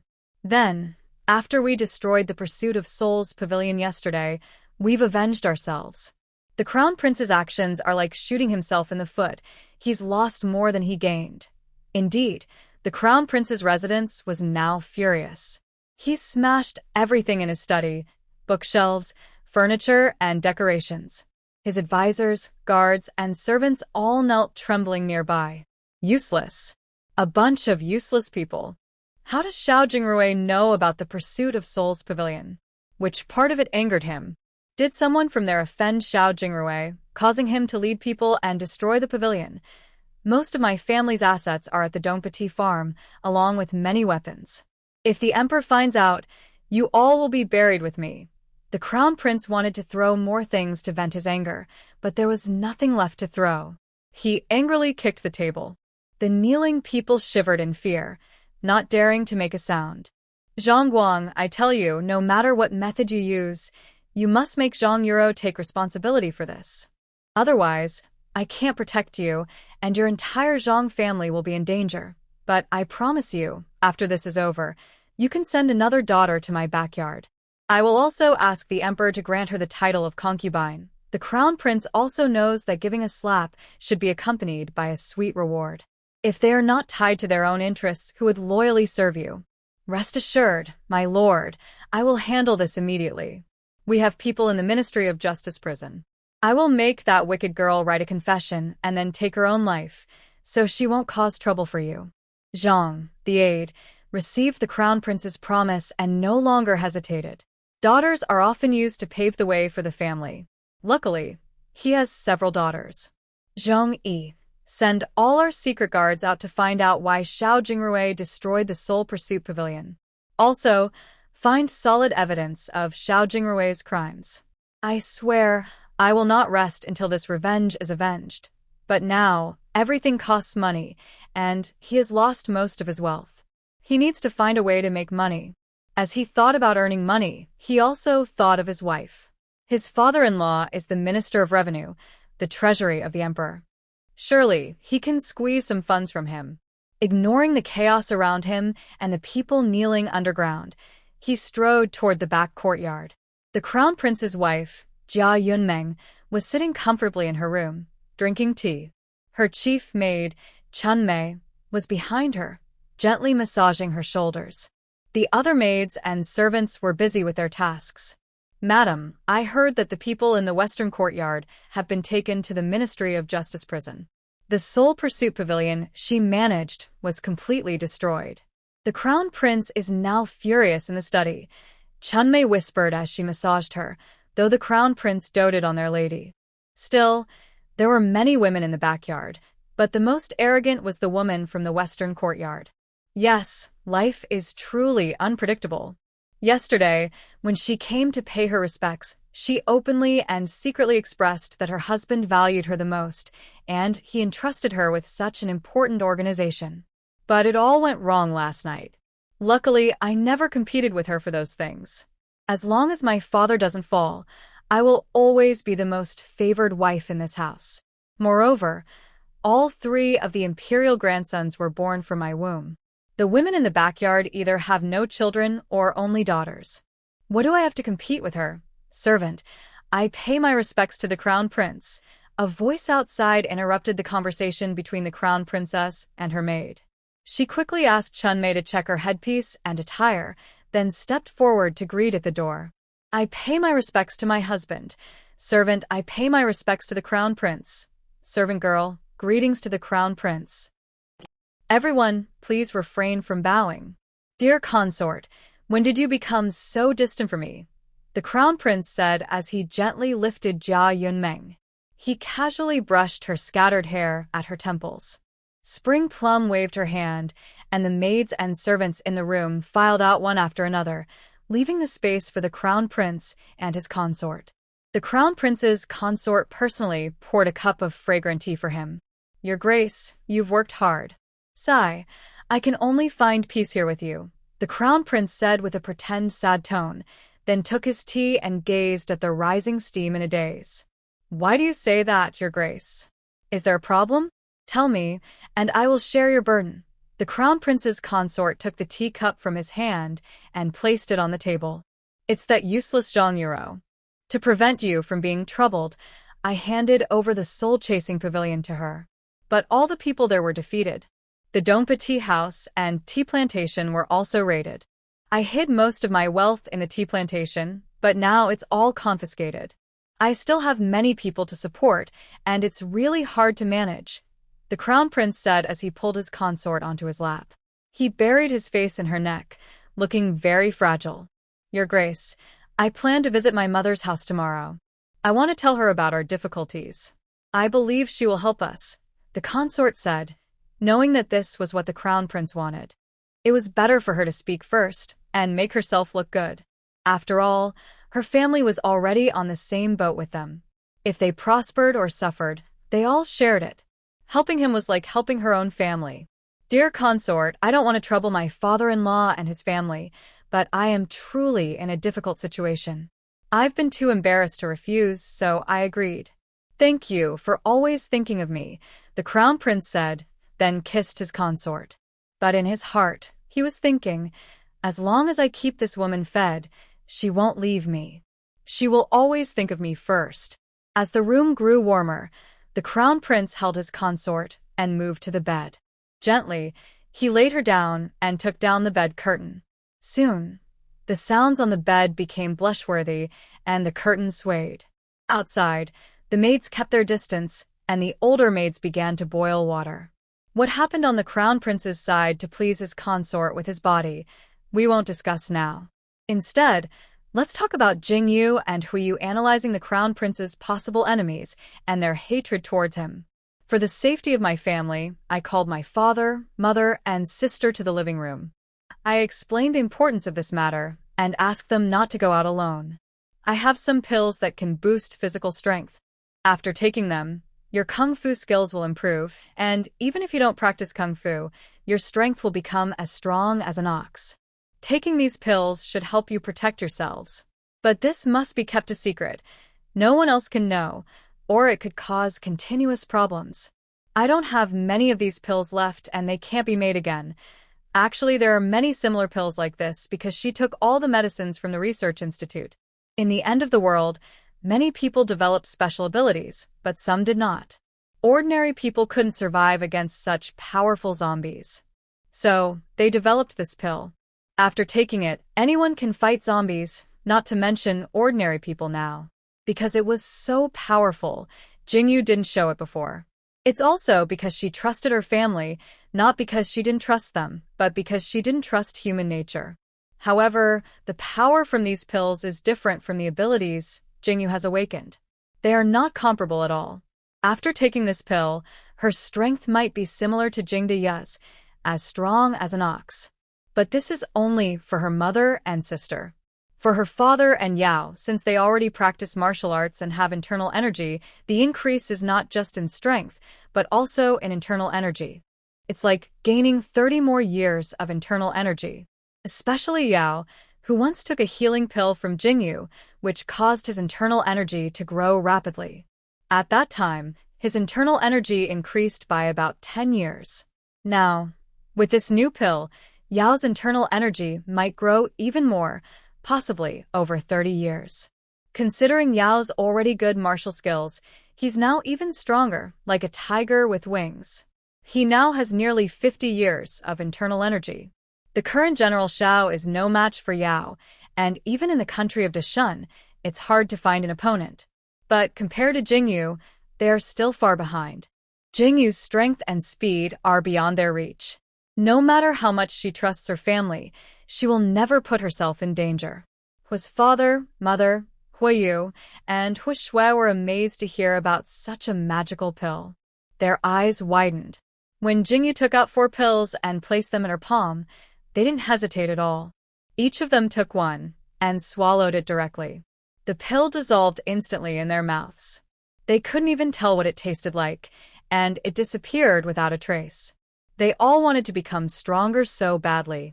Huiyu and Hui's father swore to protect their family. If this pill really worked as their daughter-in-law said, that would be wonderful. Hui's mother and Hui Shui had always admired Jingyu's fighting skills. They often thought to themselves, if only they had a daughter-in-law, big sister-in-law, with such skills. Over the years, they had stopped being timid. They believed that strength was what mattered most. With such power, they wouldn't just protect their family, they wouldn't hold themselves back either. Big sister-in-law, can I really become as strong as you? As the pill went down her throat, Hui Shui felt a surge of strength throughout her body. She asked Jingyu excitedly. Hui's mother also looked at Jingyu with bright eyes. She felt the same as Hui Shui. Her whole body was filled with strength, and holding her granddaughter felt as light as a feather. Yes, you'll be very strong, but still far from my natural strength, Jingyu replied confidently, though she also poured cold water on Hui Shui. Son-in-law, I feel full of power now. It's like there's a flame burning inside my dantian. Hui's father, who usually didn't speak much, shared his body's reaction. That's fine. Try to guide your internal energy and let it flow through your 7 meridians, Jingyu said. She didn't have internal energy herself, so she didn't understand what it was. Anyway, she had read about it in books. She believed that Hui's father and Huiyu, who knew martial arts and had internal strength, would understand how to guide this power when she explained. Sure enough, she saw Hui's father and Huiyu sit quietly, no longer speaking. They closed their eyes, furrowed their brows tightly, relaxed slowly, and eventually a smile appeared on their faces. Son-in-law, this pill is amazing.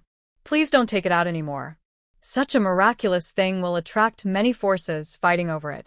My internal strength now exceeds that of 100 years. If others in the martial world find out, it could cause chaos and bloodshed. Huiyu was the first to open his eyes and speak to Jingyu.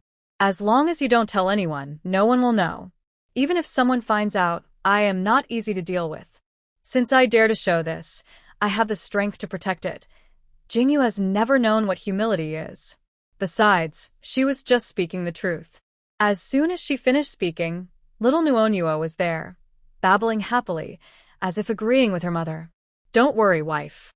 Our family is not unkind. We may not have your great skills, but we will do our best to protect you. Huiyu then reached out to take little Nuonyuo from his mother, who had been leaning toward him. Luckily, Hui's mother had become stronger and could hold her firmly. Although Nuonyuo was born to Jingyu, Hui's mother and Hui Shui held her the most. But her favorite person was Huiyu. As long as he was nearby, she would always rush toward him. Only then did Hui's father slowly open his eyes, a sharp glint flashing in them, like a sword unsheathed from its scabbard. When he looked at his family, his expression softened with love and kindness. Although he had practiced internal energy for over 30 years, combined with Jingyu's pill, his strength had increased. However, his internal power hadn't reached the level of 100 years of practice. Internal strength isn't just about years of training. Talent matters too. Though Hui's father's internal power wasn't as strong as Huiyu's, with his current strength and skills, he could have repeatedly made contributions on the battlefield in the past, leading the Hui family out of danger. Now, he no longer needs to fight on the battlefield, but his internal power is enough to protect his family, especially his little granddaughter. His granddaughter also has some innate abilities, but she's still too young to use them. He feels the mighty power within him and is confident in protecting her. Thank you, daughter-in-law. Thank you for everything you've done for her family. Now, with this internal strength and power, even when you're not home, I can protect our little granddaughter. Our family is getting better and better. After speaking, Hui's father wanted to test his strength, so he walked toward the yard. Hui Shui suddenly remembered something and quickly crossed past Hui's father. She first ran to the yard and easily lifted the stone bench under the tree. Then she went to lift the stone table under the tree and found she could lift it easily. She then moved to the large water jar by the corner of the wall, which was filled with water. Perhaps it was placed there to prevent water from spilling. She bent down, her legs sinking, and truly lifted the big water jar. After setting it down, she happily rushed toward Jingyu. She wanted to hug her sister-in-law, but Jingyu was scared and quickly moved aside. The dust near the water jar had gotten on her. Although Jingyu moved aside, she still grabbed her sister-in-law's collar. She prevented her from falling to the ground. Her sister-in-law looked at Jingyu with a worried expression. Big sister-in-law, why don't you let me hug you? I just want to thank you. Thank you so much. I feel so strong now. Next time someone dares to bother me, I will beat them until they can't find their teeth. Look at yourself. The dust on the edge of that water jar got all over you. And you still want to hug your sister-in-law? Wouldn't that dirty her clothes too? Although Mother Hui was scolding Hui Shui, she also mimicked her. She first moved the stone stool, then the stone table, and then looked at her hands in disbelief. Oh my, yeah, I can't believe I have such strength. She ignored the dust near the water jar, lowered her body like Hui Shui, focused her energy, and lifted the water jar. Father Hui saw Mother Hui and Hui Shui's actions and found it quite amusing. He repeated their movements. He did it more easily than Mother Hui and Hui Shui. The three of them, like children discovering new toys, started trying to lift the bigger objects in the yard, this one, then that one, having so much fun. Hui watched his parents' and sister's actions with a deep look. He walked over to Jingyu, holding his daughter in one arm and wrapping his other arm around Jingyu's waist. Wife, thank you. But next time, don't be so revealing. Our family's current situation is thanks to you. We are very content, very happy. Today, we took that medicine because we trust you and don't want to hold you back. In the future, don't carry everything alone. Although I am not as capable as you, I want to fight alongside you.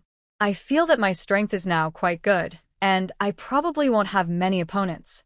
Next time, I will protect you. Jingyu listened to his pounding heart and saw the little girl snuggling in his arms. Unknowingly, she felt more connected to this family. Okay, I understand, Jingyu said with a smile on her face. She saw the three people still moving things and couldn't help but shake her head. Fortunately, The guard assigned by General Xiao was sent to buy horse feed. General Zhao's shopping arrangements were very careful, and everything needed in the house was well prepared. This included the ingredients in the kitchen, but they forgot to prepare horse feed. Jingyu had some in her space, but when she wanted to give medicine to the Hor family members, she used an excuse to send him away. Until just before going to sleep, Hu Shui was still excited. She was busy playing her own games, and even ignored her favorite little niece. Hu's father and mother, being older, were more stable than their daughter. Besides the initial excitement and experimentation, they had calmed down. Actually, today Huiyu was even more excited than Hu's parents and Hu Shui, but he kept his emotions in check. Seeing his wife produce such an incredible pill showed he cared deeply for her. So he poured all his excitement, enthusiasm, and boundless energy into his wife. Jingyu was worried that their noise might wake up little Nua, so she moved her into the big bed in her space. That big bed was the one she brought from Hoshan Tun village, taken from her room into her space. Back at the ancestral home of the Hor family, all the furniture was complete. When they arrived in the capital, General Xiao arranged a room with full furnishings. From the way General Xiao looked, it was clear they would be well taken care of once they reached the base. So, she arranged a room in her space. She placed her set of furniture into her space, making it her private room. She had many pieces of furniture in her space, but this set was special. Now, placing little Nua on the carved big bed in her space, they had no more worries. The continuous sounds in the room lasted until dawn. Before falling into a deep sleep, Jingyu moved little Nua out of her space. When she woke up, the father and daughter were gone, and she didn't know what time it was. It proved that her strong body couldn't compete with Huiyu in that aspect. She often surrendered and admitted defeat, especially after calling him last night, which kept her from getting out of bed today. Since she met him, Jingyu had always called him Huiyu. Perhaps this title has always weighed heavily on that man's heart, and last night he surprisingly deceived her at that moment. Thinking about it now, she still blushes. She remembers that she truly couldn't go on then. So she gently patted Hugh's back, trying to make him stop. Huiyu, that's enough. I really can't do it anymore. Wife, just call me something nice and I'll let you go. Huiyu, wife, be good, just call me your husband. Husband, is that enough? But who knew that just because she called him husband, he didn't stop. In fact, he became more excited. He leaned down and whispered all the affectionate names he had for Jingyu. When Jingyu felt the dampness on her neck, she realized that the man had always lacked security. So she let him do as he pleased, though her back would suffer. While Jingyu was lost in her thoughts, Huiyu entered the room with a cup of warm water. She shot him a sharp look, but Huiyu just smiled happily. Wife, your charming eyes are too much. I can't resist, he said, setting down the cup and massaging her waist. He knew he had gone too far last night, but at the time, he couldn't control himself. Don't say that his rough but gentle hands eased Jingyu's discomfort quickly. Huiyu carefully helped her put on her clothes and saw to her washing. Until Jingyu finished her meal, he carried little Nua into her arms, letting her feed the little one.